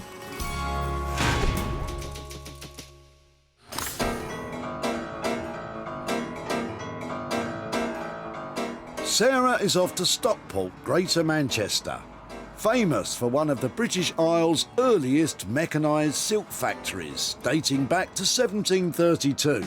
By the late 1800s, high-quality hats were also one of the main industries here. And it's also home to audio wizard Horse. Sarah's brought along her hefty record player to see what he makes of it. The ideal equipment to work on for me is sort of compact audio devices, radios, things like that. Horse wants compact. Well, it's not exactly that.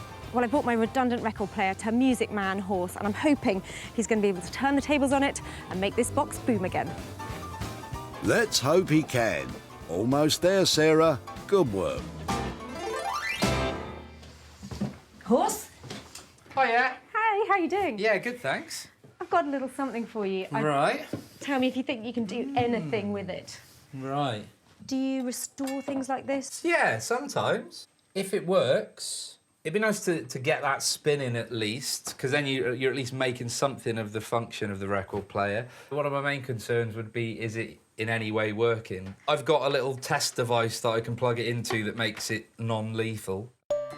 Now, this is very important, so pay attention, please. You should never plug in old electrics and hope for the best. Horse is using a light bulb limiter which will stop any fuses blowing and stop anyone getting any nasty shocks. So, does the record player actually work? Well, sounds. You can hear it running, yeah. That's a good sign. But does the turntable spin? Not quite though, is it? The reason it's not spinning this is because this is a heavy platter, that's an old piece of rubber, and it's not getting enough traction against the inside of the platters. So a good oiling and that should all work. I quite like the idea of trying to see if it could be more like a party box. It'd be easier to sell it if there's something about it, if it's got like lights, action. Can I leave it with you to just have a tinker with it? Yeah, definitely, yeah. By party box, Sarah means a completely renovated audio system that can play music from modern gadgets like your smartphone or tablets. And she wants some lights on it for a bit of razzmatazz. Can you give me a ballpark figure for potentially updating it? I don't know, probably around £300. OK, well, if you can make it all singing, all dancing, really making it rock, that would be amazing. Brilliant. Yeah, well, I'll give it my best shot. I know you will, you always do. Thanks so much. Horse is charged with bringing this old record player bang up to date as a party box. But just how much of a challenge is this? With this one, I'm really going to have to get my thinking cap on with regard to how to utilise the turntable and kind of possibly putting some kind of light on it. But it's always fun to try and think of creative solutions for things like that. This is going to be interesting. Well, I feel like I've left Horse with a few hurdles there, but I think he's really going to make that box absolutely pack a party punch. I'm not completely convinced. For £300, Horse will turn this old record player into a modern tech party box. We hope.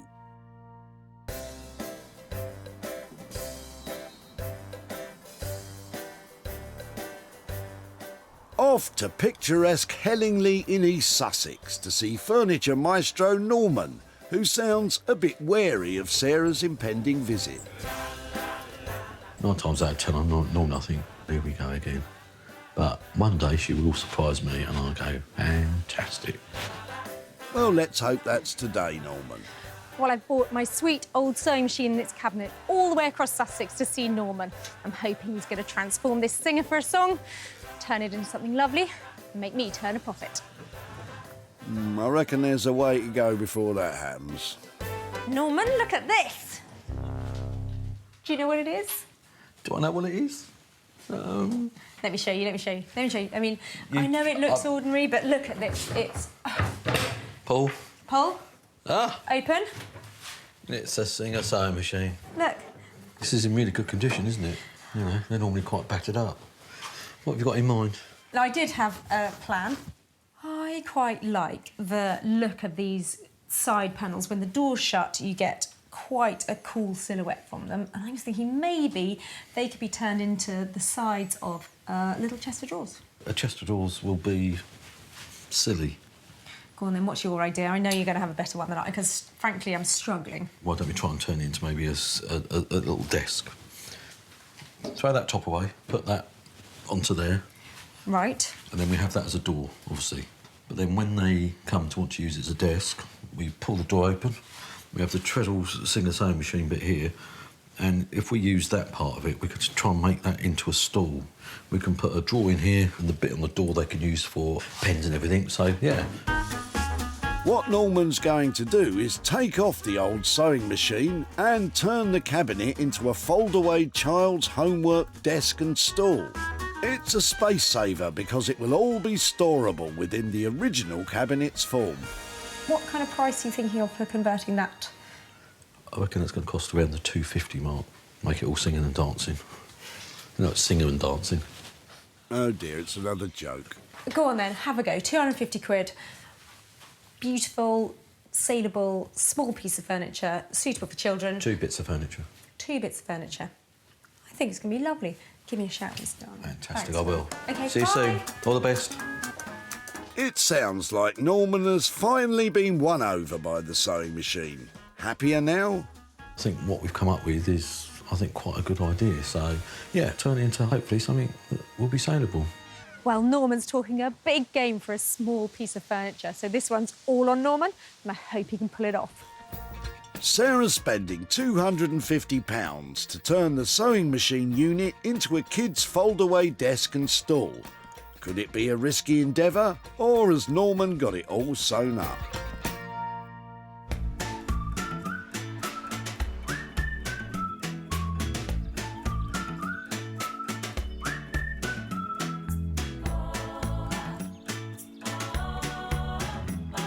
In Sussex, Sarah is taking her bird home to roost. The terracotta swan is a decorative outdoor planter. These were extremely popular in the 60s when elaborate garden furniture was all the rage. Sarah thinks this may have hidden value, so it won't require any sort of makeover. Is she quackers, or might this really take flight? Well, it looks like I'm either going to be on a wild goose chase here, or I'm going to be swanning off with a profit. I think it's profit, because I love this swan. To find out if she's right, she needs to research online. Sarah is checking auction sites to see what she can find out about its potential value. There are lots of vintage planters coming up that are swan shape, but none of them are made out of terracotta, and I'm not sure if that's a good thing or a bad thing, because normally that means you can get a good idea of what the price will be, but nobody is selling one of these, not historically, not now, not in America. So he's rare, but I don't know if he's actually desirable. But I am going to keep looking because I need to get some context for this. I really like it. I think it's got decorative appeal, but it'd be really good to have a set price that I can work on for sales. Sarah eventually found a rough guide price of around £50. If she wants to make more than that, she's got to make this bird presentable. Then post pictures of it on social media. Can Sarah's flower arranging help net some interest? Well, I'm not a natural florist, but it's certainly looking a bit more saleable, so I'm going to take it outside, take some pictures of it against the flint wall. Come on, Swanee. After a few snaps and a few uploads, all she can do is wait and see what happens. Sarah hasn't spent a penny so far. If she does manage to bag a buyer, it'll be all profit.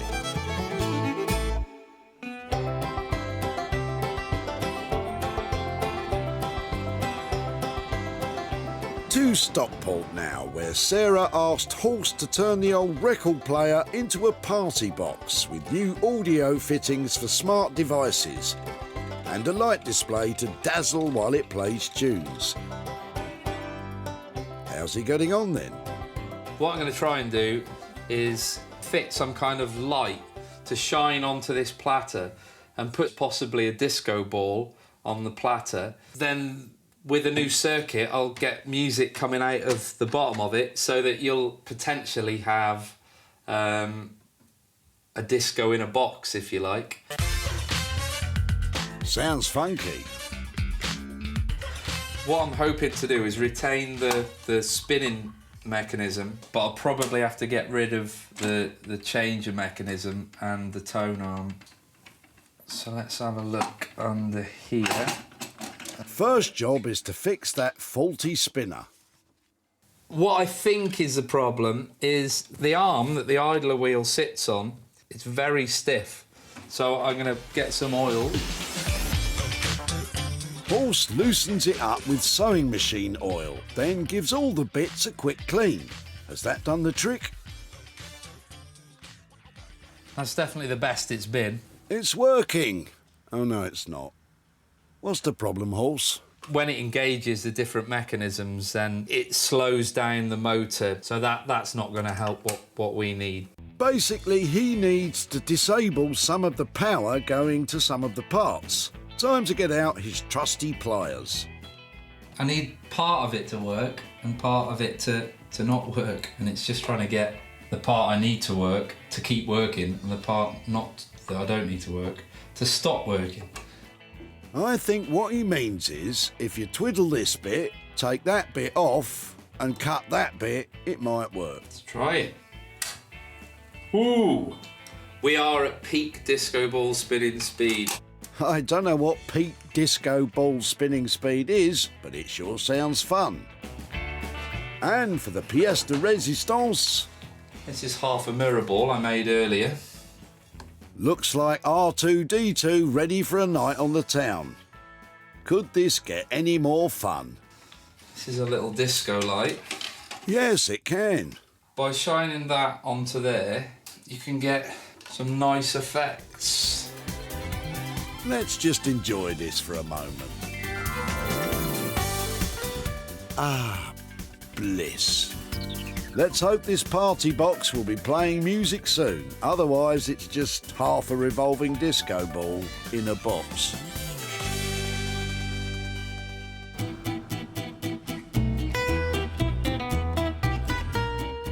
Over in Hellingley, East Sussex, Norman is starting to create his kids' fold-away homework desk and stool. Norman won't be using the sewing machine in his design. Instead, he'll be giving it back to Sarah to sell separately. Steady on, Norman. As for the rest of it, he's applying the age-old technique of winging it. When you're doing some of this, you're almost making it up as you go along. And deciding, but 9 times out of 10, sometimes the best stuff always looks great when you make it up. You know, I'm not one for doing sketches and doing whatever, it all comes out the head. His rough plan is to turn the main unit into the desk and transform the old foot pedal into the stool. Best get it out then, Norman. Yeah, look at that. We don't need that. So the plan is to actually make this into a stall, so we're going to have to obviously cut that off there, aren't we? Might even see if I can then grind them off. Yeah, Norman. Sharp, sticky out bits aren't the best for sitting on. Let's get them gone. You know the old saying? I've got 2 chances. It's either going to work or not work. Well, whatever happens, at least you look cool in those safety specs. Success. For the stall legs and base, Norman is using pine, chopping up and then assembling the tapered legs in no time. Looking good, Norman. I tell you what, we might make a little frame to go around that, and then we can pop it in. With the stall taking shape, Norman moves on to the new desktop. And he's just had an idea. We're going to take a template of that, cut it out, and then we can because like we said, we weren't going to use the flap, but we're going to use the flap now because you've got it round, you know, they can have a friend or a mate, you know, sitting at the end as well, so, or mum and dad could be sitting there while they're doing the homework. Basically, he's taking some MDF, cutting it up to match the old worktop's dimensions, then he'll hinge them together to create a fold-up section for more space. Genius. We've got to decide on what construction we're going to have inside, but I need to think on that and decide whether we're going to put the drawer in or not. And then, basically, we've got to sand it down, prepare it, and then get it the colour that we think. We're going to, I think, because it could either be a boy or a girl or whatever, we keep it very neutral. I think we might even do it cream or something, but we'll make that decision when we get nearer the time. So, yeah, happy days. I think we're doing well. Norman seems confident, but he's still got to finish the stall, and the writing desk needs the new top fitted, the inside rebuilt, and, oh yeah, he's got to repaint the whole thing. Good luck, Norman.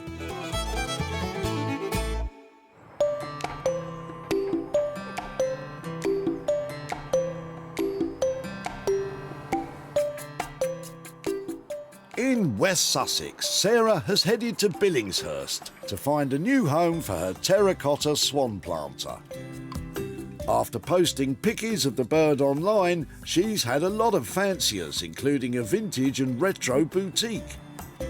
But can Sarah strike a deal with the shop owner? Hi, Julia. Oh, hi. Oh, look at that. What do you think? Oh, gosh, it's beautiful. I absolutely love that. Well, I know you saw the picture on my page, but is it bigger than you thought it was going to be? I think it is, yes. I had no concept, really, of what it was going to be like in the flesh. It's absolutely amazing. I thought it was lovely the moment I saw it. It actually divides opinion because kitsch swans are not everybody's cup of tea. But do you think it's saleable? Oh, definitely. And I think full of foliage or, I don't know, you could fill it with other things as well. It would look absolutely stunning in the shop window or in the middle of a table, even. Sounds like the perfect place for Sarah's swan to nest, and she strikes a deal with a delighted Julia. I'm always amazed what people throw away. When I go to the tip, I see fantastic stuff being chucked in, so to throw this away seems a crime, so I'm really pleased that it's been rescued and I've got it. Sarah found the terracotta swan in the back of Mark's motor. Is it yours? Come on, tell me. No, it's come from my mother-in-law's house, but she died, so we had it. But it's sort of had its day. Sarah thought otherwise and happily flew away with the bird. I don't honestly think it's of much value, but somebody might get some pleasure out of it. And that's just what's happened. Now Julia's bought it. But how much profit was made?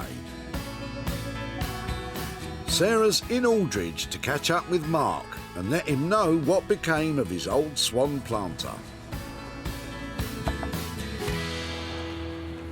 Hello, Mark. Hi there, how are you doing? I'm all right, you? Yeah, very well, thank you. Nice to see you again. And you? Now, I've been really looking forward to coming to find you. Right. Because I think when I saw you chucking out I think it was your mother-in-law's swan at the tip, wasn't it? It was, Yeah. yes. I think you said I'd find out that it was worth probably not very much. I did.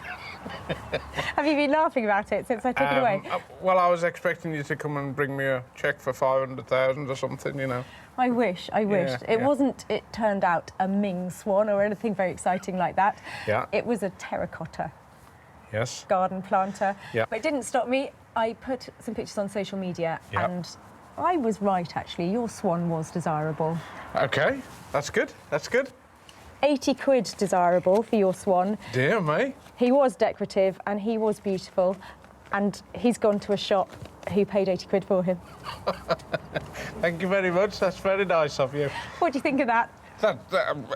I'm speechless, if I'm honest. I didn't think it was worth anything. That's lovely. Thank you very much. What might you do with £80? I'm a member of a charity called the Blood Bikers, Middle and Freewheelers, so I should probably give it to them. That sounds like an amazing thing to do with it. Thank you very much. That's very good. My pleasure. He was a beauty, your swan, so thank you so much for letting me have him. I'm so pleased he didn't get smashed. No, that's fine. Take care. Lovely. Thank you ever so very much. Bye-bye. Cheers. Bye-bye.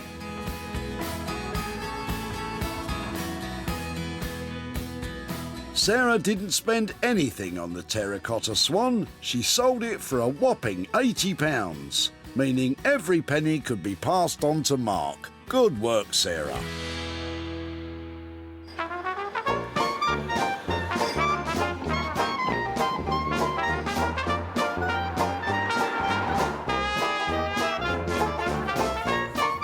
In Stockport, Sarah is heading to see how Horse's party box has turned out. And it looks like Horse has had a smart haircut for her arrival. Very dashing. It's the weirdest thing I've ever made, but it was a lot of fun to do, and I'm pleased with the result. I'm looking forward to showing Sarah, because I think she'll like it, because she likes mad stuff. She sure does, and here she comes. I'm here to pick up my tired old record player. I left it with Horse with a remit to make it fun, fab, and totally disco. He's not really a disco man, so I'm wondering if he's pulled it off. This dilapidated long player was both long in the tooth and destined for the skip. But now it's got the Saturday night fever, and it's transformed into a sparkling party box. It can play any number one from tablet or smartphone. With a spinning disco and laser light combo, it creates a dazzling display across the room. This is enhanced by a selection of tiny mirrors across the box's lid. The speaker grille has a hit new twist thanks to a repurposed metal plate from a fire escape. And all the electrics have been updated and pack tested to comply with UK electrical safety regulations. Plus, there's a new amp, speakers, audio connection and Bluetooth connectivity. So get ready to pair your smart device and get dancing. If Sarah doesn't love this one, I'll eat my spandex hot pants. Horse? Oh, Hiya. How you doing? Yeah, good, thanks. Oh, wow. You've upgraded it. Yeah. Go on then. Tell me. Well, I haven't done that much to the outside. It's more inside that's different. I can't wait. Come on, let's see what you've done. That looks amazing. What have you done to it? Kept the turntable function, but that's now a disco ball, ridiculously. Of course it is. and then I put a little disco light shining onto it as well. Come on then, let's see it in action. Right. So do you want music through it? Yeah. Yeah, let's hear the tunes. Yeah. Oh, Horse! That is legendary. The sound quality is amazing, isn't it? It is good. Yeah. I'm pleased with the speaker that I put in it. That is fantastic. What a load of fun. So it's all singing, it's all dancing, but did it come in on budget, 300 quid? I got it in for about 250 in the end. You legend, really? I cannot believe you've done that under budget and packed so much into it. Fantastic, thank you. Yeah, well done, Horse. Good on you, son. I really enjoyed doing that. It was a lot of fun to do. It was the maddest thing I've ever done. It's pretty strange for me, but I'm glad Sarah liked it. I thought she might, but yeah, I'm chuffed. Well, I asked for a party in the box. Horse has delivered a disco inferno. Sarah found the record player in Kevin's car. I think he's a 40s or 50s. He was just sat in my mother-in-law's loft, doing nothing. Kevin was happy to let Sarah take away his late father-in-law's pride and joy. How heavy is it? Not heavy at all. He used to carry it around to his girlfriend's house, apparently. Really? Yeah. Oh, I hope the mother-in-law... I'm surprised the mother-in-law hung on to it for as long as she did, then. Oh, she was one of the girlfriends, though. A real labour of love, then. And what a transformation. Even better, Sarah sold it to Smithers of Stamford, an online retro and vintage shop, and owner Nick is thrilled. Oh, like a DJ. One happy customer then, but how much was he willing to spend? Sarah is in Birmingham to let Kevin know. Hi there. Hi there. Nice to see you again. How are you? I'm really well. How are you? Oh, yeah, I'm okay. Okay.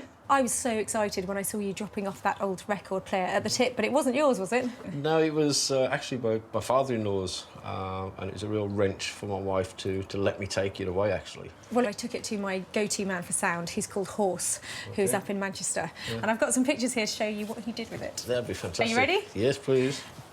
In fact, this one is a moving picture. Hopefully you can see. Oh, fantastic. That's a disco ball. Ah! Crazy, crazy. It's a fully functioning, loud as you like party box. Really? It's got full Bluetooth connectivity. You can plug anything into it, and it has this lovely glitter ball that lights up the whole room. So it's with gone a laser. from almost a wind-up to state of the art. Oh, fantastic. John would have loved that. John's my father-in-law, by the way. He'd have loved it. But he's had another use, yeah. It's actually been sold, Right. so it's going to have a new lease of life, and I've got some profit for you Oh, as well. that's even better. I've got 100 quid here for you. Whoa! Thank you. So I think we'll put this to good use. Nice meal, yeah? Is it OK if I show my wife and my daughter what you've done with... that would be with, great. With the record player? Are they here now? Yeah, yeah. Lovely, yeah, do. Lorraine, Isabel, come and have a look. Hello there. Hiya. Hi, so it was your dad's player, was it? It was, yeah. Oh, fantastic. Hi there, hello, I'm Sarah. Hiya. Do you want to see what it does now? Are you ready for this? Have a look at this. It's unbelievable. Oh, that is so cool. That's really cool. That's so cool. What do you think of that? Fantastic. It's making me feel quite emotional. Oh, I really feel for you. Lovely to catch up with you. Thank you very much. Okay, Thank bye-bye. you. Bye now. Well, that's one tip find that now really rocks, and Kevin is going out for dinner. That's music to my ears. Sarah spent £250 on the record player. She sold it for a total of £350, giving Kevin £100 to splash out on a slap-up meal for all the family.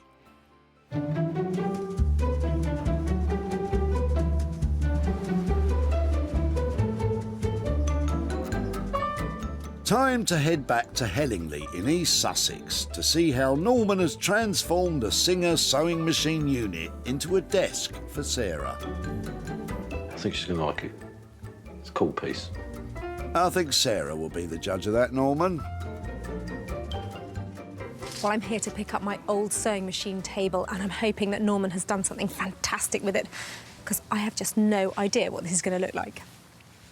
Time to find out if Norman's idea has paid off.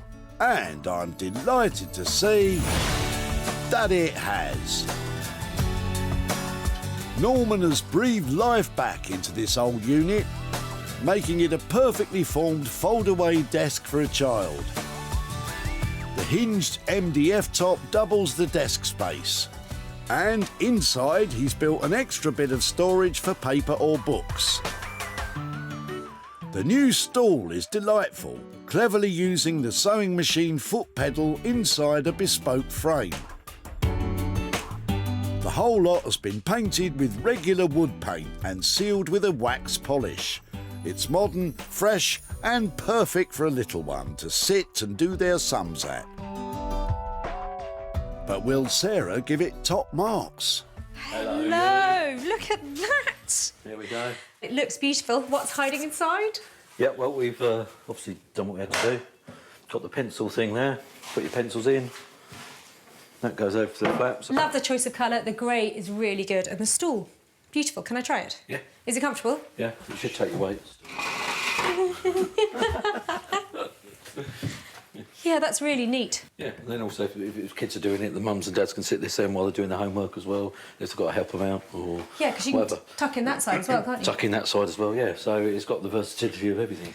Brilliant. Well, I think that's what we're trying to create now, isn't it? Pieces of furniture like this, if they're flexible, they can go into so many different spaces. Yeah, really sweet. And then when you're finished, it just packs away really neat and tidy. And then you can still have it as a piece of furniture and do what you want with it. How did you get on with the budget? 250 quid was left on that one, yeah, and we're bang on it.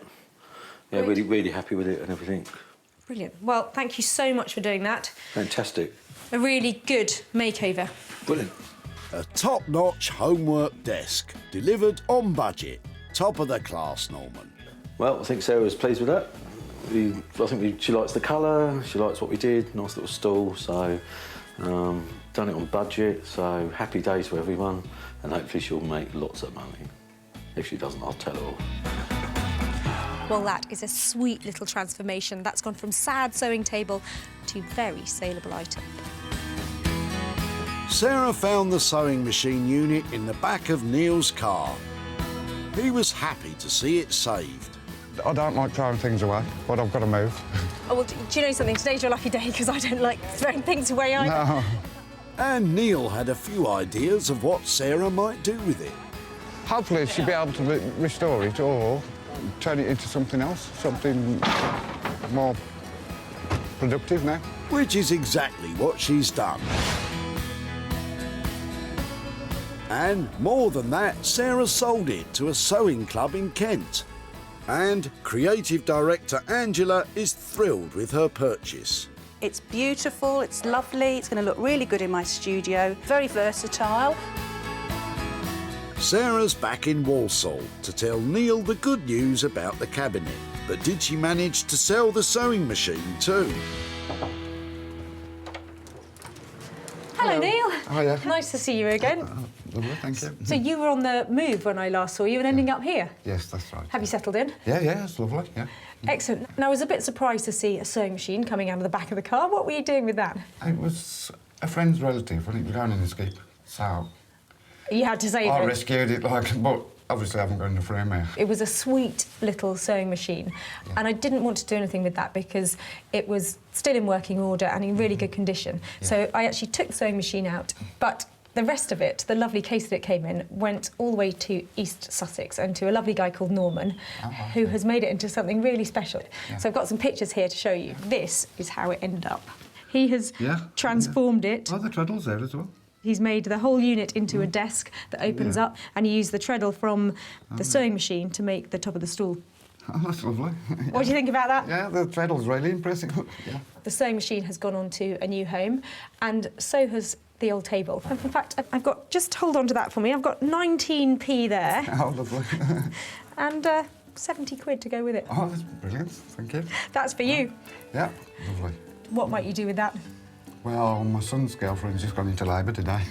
Oh, really? So, yeah, it just found me, actually. Oh, brilliant. Congratulations. It's lovely, yes, Thank you so much for letting us have your sewing machine table, and that's great news. Yeah, Lovely it to is, catch yeah, up with it's you. lovely, yeah, Thanks ever so much. Thank you very much. Bye-bye. OK, then, bye.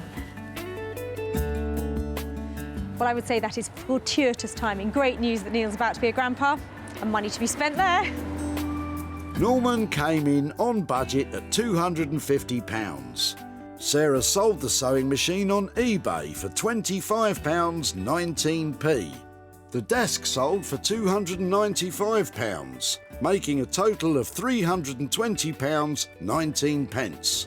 So Neil has £70.19 to spend on his new grandchild. Sarah saved 3 unwanted items from being thrown in the tip. And with a bit of elbow grease and lots of love and attention, they've been completely transformed into fantastic, desirable objects. I diverted items that were about to hit the skip, and with the help of Horse and Norman have transformed them into truly special items, and they're going to take pride of place in their new homes.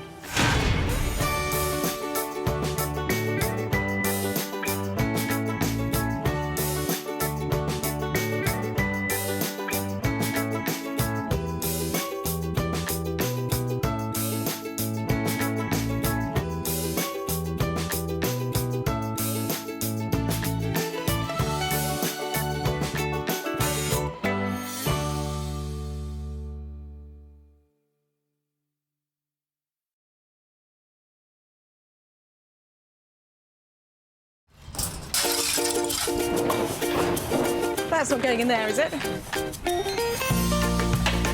How do you make money for nothing? Ooh, that's got lovely legs. The answer could be hiding in over 20 million tonnes of household waste thrown out by us every year. I'm now going to swan off.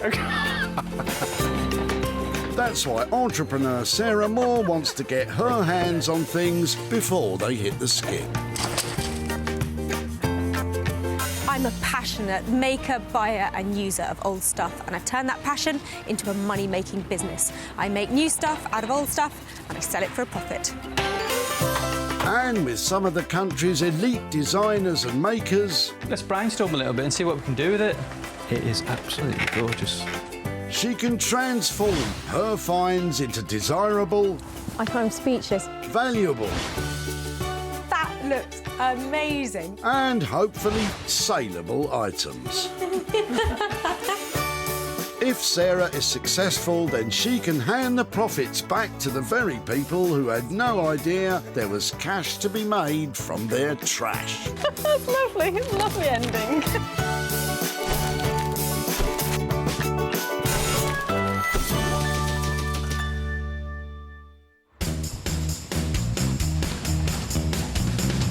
Today, Sarah's at the Woking Community Recycling Centre in Surrey, which receives around 300,000 visitors a year. How exciting. The gates have just opened and the cars are pouring in here, packed with potential.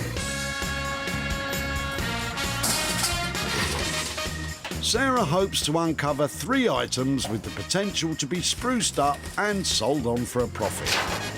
So was that the shower? But just in case you're thinking about doing a pick and mix at your local tip, don't try it. Sarah had to get special permission to work her magic. Give me your rubbish. I'll make you some money. Just like that. Just like what? That's how he said it. Just like that. Don't give up the day job, Sarah. And just like that, Jason's arrived with a bootful. But can Sarah conjure up something for that big thing? Hiya. Hello. Hello. How long have you had that? Well, it's used to be with my grandparents. It's been in the garage for some years now, and we don't really use it. And have you lost the drawer from it? Yeah, I put this outside the house with a free sign on it for about a week, and all that was taken was pretty much the top drawer. That's really annoying, isn't I know. it? Should we get it out and have a closer look? Yeah, let's do that. It's huge. It is a big one, isn't it? Jason's cumbersome cabinet may be missing a drawer, but it's hiding a secret. A secret drawer? Like you wouldn't even know it was there. Secret compartments in furniture became popular around the turn of the 19th century. They created a space to store money, jewellery or the good silver. They're not hugely attractive things at the moment, No. but I would rather have a go at doing something with it. Would you mind if I took it away rather than you putting it in the skip? You can have this all you like. Now I'm going to ask you, any chance you could just help me move it? No, so no, I grab let's this do end? Thank you so much. Just up here would be amazing. Sarah's saved a substantial sideboard. It's hardly top drawer. Jason, what do you think will be done with it? I think you could definitely do with a new coat of paint and a bit of a good old clean. In terms of what she's going to do with it, I don't know. A bit like the secret drawer, this piece of furniture, I'm hoping has hidden depths. 1940s, very old-fashioned styling, just the kind of thing that nobody wants in their house at the moment. So I reckon this is free reign. We can do anything to this, hopefully make some money. Well, let's meet the man Sarah's got lined up to take it on. Norman Wilkinson now, woodworking wonder. Norman creates high-end furniture from unloved and undervalued materials, and every piece has that Norman flair. I think my personality is reflected in what I do. You know, I think I try and do everything to the best of my ability. Everything we do, I think it looks A1. Everything I make is fantastic, just like me. Norman's been in the woodworking game a long time. In fact, how long have you been doing it, Norman? If I actually told you how long I've been doing this, it'd give away my age. I think I'm still 21, in my dreams. I tell you, you're looking good for whatever age you might be. The same can't be said, though, for this thing. That's one item saved. Sarah needs to find 2 more. Luckily, she might find something of interest in what Emma's chucking out. Morning. Hi there, hello. Hello. They look really interesting. Where have they come from? Oh, these are from my granddad's house. We're clearing it at the moment. He's gone into a care home. He was a plumber, but liked painting and decorating, so we've got a lot of ladders and step ladders and things like that. They look like he's made them. Yes, he was very handy actually. He was really into recycling and making his own things, so he would always reuse stuff wherever he could. So, yeah. A man after my own heart. There's something about them, I think it's just because they're old and they've got all those marks where he's been painting on them. You can't fake age. So when it comes in like this, I'm always really excited to see it. Is there any chance I could take them away and try and do something with them? Yes, by all means. I'm not sure what, but I just can't bear the thought of that lot ending up in the skip. So I'll keep in touch and I'm going to take these away and say thank you so much. Thank you. Sarah saved Emma's granddad's steps and ladders. What do you think of that, Emma? Yeah, I'm really glad that someone could make use of it. It's really what my granddad would like. He's so into recycling. I have no clue what she'd be able to do with it. Possibly sand it down and paint it, but if she could make it into something really funky and creative, that'd be great. Well, there are some fantastic pieces here. They might look in bad condition to you, but to me, all that paint, all that detail, you just can't recreate it. So when they're turned into something, it's going to look amazing. Well, let's find out who's taking them on. Rupert Blanchard is a furniture designer with the skill and imagination to transform things we want to throw away into things we want to stay. I work mostly with reclaimed materials. These are found materials that other people have given up on, and I benefit from what other people throw away. But it's more than that. I spend a lot of time and a lot of energy and a lot of love in restoring things and somehow working people's rubbish back into their home as something brand new. You do work wonders, Rupert, but I can't imagine these steps and ladders being anything other than steps and ladders, really.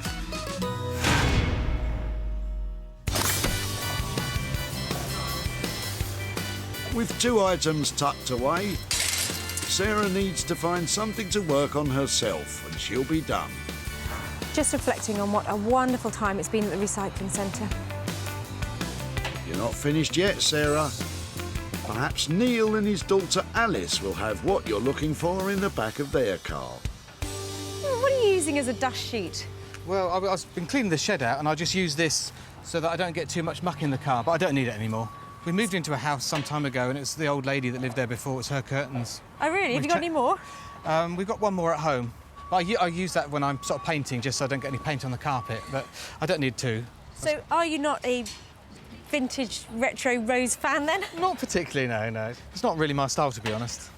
Well, do you know, it might not be your style, but there are loads of people who love this stuff. 1950s floral prints like this, probably by, I'd say, Sanderson. People can't find them, because they can't get enough of them, and they pay good money for them. Classic fabric and wallpaper manufacturer Sanderson was founded in the 1860s. Well-preserved pieces are much sought after by fabric fanciers. This one, though, has been lining the bottom of a boot. Can I take it away and try and make something out of it? You may indeed, no problem. Well, things are coming up roses around here. Thank you so much. It's quite all right. Would you believe it, Neil? Your old dust sheet is vintage. But what do you think can be done with your fancy fabric? Good luck to her. If she can find some use for it, she'd probably, I don't know, redecorate a chair or redecorate something. I really don't know. It's not really my thing, but I'm sure she can find a good use for it. What's not to love about that? I mean, look, the most beautiful 1950s curtain. You could make cushions out of it, you can make more curtains, you could wear it as a ball gown. Now, I'm sure there is money to be made out of this. Sarah has her 3 items. Norman will unlock the secrets of the sideboard. Rupert will try and give the ladders a step up. And Sarah will try to fashion something from the floral curtain. Another fantastic time at the recycling centre. Who'd have thought so many amazing things would turn up here? But now the hard work really does begin.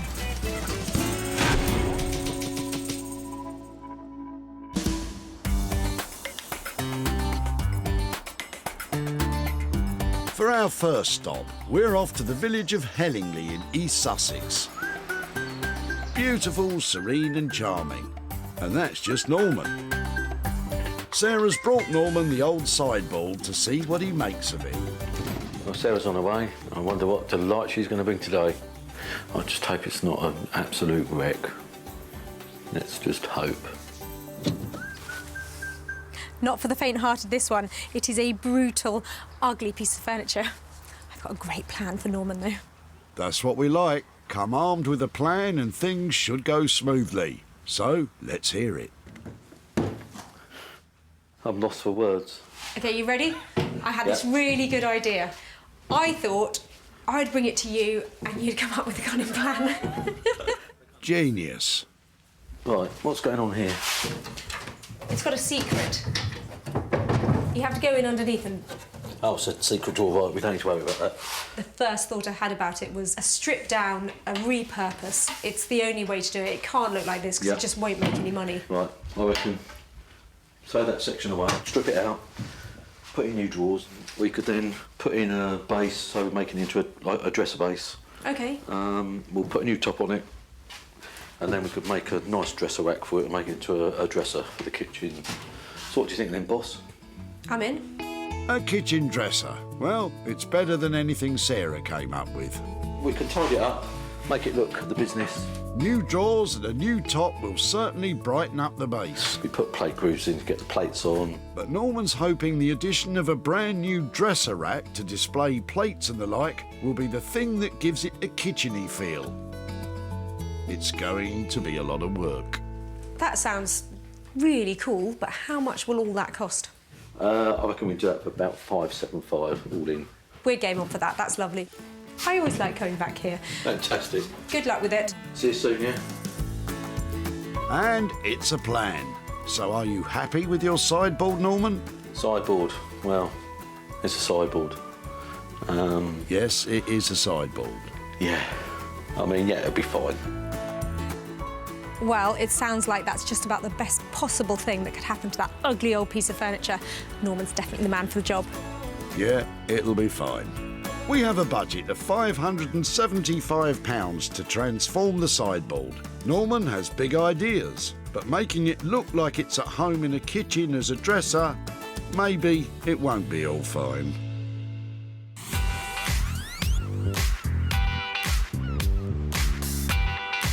For our next stop, we're off to the seaside town of Margate. Attracting over 1 million visitors a year, this place is all about sun, sea and salvage. So what better place for Sarah to bring her bundle of wooden bits and bobs? I wonder what Rupert will make of them. Sarah's coming over. I'm hoping she's going to bring something that's going to be a bit of a challenge today. I don't want to work on something that, you know, is good as it is. I only like working with real junk, something that everyone's given up on. Rupert, your wish is our command. Well, I bought this super little stack of salvage to Margate, and I hope Rupert's got his thinking cap on because he's going to need some good ideas if that lot is going to be turned into a profit. If you want imagination, you're in the right place. Right, let's get him on the bench then. Would you believe that when I found these, I was absolutely delighted? Right, I'm not sure about that. What have you brought me? Lovely ex-decorator, really good DIY guy, had these and his cut-up ladder, and his family were dropping me off at the tip. I do like these hop-ups. They're nice little things, and I think with a few repairs, they can still go on to, you know, a new life as they are. But maybe just sort of pushing them a bit further. If I turn them into some sort of kitchen steps, library steps, something functional still, something kind of true to the original use. So Rupert's big idea is to turn the steps into steps. Why didn't I think of that? So how many have we got? We've definitely got 3 little step systems going on here. Yeah, there's 3 hop-ups here. I don't see why I can't make at least 3 pieces. I think that sounds like a great solution for all of that lot. Can you put a price on it? If I say 150 for 3 pieces, and then if there's enough material left over, if I can make you something else, would you want that as well? Definitely. You're always going to come up with original plans for the rest of it, so I'm happy to invest. Lovely to see you. Thanks so much. Excellent. See you Bye. again. It'll be 3 sets of steps and a mystery item. I can hardly wait. I don't know what I've got really, but I've promised Sarah 3 items, so it's going to be a late night. I think there'll be a very useful set of items.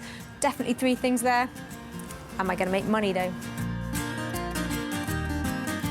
That's £150 for 3 sets of new stepladders. It's quite a simple plan, so Rupert will really need to make them shine.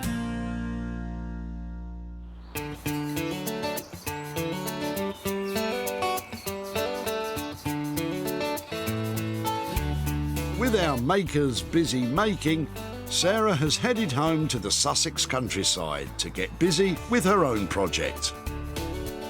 Sarah was over the moon to get her hands on this vintage fabric. I can't imagine why.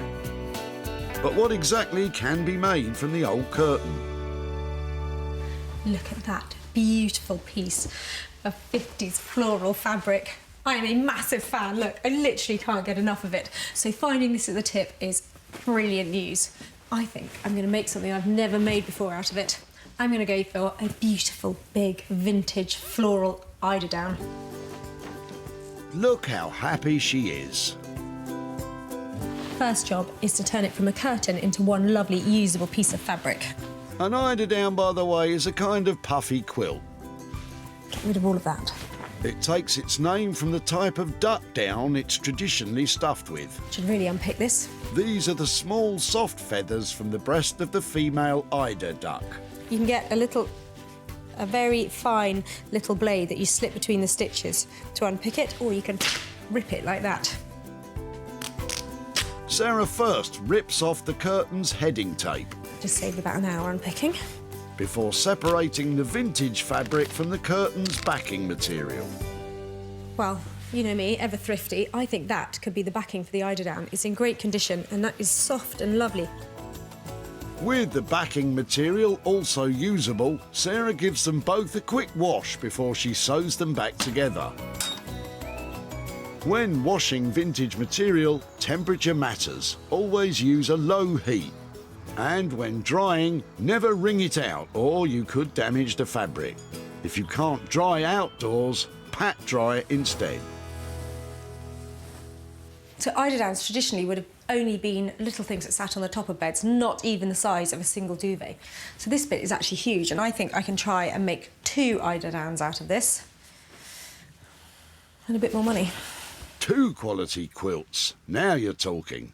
To divide the material in half, Sarah carefully... Oh, she's just ripped it again. That should do it. She really loves ripping things. So this is my eiderdown stuffing. Now, traditionally, it would have been stuffed with eiderdown, which is a lovely, soft duck down, but I'm not sure if that fabric is featherproof. And also, I want this to be able to be used by anybody who's allergic to feathers, doesn't want to have duck. I just want this to be accessible, so that's definitely big enough. Instead of duck down, Sarah's using a simple polyester padded duvet, which complies with all UK fire safety guidelines. With the duvet cut into 2 pieces for the 2 eiderdowns, Sarah moves on to sewing the fabric for the covers, and then she'll be done. That's gathering. I don't know why it's doing that. But uh-oh, there's a problem. Machine fault. Her sewing machine is playing up. Sewing machines are funny things. If you don't get the tension right when you're sewing, it can make the fabric pucker up. Well, if it's more tension you're after, you should have said.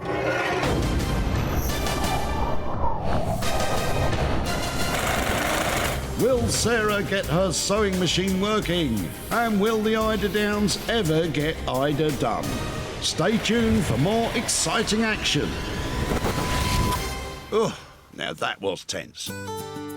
So far, Sarah's spent just £30 on the stuffing for the 2 eiderdowns. But with her sewing machine on the blink, who knows what we'll end up with. Back we go to Hellingley in East Sussex, where the clunky brown sideboard is about to get the Norman treatment. Sarah's expecting a new kitchen dresser at the end of all this. Norman, what's the plan? The plan is we're going to knock all this apart and then we're going to put 2 big drawers in, so good storage. And then we're going to put a baseboard in here, so you can put baskets and storage under there as well. Then we're going to make a rack for it to put your plates and all your other junk on, so yeah. to store your plates and junk. Charming. I'm still going to take the doors off. Norman starts by removing the doors. Because he plans to strip out the middle section to fit new drawers, it means the secret drawer will have to go, which is a shame because it's really cool. You had a little clip there to put it shut and open, and then you've got like a bed spring here. So, you know, to push it in and out. I've never seen one before with a spring like that, so it's quite fantastic, really. Right, I'm going to take these out. I don't want these.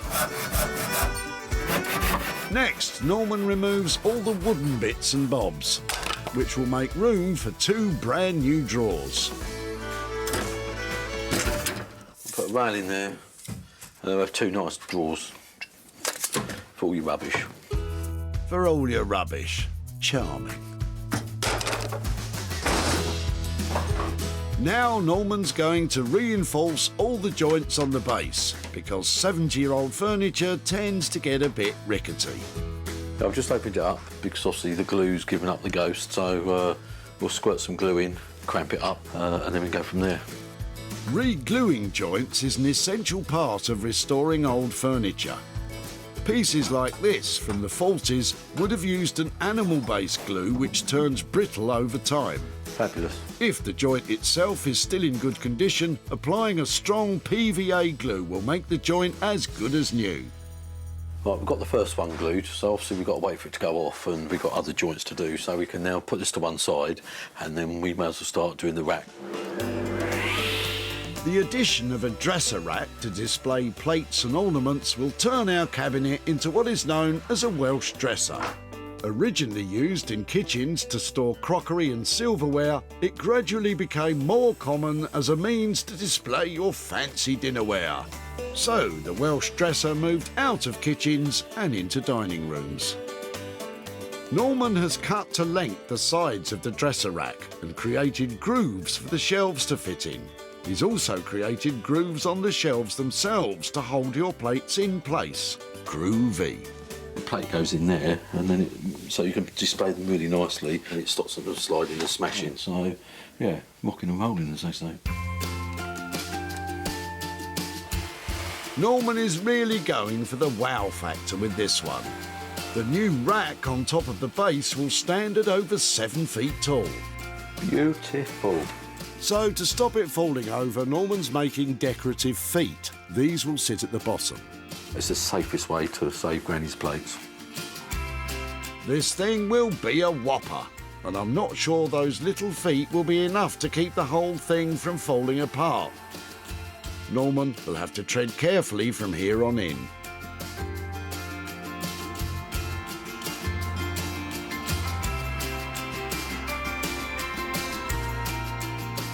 Back in Margate, Rupert's about to begin the transformation of the old step ladders into newer step ladders.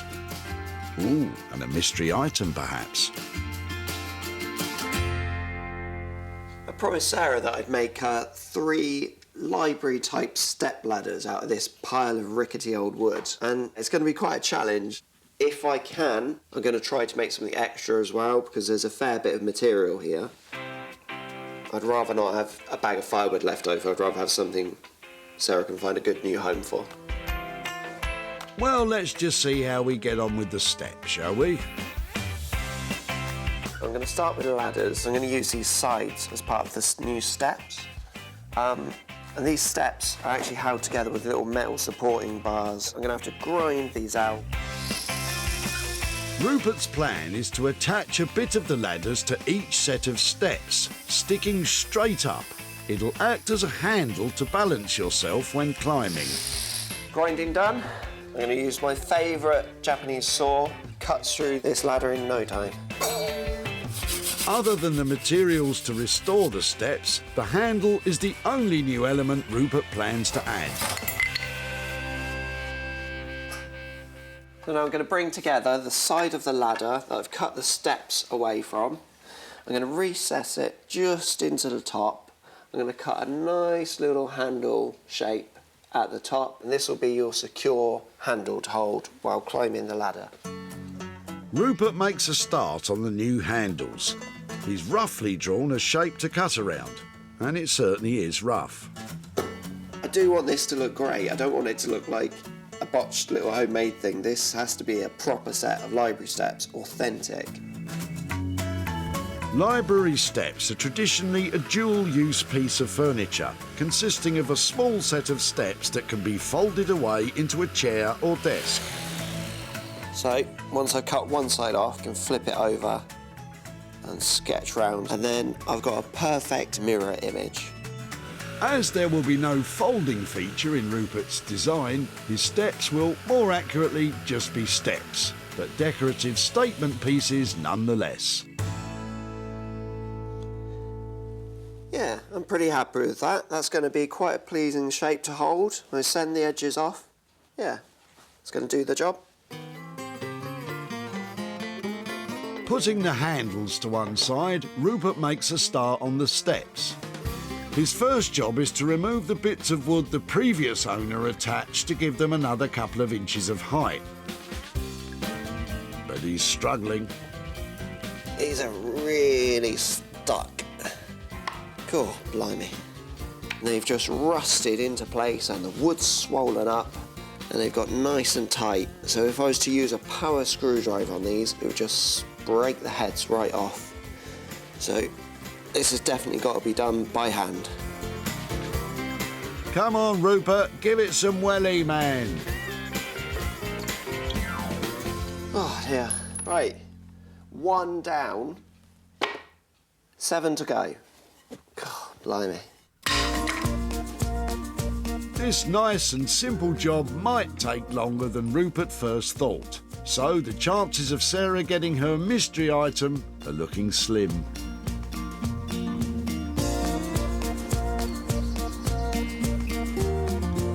Back at Sarah's, it's time to find out how she's been getting on with her eiderdowns. But with her sewing machine problems, was she able to get them finished? Finished. Well, there's your answer.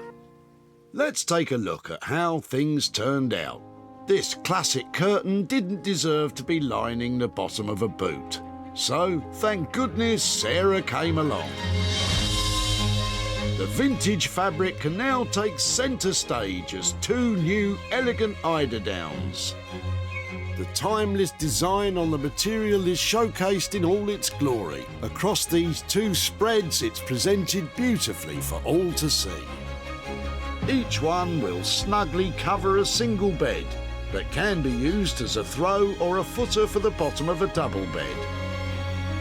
Sarah's added bursts of colour with little woolen pom-poms which make the whole thing sing.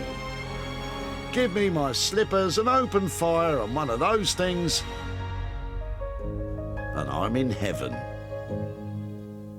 So pleased how these have turned out. If you've got a vintage curtain and you can get hold of a sewing machine, then they're not a bad project to get started on. They're beautiful, soft and snuggly, and I'm hoping, because there are 2 of them, I'm going to turn a bit of profit on them as well. That means I have to sell them.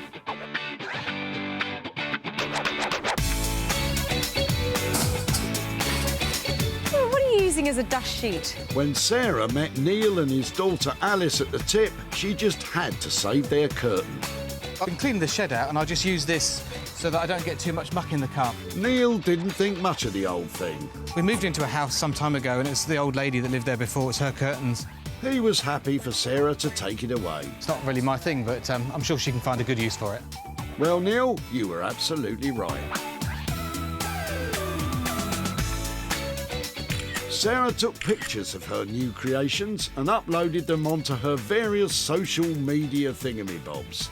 And it didn't take long to find a private buyer who snapped them both up. Now, how much money has Sarah made? Sarah's travelled to Woking to visit Neil to show him what she's made and hand over the profit. Hi there. Ah, hello Sarah, nice to see you again. And you, how are you? Very well, thank you, very well. So, Neil, this is the house where the curtains came from, is that right? It is, it is. We bought the house from an elderly lady, so they were very much to her style. I loved the curtain that I took from you, and it was something that I worked on myself. And so what do you think I made with it? Some sort of covering for For a chair or something, a covering? I've got some pictures here to show you what I did. Oh, right, OK. I turned your curtain into a pair of eiderdowns.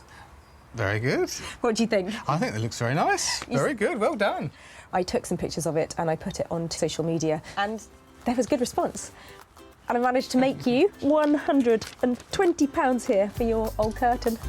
Thank you very much. Cool, that's a surprise. Thank you very much. Do you have any idea what you might do with that? I've got an 8-year-old daughter. She's 9 next week. I will probably put the money in her junior ISA. Excellent. Thanks so much, Neil. No problem at all. Lovely to catch up. Thank Bye-bye. you. Bye. Sarah spent £30 on the stuffing for the eiderdowns. She sold the pair for a cracking £150, meaning Neil has £120 to invest for daughter Alice.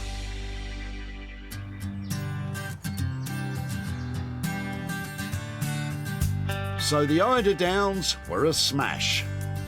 Sarah's back in East Sussex to see if Norman's new kitchen dresser will also be a big hit. Well, it's certainly big. It's pulled together really well.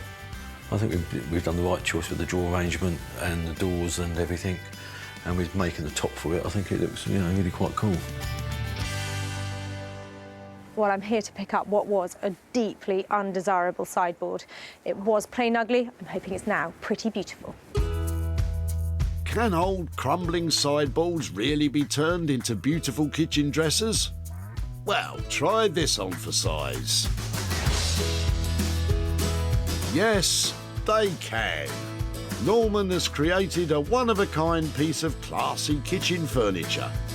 The sideboard still remains in all its glory, but with the addition of a new baseboard for extra storage, new drawers and a stunning country kitchen-style dresser rack, it's unrecognisable from its previous incarnation.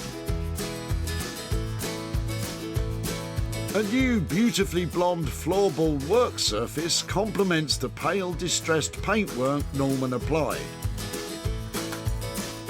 It's a huge piece of furniture. What will Sarah think? Hello. Hey, how you doing? Are you all right? Yeah, I'm you? all right. That's not it. That's your dresser. Well, sideboard. It's amazing, isn't it? Yeah, I think it's cool. It's virtually unrecognisable. I think it's got the right look. I mean, it would be great in a country kitchen or in a nice dining room or something. So, yeah, really pleased with it. I bet you are. I mean, you have really added to it. We put the plate bar in so the plates don't slip off as well. That is, amazing. Am I going to be laughing at the price? $575 on budget. I'm a very lucky girl. Fantastic job. You're a legend. Thank you very much. Might have to hug it out. Oh. I'm so pleased, Norm. That's amazing. Brilliant. See you later. Good job, Norman. You even got a cuddle. I think it's come out really well. Nice big piece, so hopefully she could sell it well and everyone's happy. So, yeah, smashed it. Well, just between you and me, I think Norman might be a bit of a genius. I think you might be right.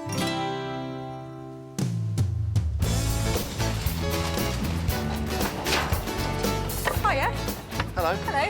Sarah first set eyes on the sideboard sticking out of Jason's boot. It used to be with my grandparents. It's been in the garage for some years now and we don't really use it. Jason couldn't give the old thing away. I put this outside the house with a free sign on it and all that was taken was the top drawer. That didn't stop Sarah, but what was to be done with it? In terms of what she's going to do with it, I don't know. Well, Jason, it's Norman you have to thank for this one, because he created something truly unique. Sarah rushed straight home and posted pictures of the dresser on auction sites, trying to find a buyer. It's a big-ticket item, so did she manage to get it sold? Sarah's travelled to Addleston in Surrey to meet up with Jason and show him what happened to his sideboard. Hiya. Hello, Sarah. How you doing? I'm very well, thank you. Nice to see you. Yeah, and you. Just wondering what you thought when somebody came up to you in the tip and said, can I have your rubbish? Yeah, well, considering I was looking to get rid of it and kind of scrap it anyway, I wasn't too concerned, to be honest, so... I took it to a guy called Norman, so I've got some pictures here to show you of what he did to it. So I think probably that's how you remember it. He turned it into that. Oh, wow, amazing. It's like a proper kitchen unit now, isn't it? It's a real dresser. Yeah. It's now a lovely big piece of furniture. Would you give it house room now? Yeah, it's actually amazing what he's done with it. I'm pleased that you like it. It's a big piece of furniture. It's got a high price tag on it, and I haven't managed to sell it yet. Okay. So I'm going to carry on putting it out there and selling it. So as soon as I've made it, I shall be sending that to you, and hopefully that'll go to some good cause. Yeah, without a doubt, I'm pretty sure we'll put that to good use. Fantastic. Thanks, Jason. Look forward to it. Bye-bye. Norman's costs for the project were £575, but without a sale, Sarah's facing a potential loss. Though I'm confident with a bit more time, she will be able to sell it, and will be back in touch with Jason with a profit.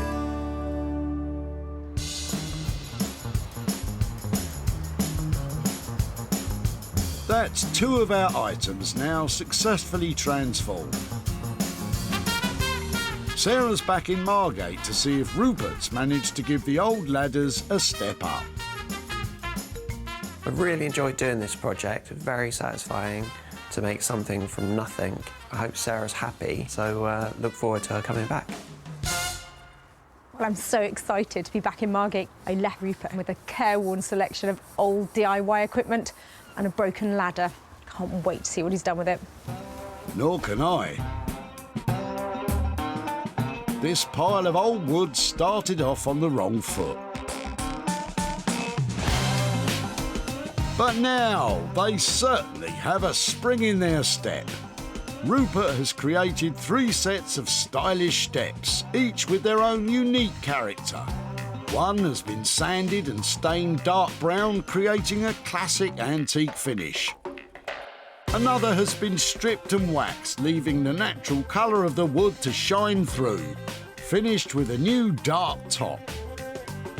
And lastly, the wild card. Bold, bright yellow has become a Rupert trademark. And isn't it eye-catching? They're all now strong and sturdy, so can be used as step-ups to reach high shelves, or as stylish and cool occasional tables. I don't know which is my favourite. Probably the yellow one. But what about the mystery item Rupert promised? Hello, hello. Hey, Sarah, come in, come in. Wow, look at those. So I've gone 3 different styles for you. So hopefully you've got 3 now usable products. They're great. I can see them going into completely different houses, different apartments. You know, they're really cleverly done. It's been quite nice making 3 things that hopefully you can find a new home for. Budget-wise, looks like a lot of work's gone into these. How did you get on? Oh, it was a fair bit of work. Before we talk about the budget, though, I know I said if I had time and if there were a few bits left, I'd do something else. I have done a few extra bits for you. Have you? So you want to see them? Yeah, I'd love to. OK, well, move that one off the table.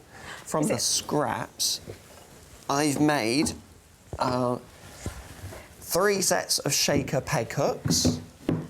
I recognise them, and they're fantastic. I've actually made, as well, 2 mirrors. So you've actually got a lot of stock now, Sarah. I've got a new range. This is a whole collection of product here, isn't there? Rupert, you're a genius. From the leftover wood from the ladders, Rupert has created 3 separate coat hooks and 2 mirrors. But surely that means the budget's gone up a bit. Luckily, all this still within your budget. No way. Seriously, all of this for 150 quid? Yeah, it was just enjoyable to do. That is amazing. Lovely work, thank you. I've said it before and I'll say it again. I've said it before and I'll say it again. That guy is good. How fab is that lot? 3 great library steps and a whole collection of other stuff to sell. Such a clever idea to reuse those ladders like that too. You're going to want to do that, aren't you?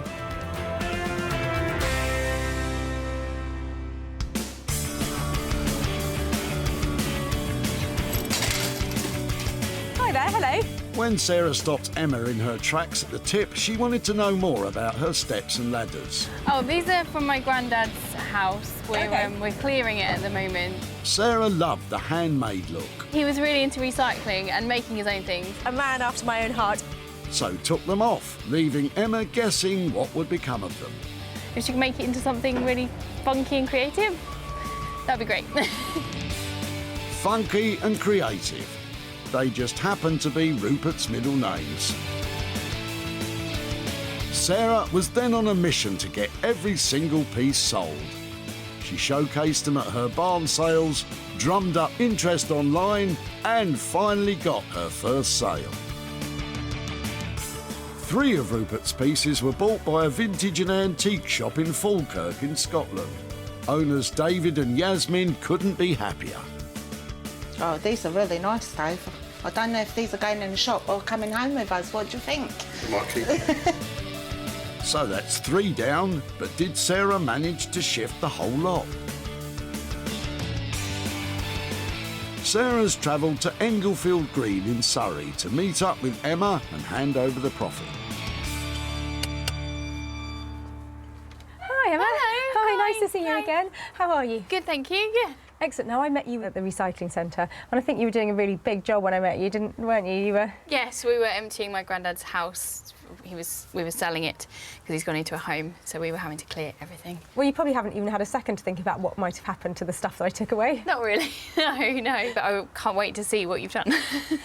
It wasn't something I worked on myself. It was something that I took down to Margate to a great guy called Rupert, and I've got some pictures here to show you Oh, wow. of what he created. I hope you'd approve of this lot. His things have been turned into a collection of furniture. Oh my gosh!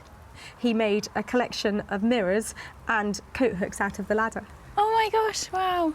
What do you think? Oh, that's brilliant. I really didn't think you could do anything with them. Yeah, oh wow, that's amazing. They disappeared instantly. I took them to my barn sale. People loved them, bought them there. They've disappeared up to Scotland, to shops all over the country. So I've got some money here for you as well. Oh my gosh! I've got £270 here for your collection of Oh my pieces. gosh! That's for you. Wow, thank you. It's a complete pleasure. What might you do with that? I think we're going to take Grandad out for a meal, I think, yeah. Excellent. Well, do you think he'll approve of what we did? Absolutely, I can't wait to show him. It's amazing. That's Brilliant. amazing. Lovely to catch up with you. Thank you so much. Cheers. Bye-bye. Thank you, bye. Good job, Sarah, and good job, Rupert. Rupert's total costs for making all those items was £150. Sarah worked her socks off and sold every piece, with sales totalling an amazing £420, which means Emma has an amazing £270 to share with her granddad. Fabulous. Sarah salvaged 3 items that were destined for the dump. Instead of lying in landfill, they have all been given a new lease of life. A new look, and a chance to be loved again. Well, I really enjoyed that. We take stuff, we make stuff, and we send it off to new homes. What could be better than that?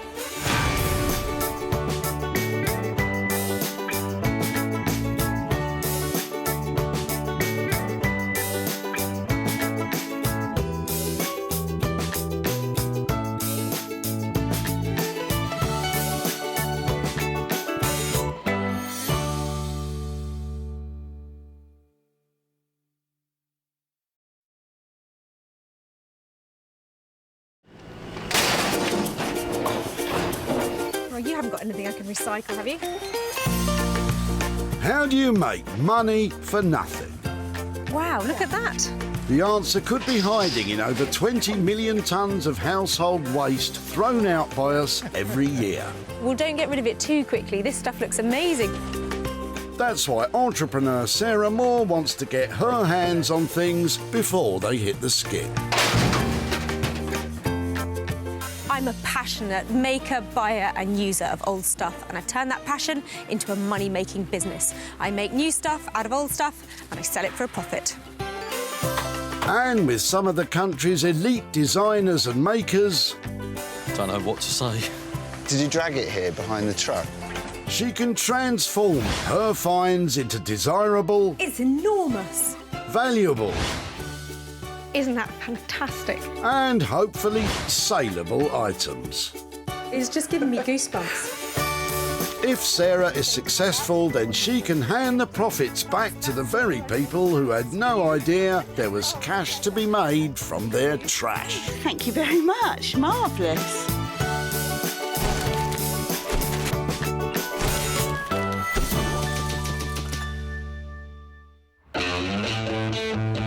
Welcome to Walsaw Recycling Centre near Birmingham. When it comes to filling skips, this place is fast and furious. Sarah's on a mission to turn your trash into hard cash. Well, it's like the floodgates have opened because people are pouring in here. But I just need to find those little bits that I know are going to float a profit. But before you zip down to your local tip, be warned. Sarah has special permission to seek out 3 items that she can rejuvenate, repurpose and sell on for a profit. First to pique Sarah's interest is Jenny. But has she a car full of possibilities? You having a clear out? Just a little. What are you doing? Are you on the move? No, we're just having a big sort out. OK. All the rubbish. Looks like you've got some interesting bits and pieces. We've got some bits and pieces there, yes. Where's it all come from then? Is it the garage or...? Attic, 1 bedroom, 1 junk room, and that's it. OK. Do you think there's anything here we might be able to recycle? I don't know what we got. All sorts of bits and pieces. These are quite cute, aren't they? Well, yeah, they're great. A pair of them. So, do you know when they were last used? Probably 12, 18 months ago. OK. Because we stick them on the top of the cupboard when we're watching telly in bed. Oh, right, It's the easy way to do it. So have you still got the bits for them to... I don't know. It's amongst this lot if we have. OK. They've got a kind of retro appeal, haven't they? Haven't they? I quite like those. I'm just wondering if there's anything else in here that might sort of go with them. Can I have a quick rummage? Don't know. Have a rummage. Fab. Might keep that. You carry on. You know what you're after. I don't know. Well, do you know something? I just think that you never know what you can do with stuff like this. No. It looks quite interesting. Never know. I think that might be my lot. If I can make anything out of that, shall I give you a shout? You do that. Fantastic. Thank you ever so much. Rubbish to me. And to the rest of us, Jenny, and to the rest of us. I'm absolutely gobsmacked she wanted it. But if she could use it, then fine. I couldn't think what she might do with it, but there you go. Well, this is certainly a random selection of stuff, but these TVs are just so cute. Everybody else has got like 52-inch ones, and these ones are about 5 inches. I think they've got a personality all of their own, and I know somebody who just loves this type of thing. I must say, it's a relief to hear you say that, Sarah. Introducing Mark Haig, Robo-Chap. Mark uses his years of engineering know-how to create one-of-a-kind bespoke robots from just about anything. My dad was a clock repairer, and I would sit in front of a 3-bar electric fire as a 7-year-old kid, and I'd get some bits of clocks from my dad, get bits of Meccano, and I'd make some kind of mad robot. And 40 years later, I'm still doing the same stuff. To make these mechanical marvels come to life, each one even comes with its own backstory. I can create these fun stories that go with the robots, and the combination of it having this interesting story that goes with it makes for a really unique object. And if anyone can make something unique with all this, it's Mark.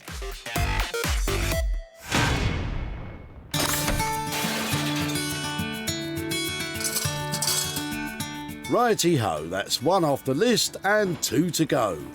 And while some items are well protected... Anything in there for me? No? Others are not protected enough. I've never played a violin before, can you tell? Yes, we can tell. Could Martin and Annette have something more palatable in their trailer? Something to bag Sarah some cash, perhaps? I can see clouds of woodworm dust coming out of that. What are you throwing away? It's basically wood chippings from an old shed that's been stored for probably 30 years. Okay. So Not yours then? It's not mine. No, we bought the house and now we're clearing the shed out. So, Okay. There is definitely something active in your shed, isn't there? There is, yeah. I mean, it's good firewood. Anybody wanted it for firewood, but other than that, for us, it's got no use, and it's in the tip. What about the bags, though? I don't know where he's got those from, to be quite honest with him. Michigan beans. That doesn't sound like Birmingham, does it? Well, odd though it might seem, those dusty old sacks, because they've got that original writing on them, people love that kind of thing. Yeah. So amongst all the sort of stuff that's coming out, those would be quite interesting to see if I could salvage them and make something out of them. Yeah. Oh, you're more than welcome, because all I was going to do was put them in the skip anyway. Yeah. Okay, Right, well, so- I'm going to fold those up and say thank you very much. You're welcome. Put those in my little pile of treasures. Little pile of treasures. Let's not get ahead of ourselves, Sarah. If I can do something with them, I'm not sure what it will be, but can I come and see you at your house and show you what I've done? Yeah, no problem at all. We're surprised that Sarah wanted the sacks. I mean, they're interesting enough with the terminology on them and that, but what she's going to do with them, who knows? Yeah, I mean, a sack's a sack, isn't it? You're not wrong there, Martin. A sack is indeed a sack. Well, I keep asking myself, why did I save these? They are moth-eaten, they are dirty, they are well past their best. But there is one redeeming feature. It's the typography. This, in fact, it's American, this fantastic, really strong circle with all the writing on it. It's all about beans. I mean, there's something about it that is just fantastic. And luckily for us, Sarah knows a guy who would almost certainly agree with her. If you want a bag, then go and see Neil Ragg. Neil is a whiz with a sewing machine. His mission is to rescue tough and rugged materials otherwise headed for the skip. Neil turns them into high-end holdalls that will last a lifetime. Well, these days there's too much going into landfill. We've got a finite amount of space where we can bury stuff. So if I can prevent it from going into landfill and make something beautiful from it, that's the plan. Most of the bags I make are from old sofas. It could be old army tents or scout tents. If I can get a needle through it, then I can turn it into a bag, and a bag that looks like it would cost hundreds or thousands of pounds from the high street. With all the holes in these bags, getting a needle through them will not be difficult. Making them worth something is a different story altogether.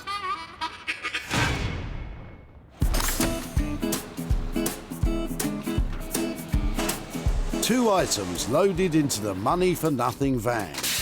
Now it's time for Sarah to search for her own pound-making project. Maybe. It depends how old it is, though. So sort of 1950s stuff. Isn't he friendly? Right, buddy, you better get in there. We've got some work to do. Yes, you do, Sarah. And hopefully it will be Barry's furniture that piques your interest. Hiya. Hiya. They're nice. Are they going that way? Well, that's the intention, yes. Where have they come from? We're basically clearing out a relative's house. She passed away recently. Oh, no, I'm sorry to hear that. That's okay. They are lovely. So they don't appeal to you? They wouldn't fit into your house? We've got too much rubbish as it is. I really like things like this. I think they're far too nice to end up in there. It is a shame, yes. But if it's not your house, I know, right? Oh, look at that, look. So these probably bought in the 1950s. I would say that, yeah. These are a cracking pair of chairs. If you didn't mind me taking them rather than ending up in there, I'd be really pleased to try. Please do. It seems such a shame to throw them. And what about that? Did that have sort of those lovely spider plants or something in it? Yes, full of spider plants. Yeah, it's just such a classic look. Well, I tell you, as a little group, a pair of retro chairs and a lovely little plant stand, they're the kind of thing that people love, you know, this sort of retro look. That's right. Particularly those sort of 1950 legs. Can I take them away? Please do. Fantastic. And can I keep in touch as well? Because I'd love to be able to show you what happened to them or where they go to. Would that be all right? Yeah, I'll be fine, yes. Fantastic. Well done, Sarah. 2 chairs and a plant stand. Good luck with that. What are Barry's thoughts? Well, I suspect that Sarah will probably renovate them because they're worth a little bit of attention, especially the planter. I mean, that's quite a classic little item, that is. And the chairs are very nice as well. So have you noticed? These chairs are Urkel. These are British-made, stylish, collectible. There are heaps of people out there who absolutely love this furniture, and grouped together with this 50s plant stand, they look fantastic. There you have it, 3 items found. Mark will get switched on with Jenny's mini TVs and bits. Neil will grapple with Martin's printed sacks. And Sarah will tackle Barry's chairs and plant stand. Well, they might have wanted to bin it, but I want to bling it. Now's the time to turn those diamonds in the rough into money-making gems.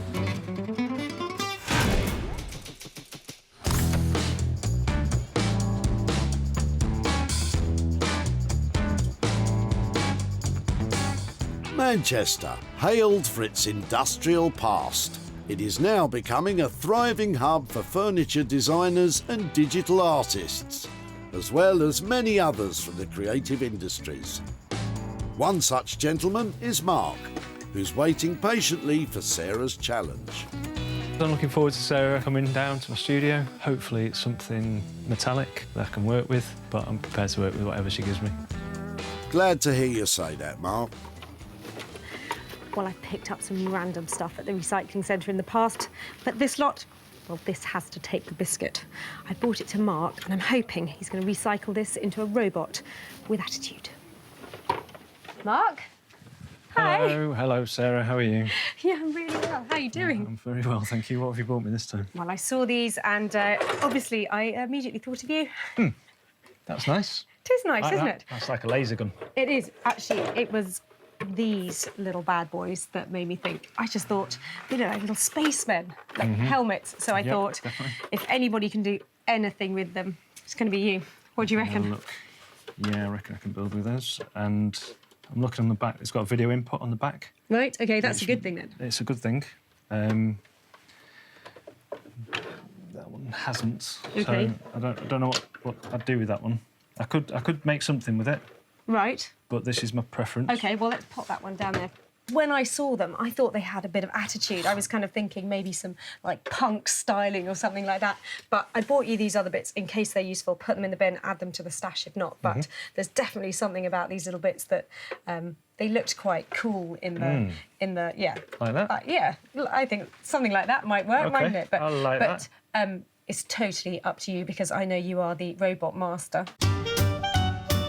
Robot master he may be, Sarah, but what happens when the robots take over and Mark becomes their slave? Right, no more coffee for me today. Any little surprises, or shall I wait till I come back? I think you should wait. I think there's something else I might be able to do with it. OK.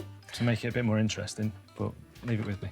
Hit me with a ballpark budget then. What kind of price are we looking at to make that an all singing, all dancing new robot? Well, he's going to end up being sort of that kind of size, OK. isn't he? So he's going to be quite a big fella. About 150 quid. OK. Something like that, 160 quid. Yeah, I'd say that budget's absolutely fine. I love the 80s, so as much 80s singing and dancing in that would be fantastic. Thank you so much. No problem. Bye-bye. OK, bye now. Well, Mark's channeling the 1980s. I've always loved a bit of Dire Straits, maybe a bit of Money for Nothing. I can see that robot. It's going to be right on track. It's going to be an interesting one. It's working with plastic, which isn't the perfect thing that I like to work with, but I've got some nice ideas for it in my head, so fingers crossed it should go well. I have complete faith in you, sir. Mark has a budget of £150 to create an 80s-themed robot from this tray of bits and bobs. Am I excited about this one? Affirmative.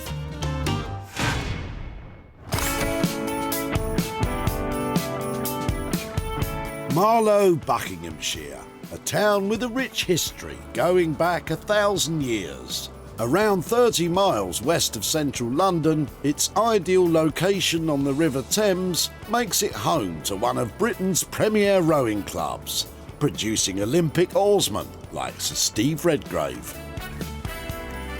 But are Sarah's printed sacks going to seem like an Olympian task for Neil? Always looking forward to new challenges. Wouldn't be here if it wasn't fun doing something that was out of your comfort zone. So, yeah, slightly nervous to see what bizarre thing that she's going to bring. Here I am in super smart, quintessentially English Marlowe with an absolute load of old rubbish. I know Neil's got a sense of humour. I just hope he finds something to laugh about with this lot.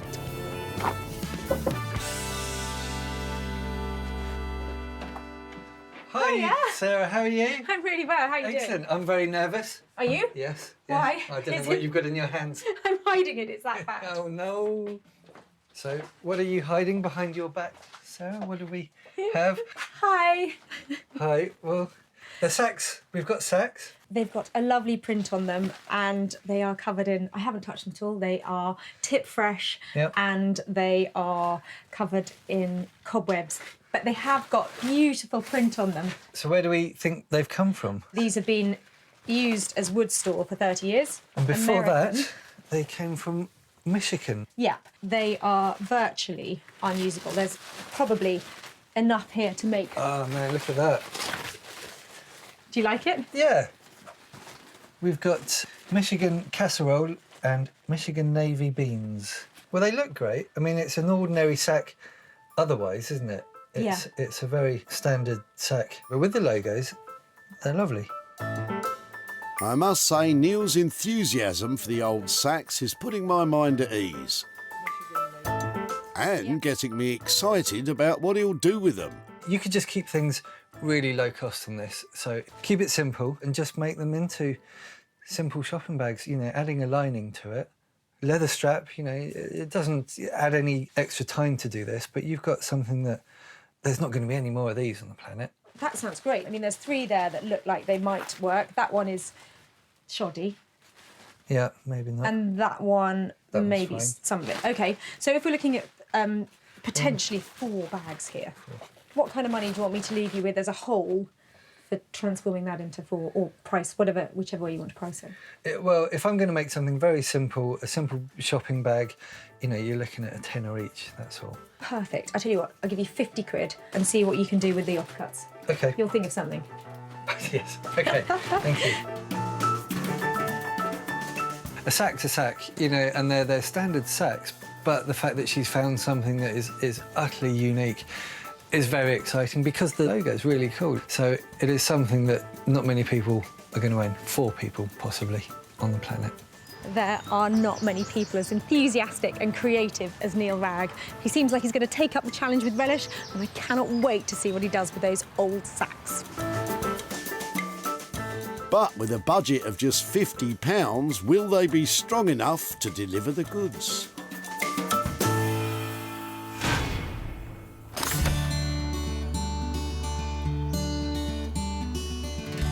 In beautiful Sussex, Sarah is about to begin her own challenge. And she's happy to be working on a furniture favourite. Always lovely when Urkel shows up at the recycling centre. It's a sweet pair of chairs here, and this plant stand is oozing 1960s. I want to make these really sing. I thought loads of colour on them, and perhaps turning this plant stand into something slightly more useful as well as being beautiful. First things first, they need a really good clean-up. Urkel dates back to the 1920s, and it was established in High Wycombe, Buckinghamshire. The company's ability to perfect steam bending their woods took them into mass production. Their furniture became a hit in post-war Britain. You can't beat a lovely bit of British-made Urkel. Fantastic legs, beech frame on the seat, and really stylish. So if I can paint them and get rid of this tired, old, orange-looking varnish, and I think they'll look really smart. I'll be the judge of that, Sarah. Scrubbing done, time for some painting. I've got some lovely colours here, and I think I'm just going to paint each individual element a different colour and see how it turns out. My plan is to paint it, rub it down a bit so it smooths it and makes it look really soft, and then lacquer the whole lot so it's got a sort of semi-gloss to it. I like that bit best.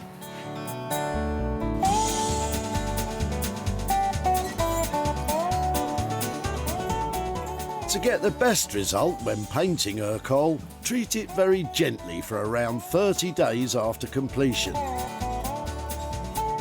This is because paint doesn't reach its hardest point till then.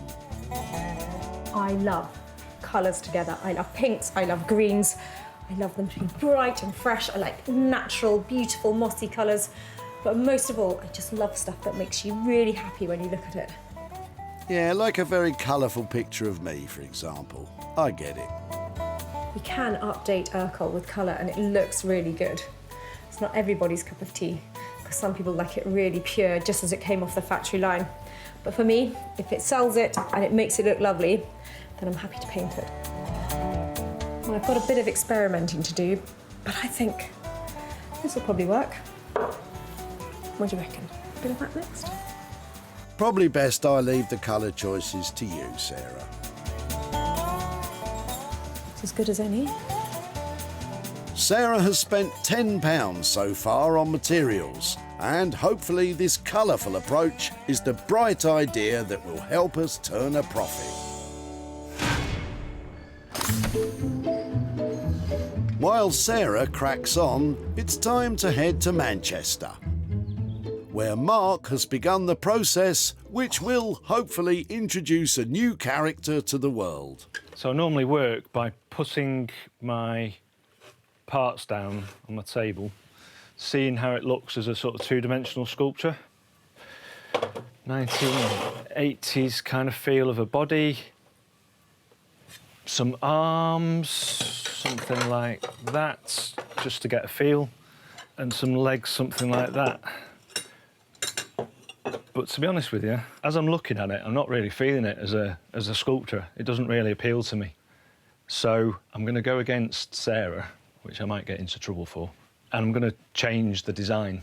I've got to do what I feel, so that's what I'm going to do. Mark, we trust you. Go for it.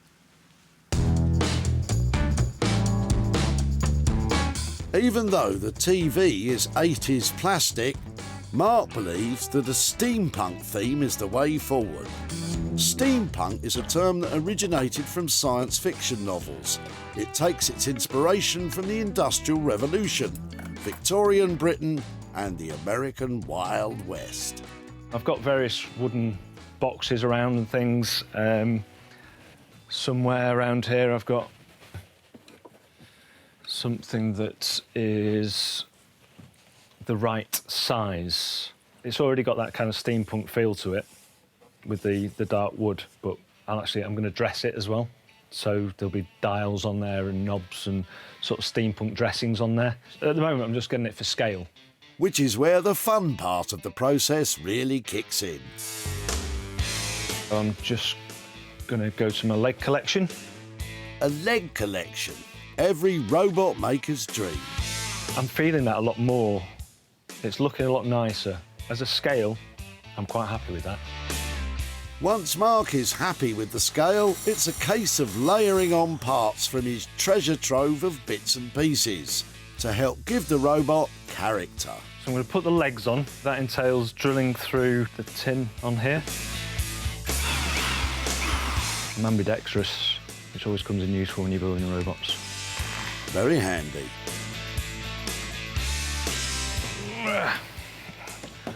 Looks like we've got ourselves half a robot. So I'm going to have a look in my arm collection and see if I can find something else. Arm collection, also very handy. Maybe they're the kind of steampunk feel to them.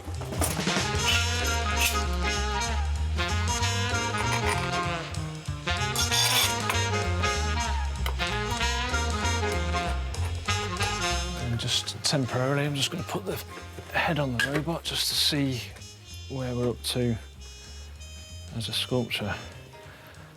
Yeah, it needs a neck, but it's getting there. It's looking something like what I was expecting it to look like.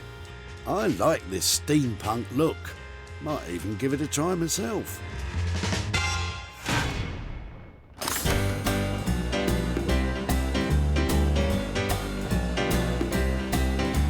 Over in Marlow, Buckinghamshire, Neil Ragg is about to begin the task of producing bags for life, from old sacks that had no future at all. It's a lovely looking logo, although they are obviously old, which adds to their charm. So I'm going to have to do something to maybe reinforce to avoid these holes, the fraying bits, and make a bag that is going to stand the test of time as well as look nice. Good plan, Neil. Let's do this. We're going to use these old curtains, just line the inside of the bag.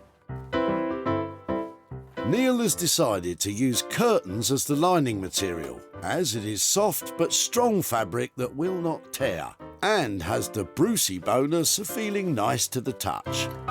Excellent. Relatively simple, just sewing the two right sides together, and then I'll turn them inside out, and that way we've got no raw edges, it's nice and neat, a very simple bag, but will look quite different to any other bag for life you get.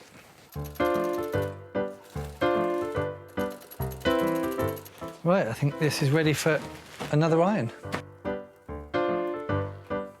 Well, the combination of the old grotty sacks and the pretty curtains is going to look pretty good, I think.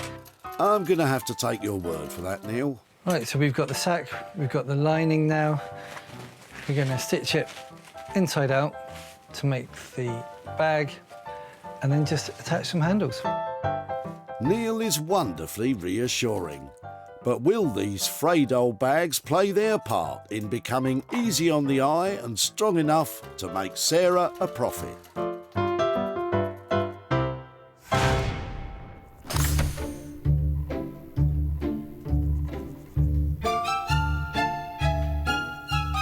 In Sussex, Sarah is hard at work putting the finishing touches to the chairs and the plant stand.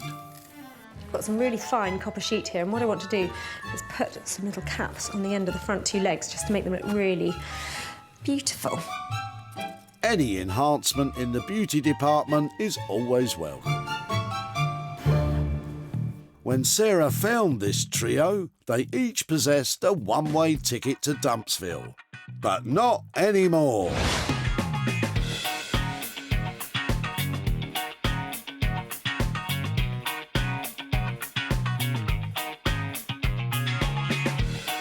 The two chairs are now colour-tastic, with variations of blue leading the way. Copper sheets round off the spectacle, as well as linking it with the contrasting copper spray covering the plant stand. Good job, Sarah. I reckon these blues are working really well together. I'm a big blue fan, and I think getting rid of those softer, babyish colours has really sharpened these up. Now we've got a plant stand and a pair of chairs. I think they can either be sold all together or perhaps just the pair of chairs separately. But time now to get these out there, see who wants them.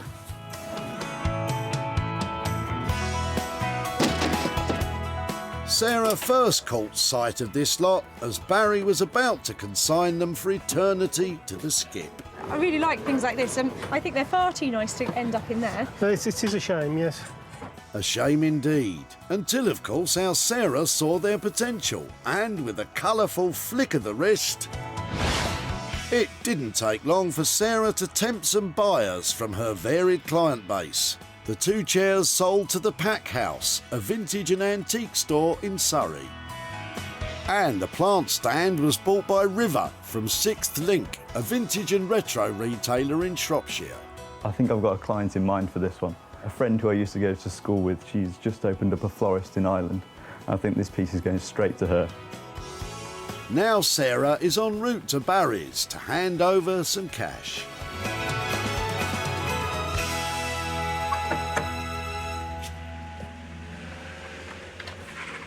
Hi there, Barry. Hello, how are you doing? I'm really well. Lovely to see you again. Yes, nice to meet you again. And you, and you. Now, you were being a really helpful relative when I last saw you. That's right, yes. Did you wonder what might happen when I took away your old Urkel chairs and your plant stand? I'm still actually wondering what's going to happen to them. Well, I thought they were lovely. They were really stylish, and they were something that I worked on. So I've got some pictures here to show you what I've done with them. Are you ready for this? Yes. Your chairs and your plant stand now look like that. Wow, that's really stunning. Basically, I've given them a fresh, new look, some copper tips to their legs, and I've planted up the plant stand so it looks decorative. What do you think to that? Brilliant. Yeah, I mean, that's actually more than I anticipated. I have managed to sell them, and I've got 115 quid for you. Oh, thank you very much. That's actually... I'm stunned. Thank you. What might you do with £115 that you weren't expecting? We've got a holiday coming up, so I'd probably go towards that. Well, that's fantastic. I loved working on your chairs. I hope you have a great time on holiday. Really good to catch up. Yeah, thank you very much. My pleasure. Thank you. Bye-bye. Thank you. Bye. Sarah spent £10 working her magic on the chairs and plant stand. They were all sold for £125, with the £115 profit going towards a holiday for Barry. In Manchester, Mark is giving his robot a once-over before Sarah arrives. Although it's not exactly what we discussed, I hope she still likes it. He's quite a beast, but he's quite handsome. So, yeah, I hope she likes it. Well, I'm back in Manchester to find what kind of magic Mark has been able to work on my skip bits. I'm hoping to meet a lovely new robot. When Sarah picked up this little basket of rubbish, she hoped that Mark could turn it into something unique.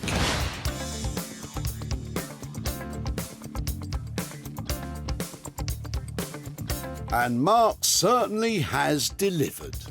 Feet made from lampshades, arms made from cooking utensils from the 1940s, rubber from a car suspension, all put together with imagination and skill, resulting not just in a robot, but in a personality. I wonder what the little guy's called. Hi, Mark. Oh, wow, how are you? I'm fine, thank you. This is Smurf Tickler. Smurf Tickler, my friends, is a robot who tickles little blue Smurfs. And I kind of like him.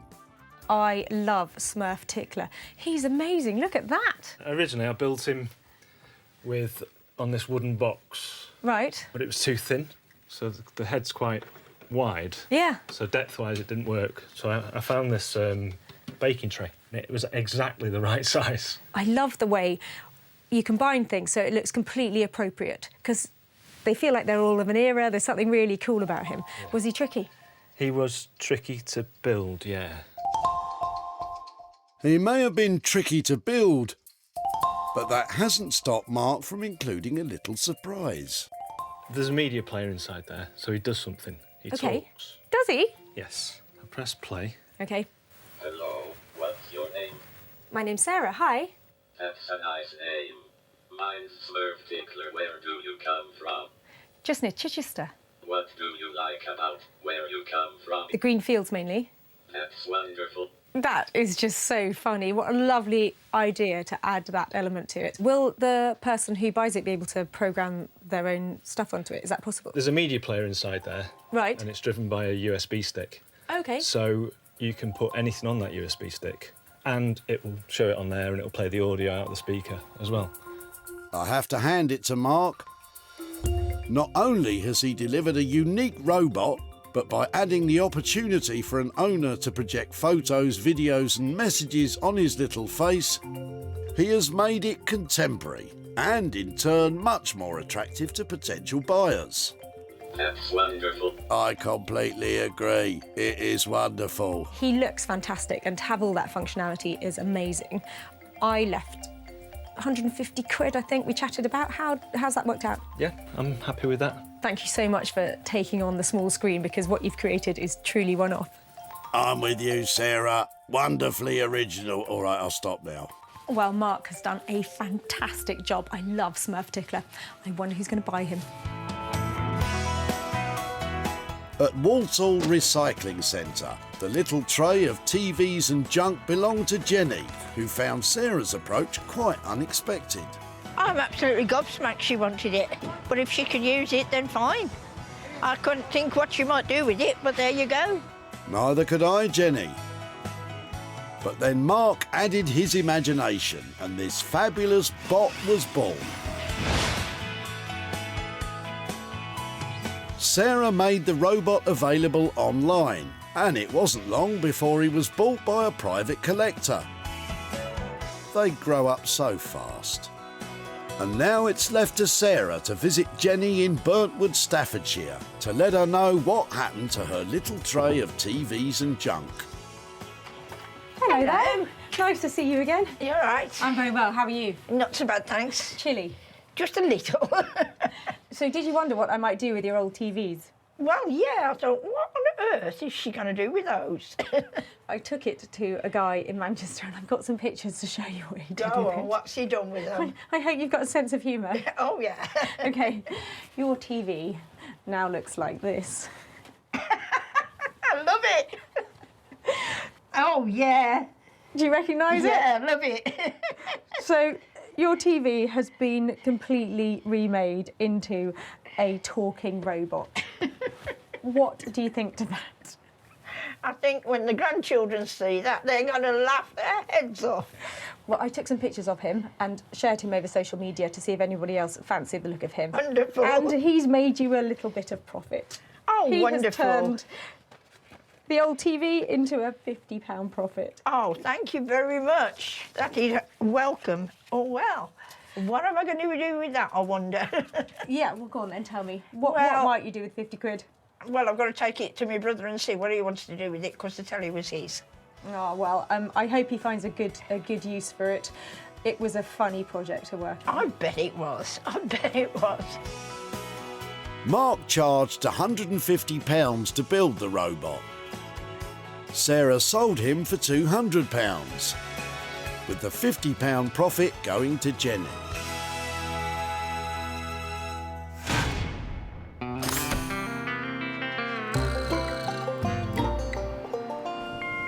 In Marlow, Neil has finished transforming the old sacks. I'm looking forward to Sarah's arrival. I think I've done what she's after. I think she's going to be pleased. I think from turning something that was quite grotty into something that is far more high street. I always get so excited when I come to see Neil because he is a brilliant bag maker, and I'm hoping those sad sacks that I left are now full of beans. Sarah was asking a lot of Neil when she dropped off these old sacks.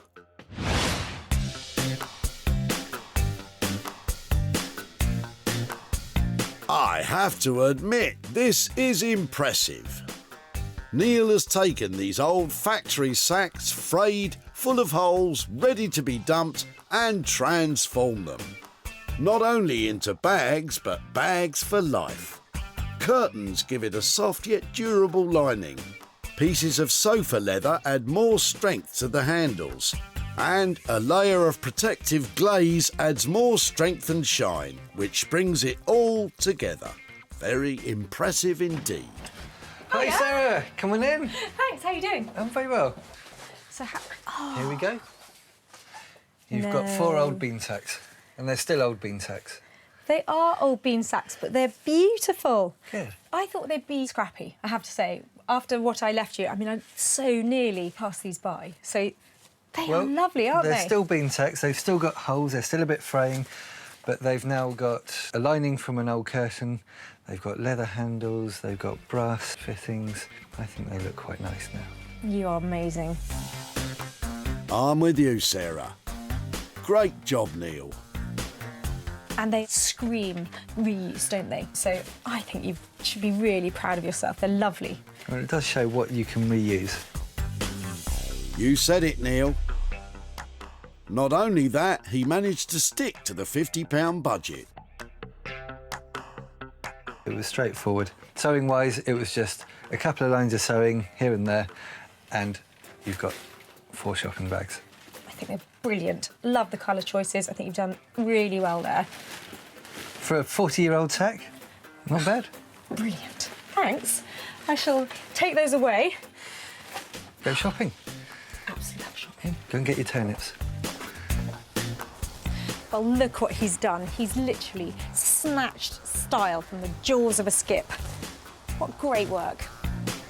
Well, I think that went rather well. From a bunch of old bean sacks that stayed looking essentially like a bunch of old bean sacks, she seemed very pleased. As Punch, like the rest of us.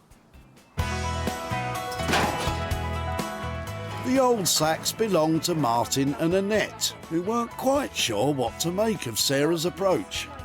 We're surprised that Sarah wanted the sacks. I mean, they're interesting enough with the terminology on them and that, but what she's going to do with them, who knows? What she did was bring them along to Neil, who got out his trusty sewing machine and voila, job done.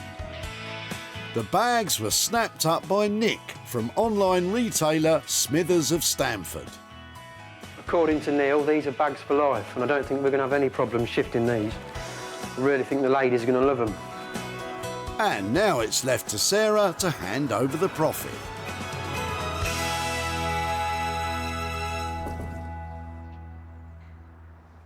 Hi there. Hello. Hi, Annette. How are you doing? Great, thank you. Now, I was hoping to catch up with you and Martin, but Martin's away at the moment, isn't he? He's away at sea, off Aberdeen. What did you think when some strange woman came up and said, I want to take away those woodworm-filled dirty sacks? Well, I thought you were absolutely crazy. I've got some pictures to show you here. Do they look familiar there? Oh, they do, yes. Yeah. So I think in the end we managed to salvage 4 of the ones that were full of wood. Yeah. And here are your sacks now. Oh, wow. They are remodelled as shopping bags. Ah, that's a very good idea. So that's what he did with them. What do you reckon to that? I think that's fantastic. We had no idea what on earth you would do with them, but that looks, at least that was something that was going straight in the tip and is now useful. It is really useful, and I'm surprised to say, actually, I've got some money to hand over to you as well. Oh, I'm surprised as well. I'm very surprised. Look what I've got for you. I've Wow. got £70 here for you for your old bags. Whoa, that's brilliant. Thank you very much. What might you do with £70? Well, I'll put it towards, I'm going to have my kitchen refurbished, so it will go towards that. Fantastic. Well, who'd have thought it? It was really good to catch up. I hope Martin approves of what we did with them. I'm sure he will. I'm sure he Brilliant. will. Lovely to see you again. Right, thank you Thank you very so much. Bye-bye. Okay, bye. Well, I absolutely love that because that was a genuine surprise for Annette. She had no idea that those old sacks, they were actually money bags. Neil charged £50 for the makeover. The bags were bought for £120, leaving a handsome £70 profit to go towards Martin and Annette's new kitchen. Sarah salvaged 3 items that were destined for the dump. Mark worked wonders making our robot. Neil bagged our respect with the printed sacks, and Sarah splashed colour on the chairs and the plant stand. Well, sometimes it's a challenge trying to make money for nothing out of random tip items. But Mark and Neil did a fantastic job. They had an eclectic collection to start with, and they really nailed it.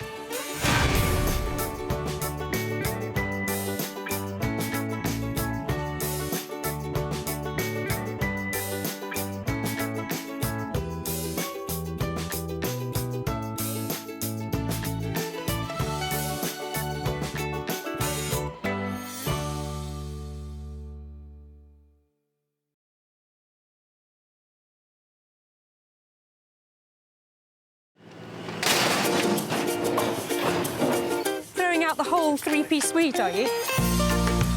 How do you make money for nothing? What have you been smashing up? The answer could be hiding in over 20 million tonnes of household waste thrown out by us every year. Can I have them? You're welcome to them. They're only going in the skip. That's why entrepreneur Sarah Moore wants to get her hands on things before they hit the skip. I'm a passionate maker, buyer and user of old stuff, and I've turned that passion into a money-making business. I make new stuff out of old stuff and I sell it for a profit. And with some of the country's elite designers and makers, I think we can really be quite playful with this. I could make several mankinis out of this, couldn't I? she can transform her finds into desirable, That's such a relief. valuable Oh, it looks all shiny. and hopefully saleable items. I love them. You are a gem. If Sarah is successful, then she can hand the profits back to the very people who had no idea there was cash to be made from their trash. Really can't believe that. That's amazing.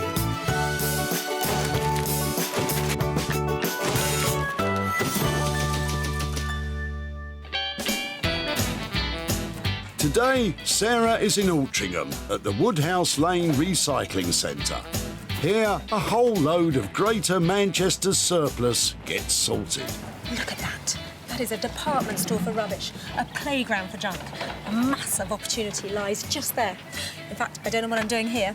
I'm off to see what I can find. Sarah's looking to salvage 3 skip-bound items into which she can breathe new life. Come with me, let's go and find something. Come on. It's really good fun. You should try it. Not here, though. She get told off. Sarah has a point. She has special permission to rake the refuse in Altrincham, so don't you dash down here hoping to do the same. 2 folks who have dashed down here with stuff to dump are Mum Wendy and daughter Rachel. Is there loot lurking in their boot? Hello, hello. Hi. Now, what are a pair of nice girls like you doing with that dirty chunk of metal? You helping? Yeah. If I help you get it out? Yep. How'd you get that in there, then? No, it's not coming out. Wendy and Rachel are turfing out an old water tank. Come on, girls, give it some welly. Oh, well done. Mind your car. There we go. Fantastic. Pop it down on the floor. Let's have a look at it. So, whose is this? It's Rachel's, really. Oh, really? Are you having some work done? Yes, we are, yes, yeah. With this being like 50 years old, it's not acceptable to have it in the house. It's probably slightly past its best, isn't it? But yeah, you haven't been drinking out of that, then? Yes. Have you? Yeah, it has. Yeah, that's why it had to go. Yeah, well, I'm sure it's improved your immune system no end. If it's all right to say, please, may I have it? If I can make something out of it, of course. Can I come and find you and show you what I've done? Yes, you can. Brilliant. Galvanised water tanks can be found in lofts of older houses. They often supply cold water to all areas but the kitchen. These days they're plastic, but these old tanks can be made into all kinds of things, so I'm told. Any thoughts, Rachel and Wendy? A table.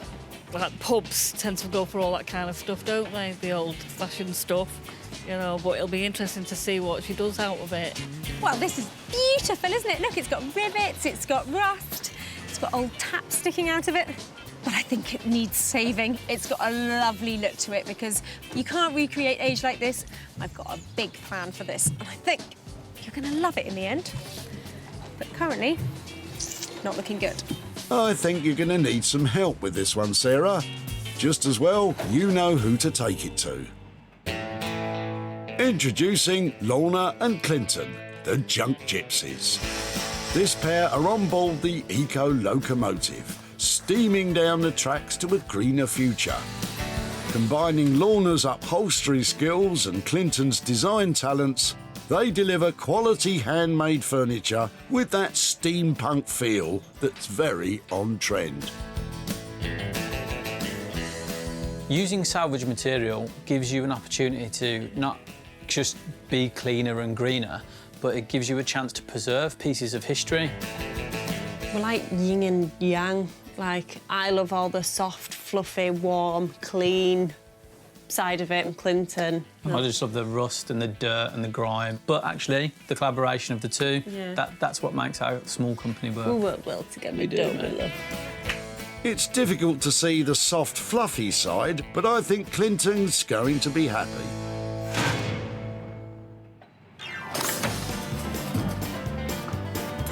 One item down, 2 more to find. If people didn't know that Sarah was here today, they do now.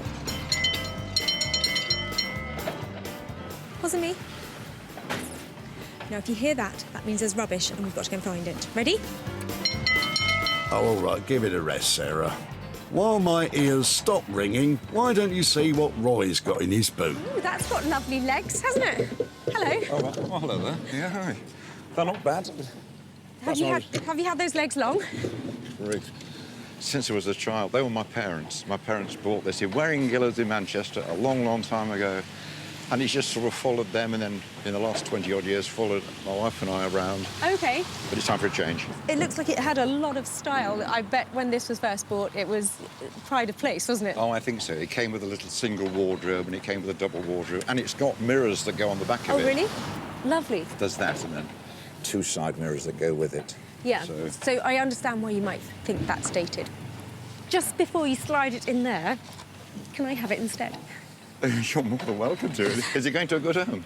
It definitely would be going to a good home, and if it would be all right, I'd love to catch up with you and show you what happens to it. I'd be delighted. No issue at all. Yeah, Lovely. That's nice. I normally say, can I take this away now? But what would be really helpful is if you could help me. I'd be delighted to. I think just off this way would be lovely. Right. The old things are always heavier than the new ones. Certainly are. Roy's dressing table and mirror combo are a hit with Sarah as she sees a future for them. But does Roy have any ideas about what could happen to them? I haven't got a clue. I hardly think she's going to paint it in green gloss paint or something, but maybe she is. I don't know. I know nothing about restoration. I just know the way it was and what it was meant to be, but what will be, will be. This is just the kind of piece of furniture that you see all the time, given a lovely new coat of chalk paint and upcycled for somebody's bedroom. I think we can make it more cutting edge, though. It's got a good shape, it's got nice legs, and some really useful mirrors, so something must be able to be done with this. And Sarah knows just the chap to take this on.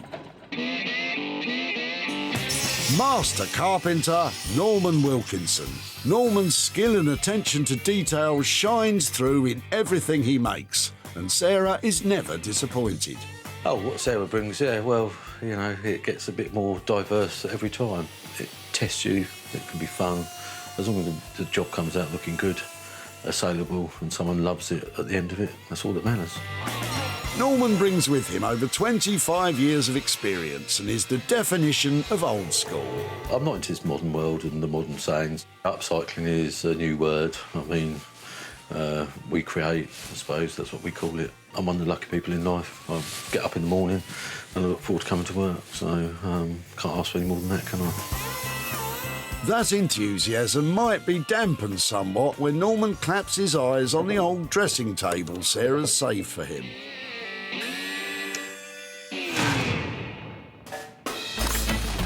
With 2 items secured, Sarah needs to find one more, one that she can transform at home.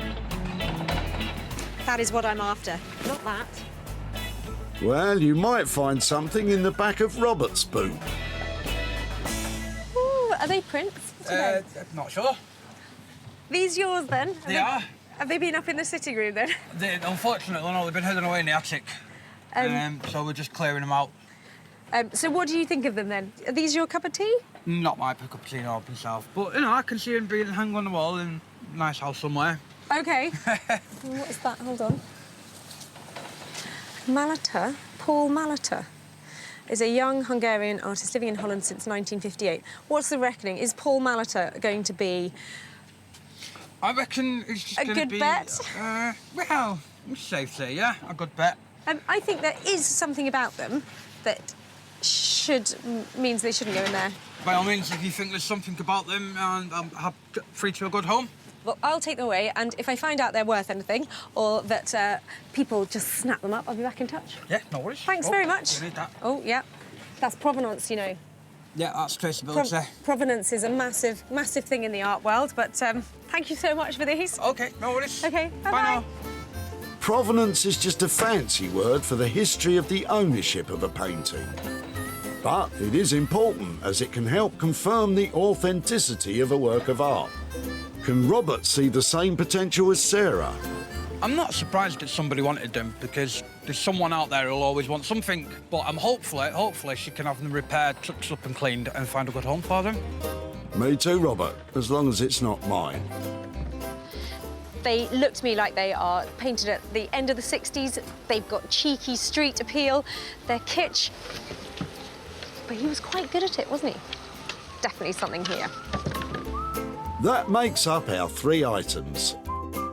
The water tank will go to Lorna and Clinton, the dressing table will get the Norman treatment, and Sarah will try and muster up a masterpiece with the paintings. Well, that lot didn't make the cut, but the other finds have been fabulous. Let's go make some money.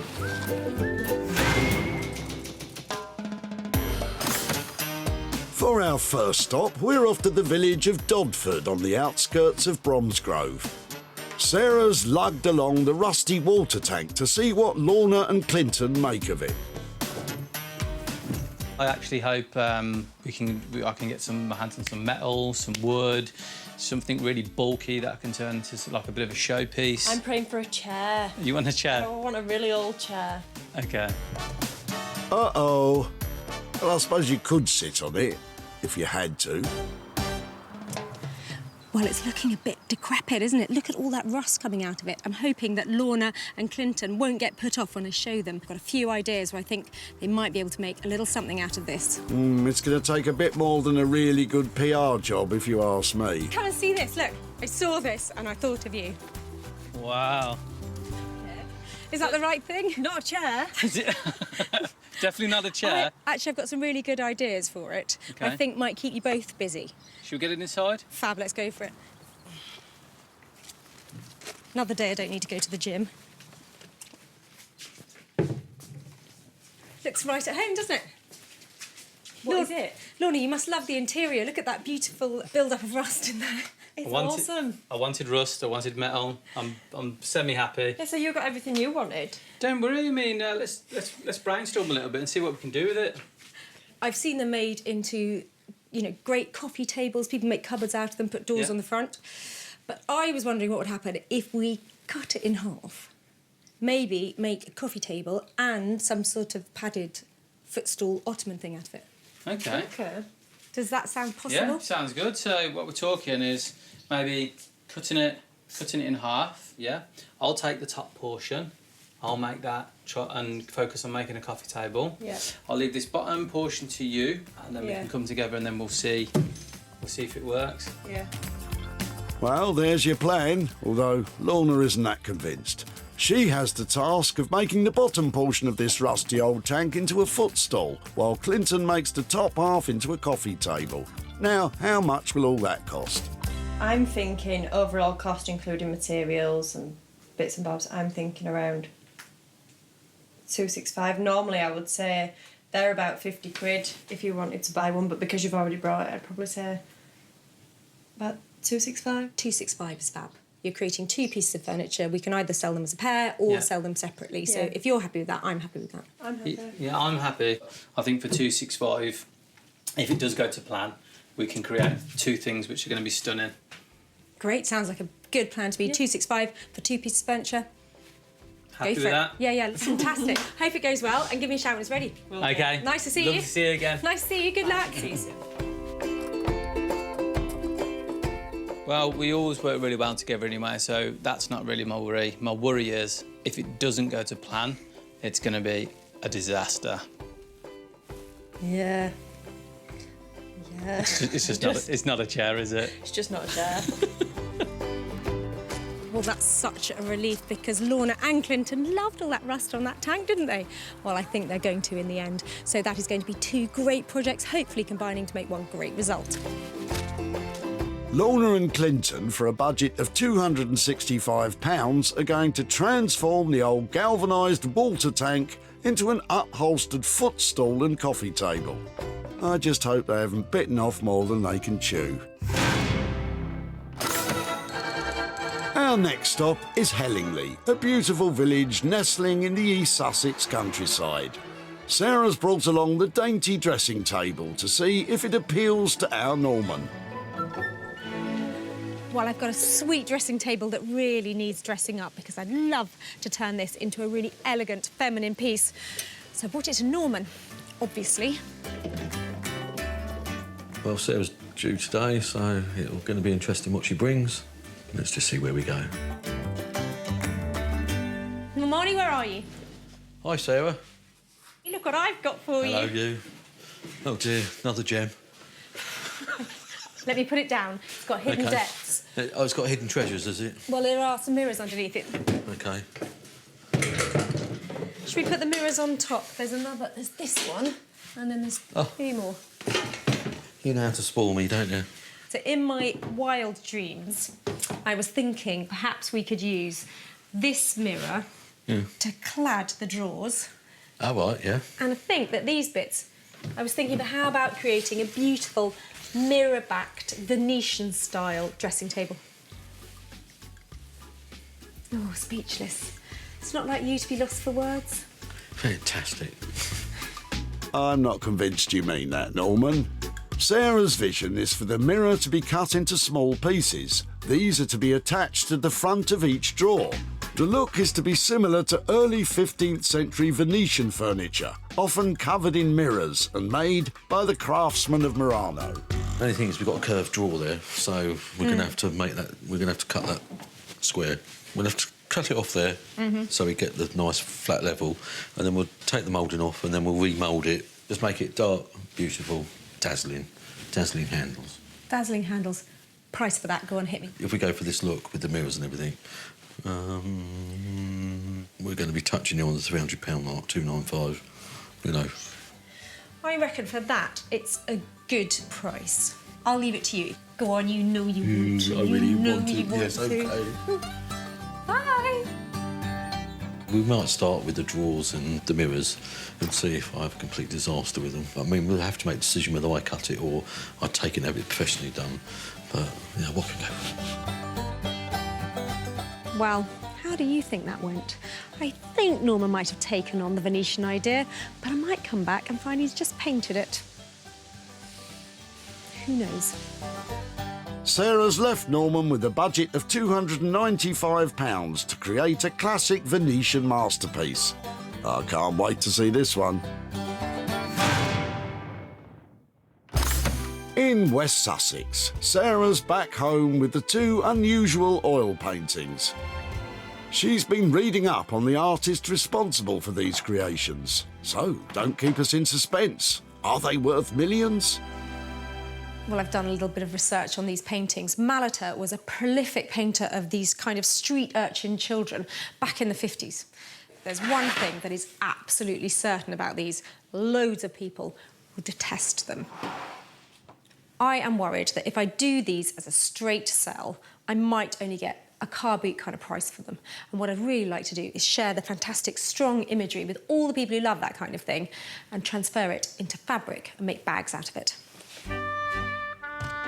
The plan is to not only sell the paintings, but to print the design onto fabric, from which Sarah will make bags.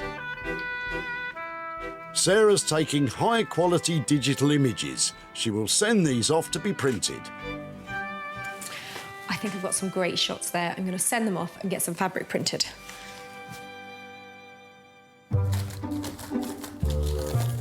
And 48 hours after the picture taking, Sarah's printed material arrives back. That is just perfect. I want these bags to look really strong. I want them to look kitsch and vintage. And I think this is just ticking all of those boxes. Well, that's the easy bit. The fabric looks great. All I've got to do is make a dozen tote bags out of it. How hard can that be? Tote means to carry by hand, so tote bags kind of translate to handbags, which is strange because you're more likely to sling them over your shoulder. Well, there they are, 12 panels of each, perfect for turning into tote bags. So it's a pretty simple process. All I've got to do is put the panels right sides together, like that, line them up nice and neatly, and sew all the way around the outside. But before I do that, I think it'd be much easier to get the handles in place. So I'm going to turn a little hem over the top and then use some of this canvas fabric cut into strips to make some really strong, sturdy handles. Sarah's got to make 24 handles. This could take some time. She's probably using lovely oatmeal-coloured thread, but I'm going for pink. Very nice. It was just the one that was left in the machine. Oh, and here's me thinking it was all part of the design. Once the handles are sewn in place, all that's left to do is to sew a lining on the inside. Then the two sides can be sewn together. I think that'll be just about all right. It's strong enough. It's going to be handy over the shoulder, and I think it's going to look really unusual. And that's in a good way. Whatever you say, Sarah. So far, Sarah's spent £60 on material and printing. They certainly are unusual, but will anyone want to buy them? back on board the upcycling locomotive are Lorna, who's making a footstool, and Clinton, who's creating a coffee table, both items from the old water tank that Sarah dropped off. We've started with the tank that Sarah brought. We've measured and cut the two pieces that we're going to work on. This is my favourite, like working with rust, metal, rotten wood. So, yeah, when Sarah brought me this rusty bucket, Lorna weren't too impressed, but I actually really loved it. If rusty buckets take your fancy, then this one's right up your alley, Clinton. But before tackling the rust, there's that tap to deal with. Yes, that's the one. Now, to remove all the loose rust, brute force in the shape of a mallet should do the trick. As you can see, a lot of the surface type rust that was about to fall off has dislodged quite a lot of it. It's hard to imagine at this point, when you're seeing all the rust and the dirt, that this will be a beautiful piece of furniture in someone's home. That's where your vision comes in. I'm glad Clinton has a vision, as Lorna's struggling to see the finished footstool. Clinton's cut me some wood for my top. The dilemma is, what fabric would look best to cover the top? I've got some old coffee sacks, which I think are really cool. Or I was thinking, like patchwork leather pieces. I think leather. I think I'm going to lean towards leather. However, I like the simplicity of this, Ian. Because these items that we work with are so old, they're not exactly square. So if I order a square piece of glass and just measure it across there, when you actually come to put the piece of glass on, it's not going to look right. It will sit square, and if this is slightly out. So the way I always combat that is simply going to use a piece of card. You literally want to be the same size as the top of the lid, because it will make it look super nice and refined. It's a simple process of drawing round the edges and cutting round the shape. So there's your template. All you do now, pop that in an envelope and send that off to the guy who makes my glass. Back on the upholstery side, Lorna's about to start cutting out the padding for the new cushion. So I'll basically measure this out with my wood. But she still hasn't made a decision about the fabric for the cover, which isn't a disaster, because it looks like this project is going to take a while. I feel like I would be here for about a month with this. Better let Sarah know not to rush back.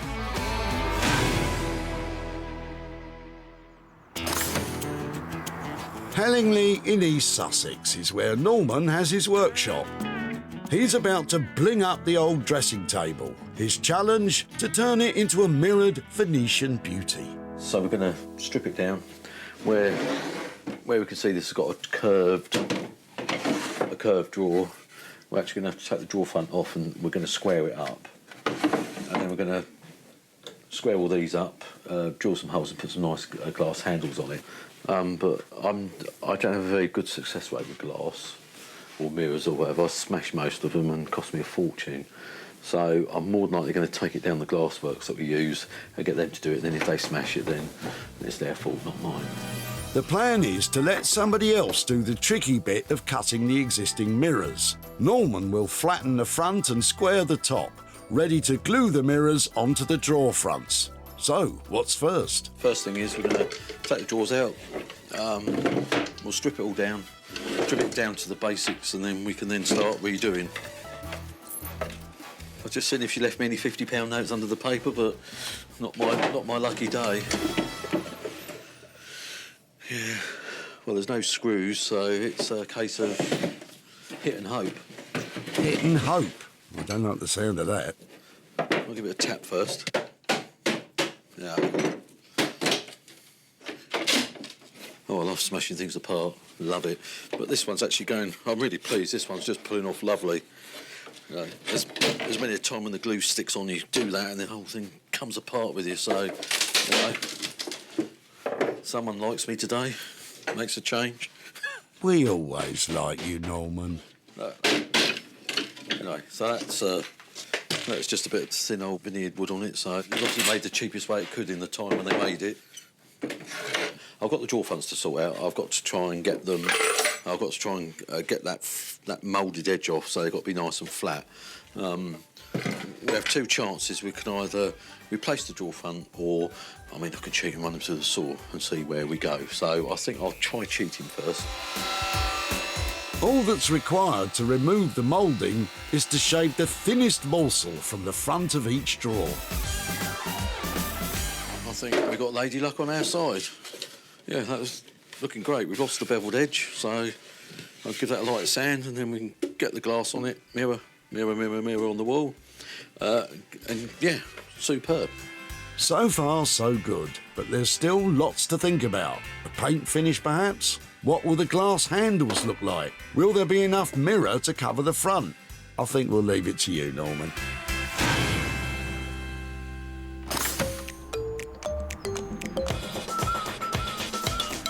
Back in West Sussex, Sarah's at home putting the finishing touches to the 12 Kitsch tote shopping bags.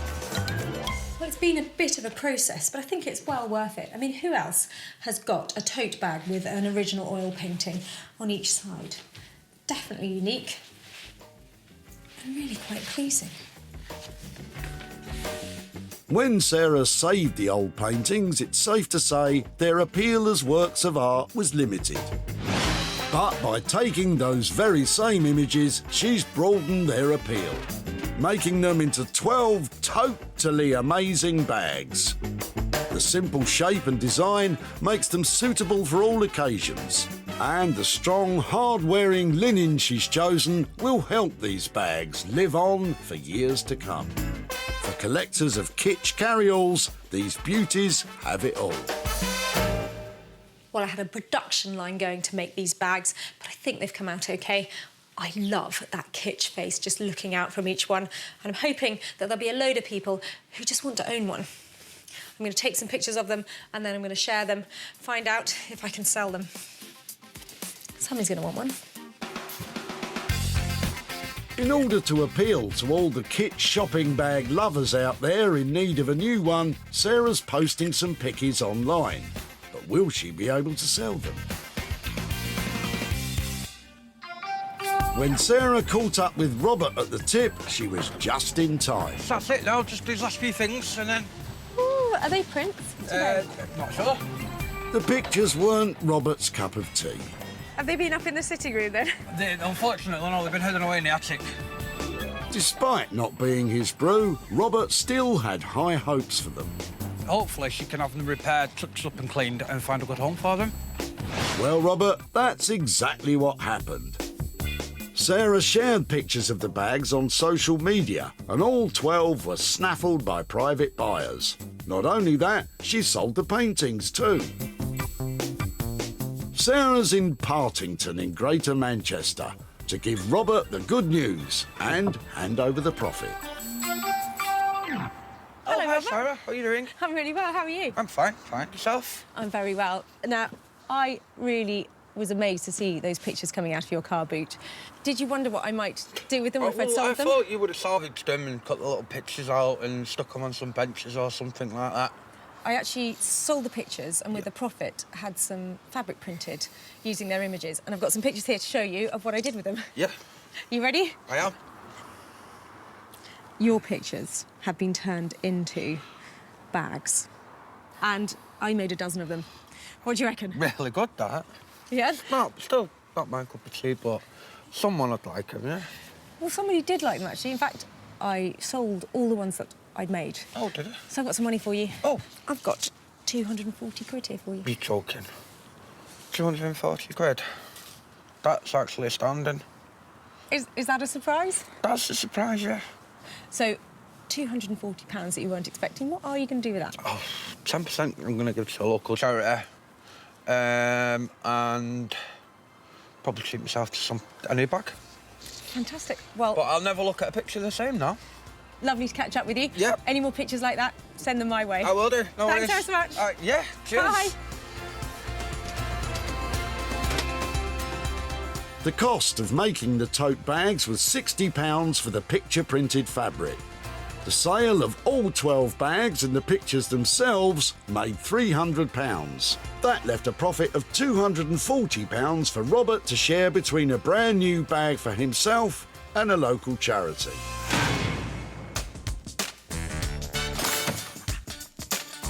With the paintings having made a handsome profit, Sarah's travelled back to Bromsgrove to see how Clinton and Lorna have got on with the old water tank.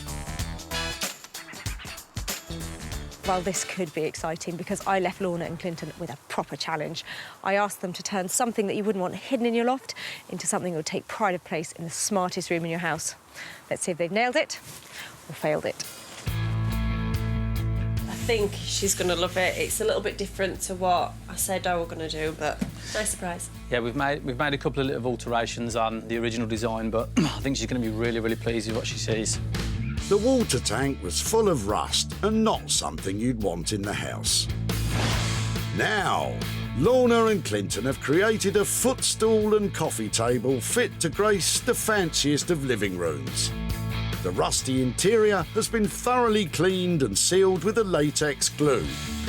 Lorna has upholstered the seat in lovely leather, and it's all compliant with all UK fire safety standards.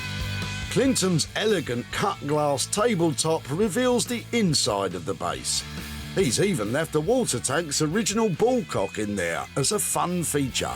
But will Sarah see the funny side of this transformation?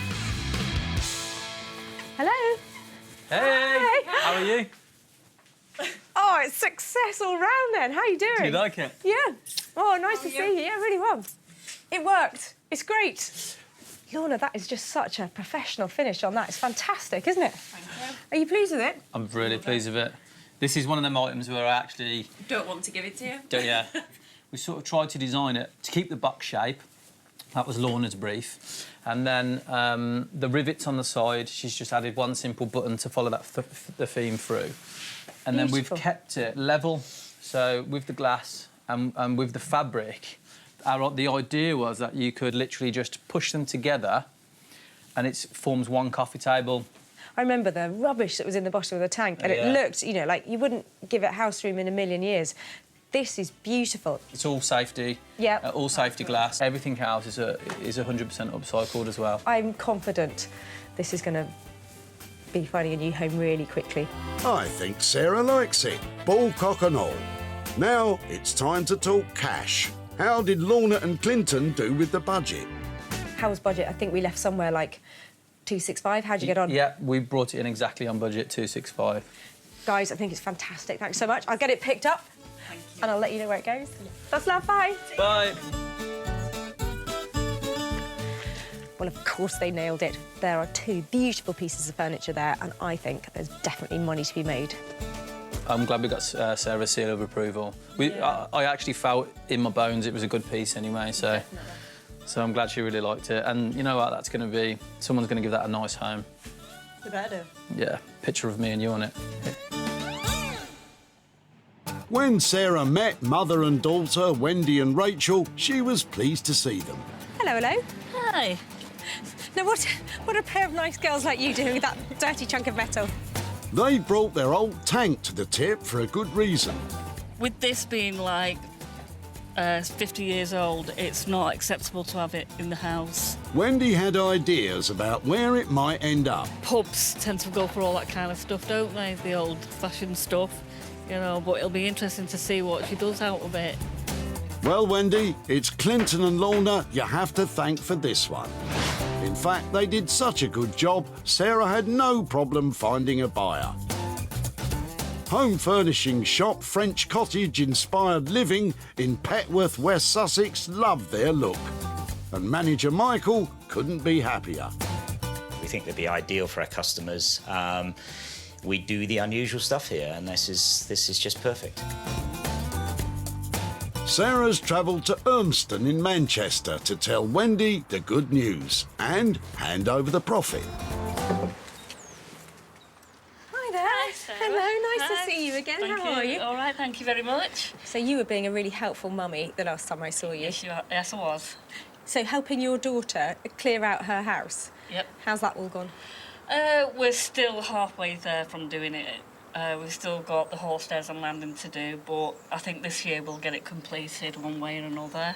Fantastic. So did you think somebody comes away and asks you for your old rusty wash tank? What are they going to do with that?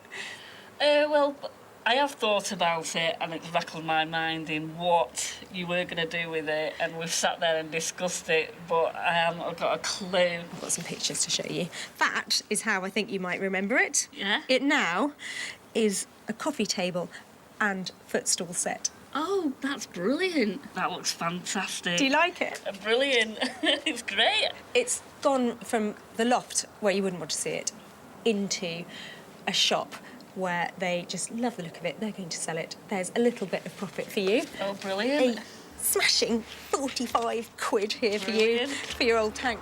That is absolutely fantastic. What might you do with that? I'm going to go and have a holiday, a long-earned holiday after all the work that we've been doing. I'm so pleased for you. I hope you have a lovely time. You definitely deserve to have a holiday after helping out. Thank you very much, then. Really good to catch up. Brilliant. Nice to see you. Thank you very much. Bye-bye. Bye. Lorna and Clinton came in on budget at £265. Sarah sold the two pieces of furniture together for an impressive £310, giving Wendy £45 to put towards her holiday. Sarah has returned to Hellingley in East Sussex to the workshop of Norman in the hope of finding a mirrored Venetian beauty instead of a weary old dressing table. I think it's come up really well. I think Sarah will be really pleased. We've done a nice bold colour. The mirror has cut well and looks really cool. And I'm really, really pleased with it. Well, I'm so excited to be here picking up my dressing table, and I'm hoping Norman has gone for the full makeover and used all those mirrors and not just a cosmetic update. When Sarah left the dressing table with Norman, she hoped for a radical transformation. And Norman's come up trumps. This is no longer a dowdy old dressing table, but instead a sparkling Venetian-inspired beauty. Norman has smoothed the surfaces, allowing the cut and polished original central mirror to be attached to the front of each drawer. Cut glass crystal handles have been sourced to provide extra bling. The side mirrors have been fixed in place horizontally across the back of a brand new top. And finally, a striking Regency blue chalk paint has been applied as a classic finish. But will it be glassy enough to please Sarah? Norman? Hello, you. Hello. How are you? How are you? Well, Always get two always in. get the two. There you go. No. Yeah. Really? What do you think? That was really tired. Yeah. Not desirable. Now, it Love is. it. Love it. And we've done a nice strong colour inside as well to complement the inside of the drawers. It's Excellent. really good. Had to take the glass down to Glassworks because we had to put.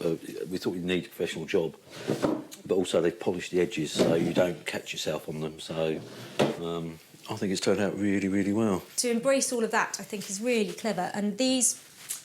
Yeah. Who are you, Norman? I found my feminine side. Well, I have to say, I really like your feminine side. How's your budget side? Taking the mirrors down to the glass works to cut and everything, it just blew the budget away. Right. Because I really didn't think. But because we handshaked and we're old school, we will still do it for the same money. So 295. Yeah, 295. Yeah. Oh, you've done a cracking job. Fantastic. Sell it well. See you soon. Well, of course, he used all the mirror. I love the way Norman makes things for us because they are beautiful and they're saleable. I'm really happy. Great response from Sarah. Loved everything we did.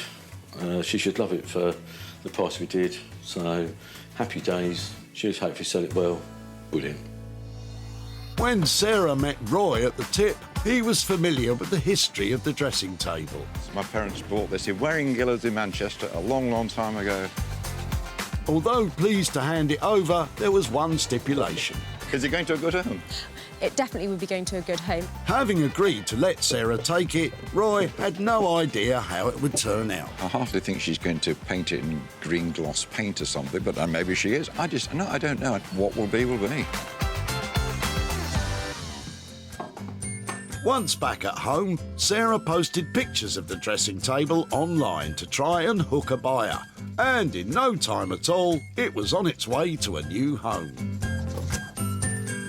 Sarah is in Hale to show Roy what became of his old dressing table and to hand over the profit. Hello there. Hello, nice to see you again, Nice to see you again. Good weather for it? Oh, isn't it? You never know what's going to happen next with this weather, do you? No, it's just the way it is. Your old dressing table was ending up at the tip, wasn't it? Exactly. It had to go. It was past its sell-by date, so to speak, so it had to go, yeah. When you got home, did you wonder what I might do with it? I wonder whether it was salvageable, whether anything could happen to it, but I don't know. Well, I took it to a great mate of mine, Norman, so I've got some pictures here to show you how it ended up. My goodness. It's changed colour as well. So, what do you think of it? Do you approve? I think... Oh, I wouldn't recognise it, I must confess. That is super. It's actually been sold, so I've got some profit here for you. Oh, well. Not a huge amount, but I have got £40 here that was profit after we sold the dressing table. That's for you. Well done, you. Well done, you. Well, that's... Yes, everyone's a winner. Indeed. That is good. That's good. What might you do with £40? It'll go to a charity, but I don't know. I'll talk it through with my wife and we'll decide which one. But no, we were expecting nothing. It was just going, it'll go to some charity. What did you say that? Well, I'll pass on your approval to Norman. I know he was really pleased with it, so I'm glad you liked it. Oh, please do. It is great. I Brilliant. can't believe it's the same thing. Sarah, thank you so much. Well done, Thank you. Thanks Bye-bye. a lot. Look, cheerio now. Bye-bye. Take care. Norman charged £295 to do up Roy's dressing table. Sarah was able to sell it for £335, making a profit of £40 for Roy. Sarah salvaged 3 items travelling to the trash. Lorna and Clinton worked wonders on the water tank. Norman totally transformed the dressing table, and Sarah sent those 2 paintings on a wonderful new journey. Well, with some imagination and lots of hard work, we've created beautiful bespoke pieces that will really stand the test of time. What fantastic transformations.